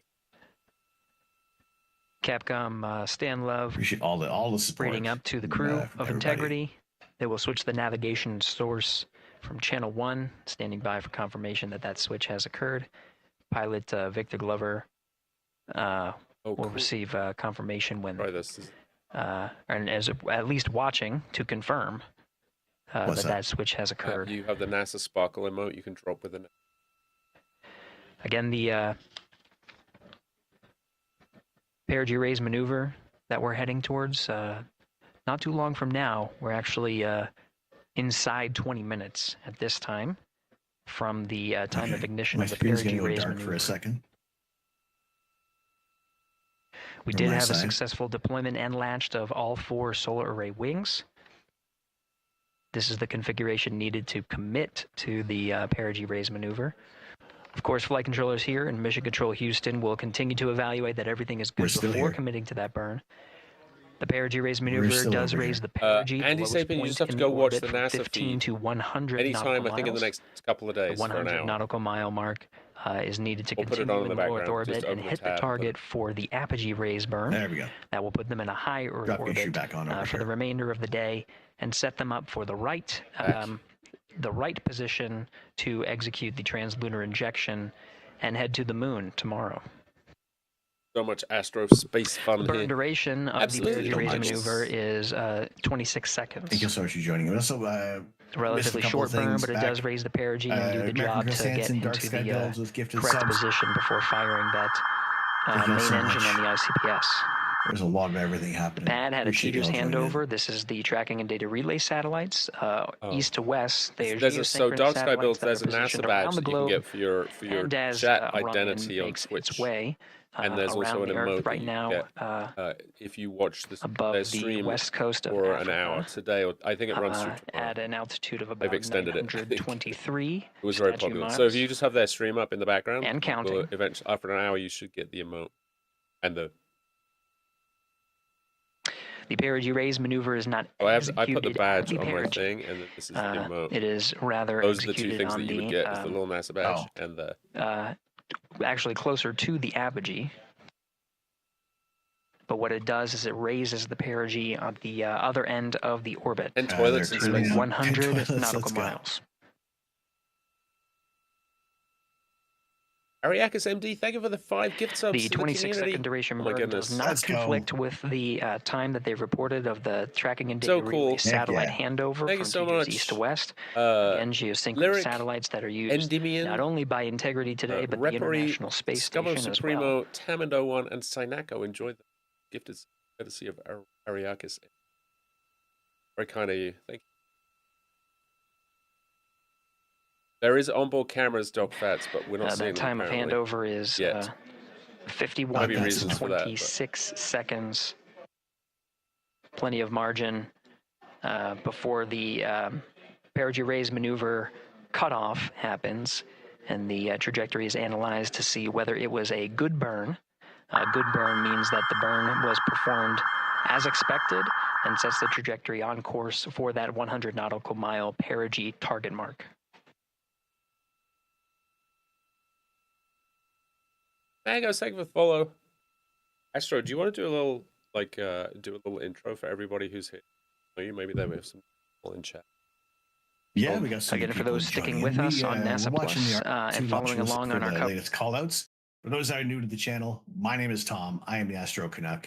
It's my pleasure to share my love of astronomy, astrophotography, and space exploration. Watching some of the most amazing space exploration unfold right now. We also build Lego on stream. We'll do some 3D printing, but always happy to be able to share some time with everybody, share some time with Arduino, and watch some incredible events like this. Yeah, guys, if you're in my chat and you're not already following Astrocanuck, you are. Absolutely amazing. I've got to hang out with Astrocanuck a few times now. We always have a great time. I got to snuggle on the couch with him, tried to give him COVID, but he didn't want it. Back to me. That was at TwitchCon even. Yeah.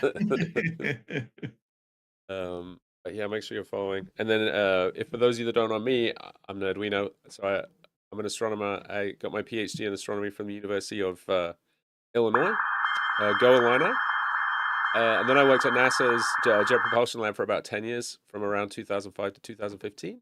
Now I science education and outreach on Twitch. Tuesdays, typically stream Tuesdays, Thursdays, and Sundays at 6 p.m. Pacific.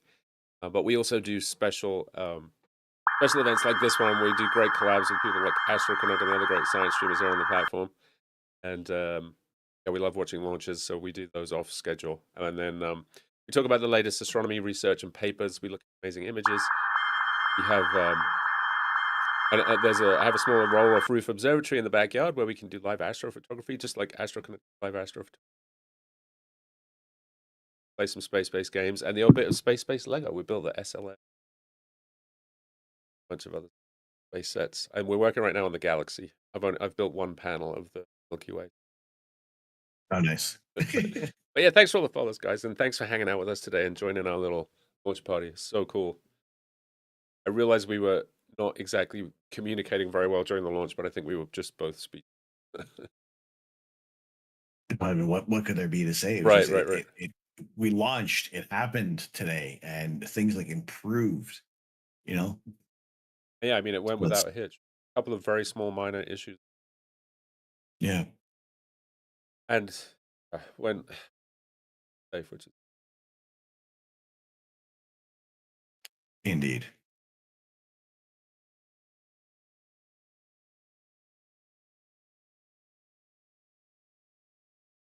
Yeah, exactly. Dark Sky builds. Yeah, let's hope it all just goes equally smoothly.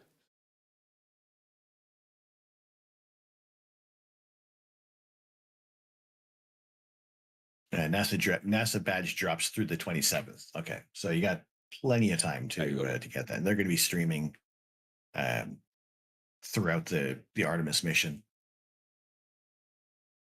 And actually, I think if you go over to write this out. 15,000 Nikolai, but yeah, just a little jaunt, 1,100 miles from Earth. There you go. If you go to nasa.gov/where to watch, you can see what platforms they're going to be on and from what events we'll be able to watch there.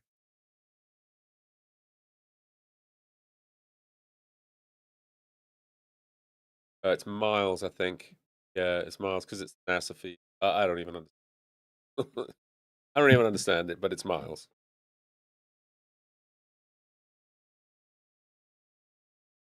Famously has caused confusion in the past.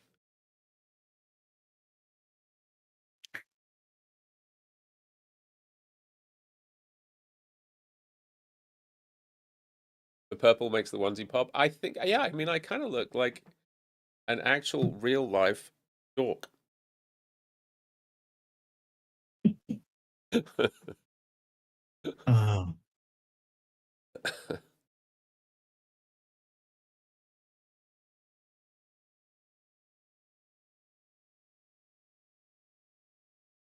Much excite, yes. We need a thumbs down emote. I was trying to make one earlier with Rocky's hand. Yeah. I want the Rocky thumbs down. It's thumbs up. All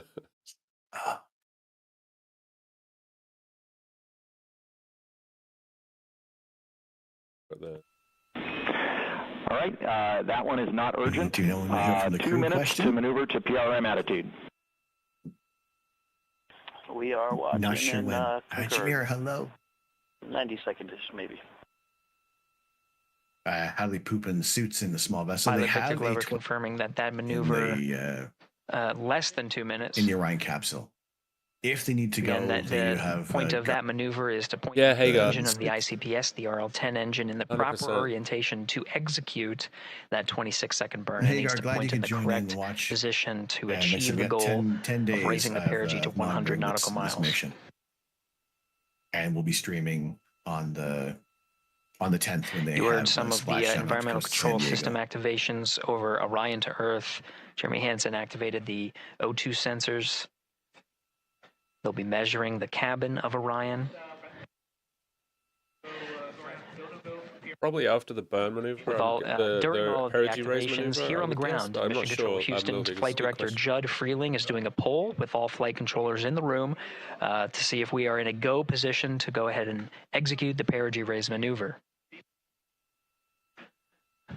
Once concluded, Stan Love will report it back up to the crew, and we'll stand by for that. Exactly, CMA.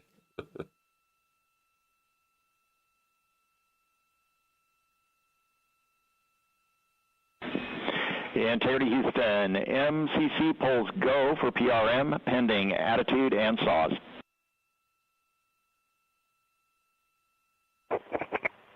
Hey, we copy. MCC is go. Dark Sky, I think it's tomorrow is the translunar injection burn.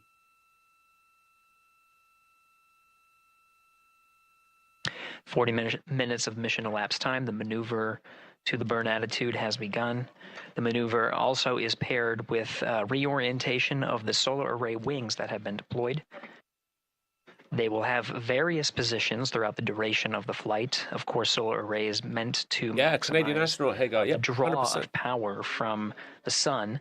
So when deployed, we're in a biased solar array wing configuration that was called solar normal.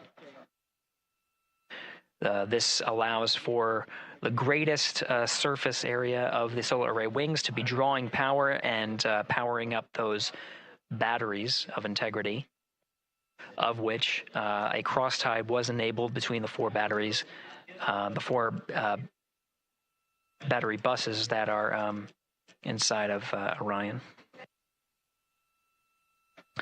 However, for the perigee raise maneuver, the solar array wings will be put into a position to take on the loads imparted by the ICPS main engine when they execute the 26-second burn. You can see in the animation here, the solar array wings are in motion, and the attitude is being reconfigured to point the engine in the correct direction. Those solar array wings being pointed forward. Yeah, Musu. The commander's been on the radio with.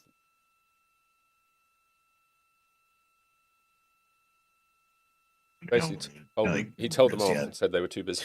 Get back to me in a minute. We're kind of busy right now. We're flying into space.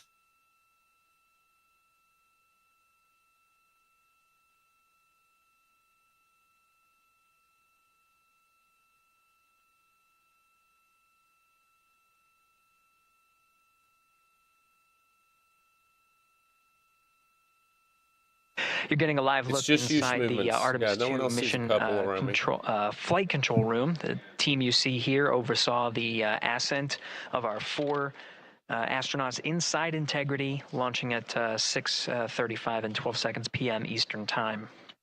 Now, again, this room will be occupied 24 hours a day, 7 days a week, with flight controllers shifting on 3 shifts to oversee 24/7 operations of Artemis II while in flight. We will cover that live on NASA the NASA YouTube channel. And we'll be covering that around the clock as we begin to wrap up our coverage here on NASA Plus. Before I do want to send it over to our colleagues at the Kennedy Space Center. And to my colleagues, it was a pleasure to join the teams at the Kennedy Space Center and be a part of such a historic launch. Here in Houston, again, we're turning our attention to the mission. And for now, we'll say farewell and thank you to our colleagues there for today's launch coverage. We'll see you again soon for Splashdown. This is Mission Control Houston, sending it back over to Megan and Nicole at the host desk.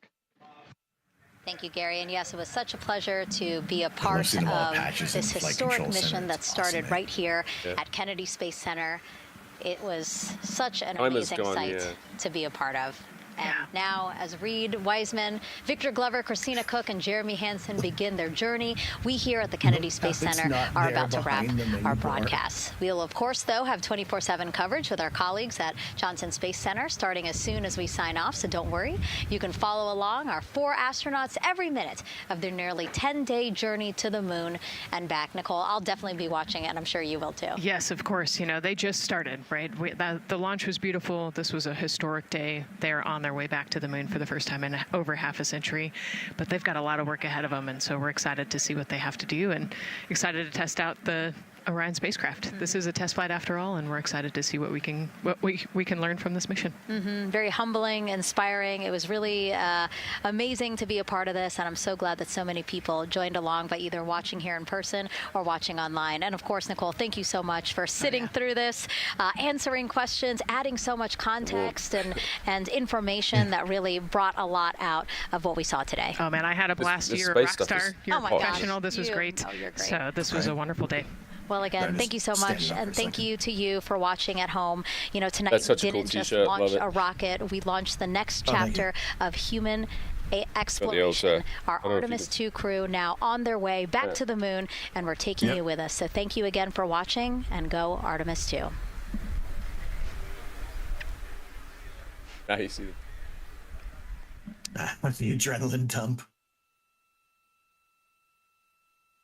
Pretty good. I'm ready for a nap. Astronauts, and it appears all of them are undergoing their suit leak. Is this the right one now to continue the broadcast? I think discussion, but we do not take our. It's like they're doing like a transition. All 4 astronauts, and it appears all of them are undergoing their suit leak checks. Yes, a pre-flight tradition that we have seen with our crewed flights, the card game. The astronauts who have just left crew suit up and are now walking down a hallway. Here they are, NASA's Artemis II crew taking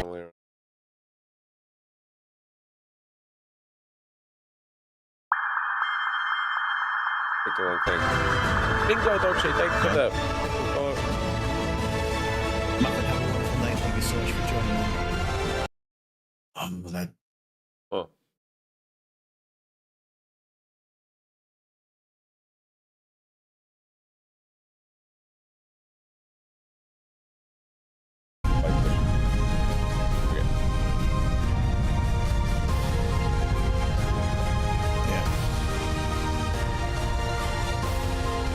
Midnight Wolf, enjoy. Midnight Wolf, yeah, right? Won't get sick of watching it. It was so cool. Oh my god, it's such a cool rocket. That was just, oh man.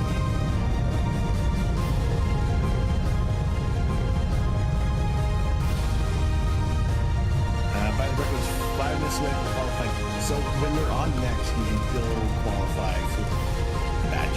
I will also say, by the brick, it might be worth watching the VOD. Sometimes you get credit for watching VODs as well. You can maintain your streak to someone's stream by watching the VOD, some of the VOD. So maybe you can do that. But yeah, you can watch it anytime they're live.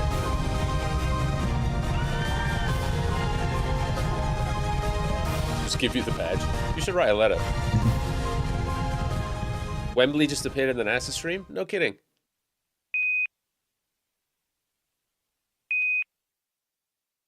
Very cool. Oh yeah, we did see that. We did. On there. Stralus, thank you so much for the follow. Og, how we doing, sir? Oh gosh. The nozzle shake on the engine ignition right before the SRBs. Just beautiful stuff, right? Yeah, the whole thing was just epic. Thanks, women. Thanks for the follow. Welcome in. Good to see you. Did someone at the other end go, oh?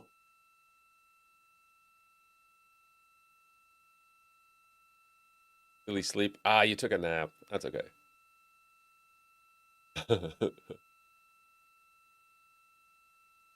Hot mic. Yeah, right. All right, this is Mission Control Houston. Welcome back for our 24/7 coverage of the Artemis II mission. That's a good At question. This time, I don't know we the are a little more than 1 minute from the time of ignition of the perigee raise maneuver. At this time, the badge on NASA's Orion spacecraft integrity has been. Oh, do you mean that, or do you mean the mission? Into the burn attitude is pointed in the right direction, and the solar arrays are in a in the position to take on the loads imparted by the 26th. Freshie, if you go here, you can see how far away you are from the badge. Am I the only one who is sad somehow? A feeling of melancholy, perhaps, special, because now we've launched and now the at 1 minute is to gone. the perigee raise so much maneuver. more to look forward to from this one. Yeah, and a certain amount of relief. Ascent team of the Artemis II mission. Now getting our first views from one of the solar array wing cameras. Oh, sweet. Over the tracking and data relay satellites. We are in a night pass, as we are about a little more than 1,300 statute miles above the Earth, just east off the coast of Madagascar. Oh, there you go. So we have, you can see the Terminator line right just west of so we're launched plus the 50 Philippines minutes. And the west coast of Australia, where we'll start to get some sunlight again. Very cool. Now we're just seconds away from the time of ignition. We have ignition. Oh no, Beth. Sacrificing for science. You can Moonrise see Andrew, maneuver, main engine of the ICPS. You're welcome, although I'm not sure that was me. From the solar array it was wing. somebody else that gifted you a sub, I think. I could probably tell you who. Standing by for confirmation of cutoff. Oh, look at that. Holy potatoes. Oh, love that. CosmoQuest! Raiders!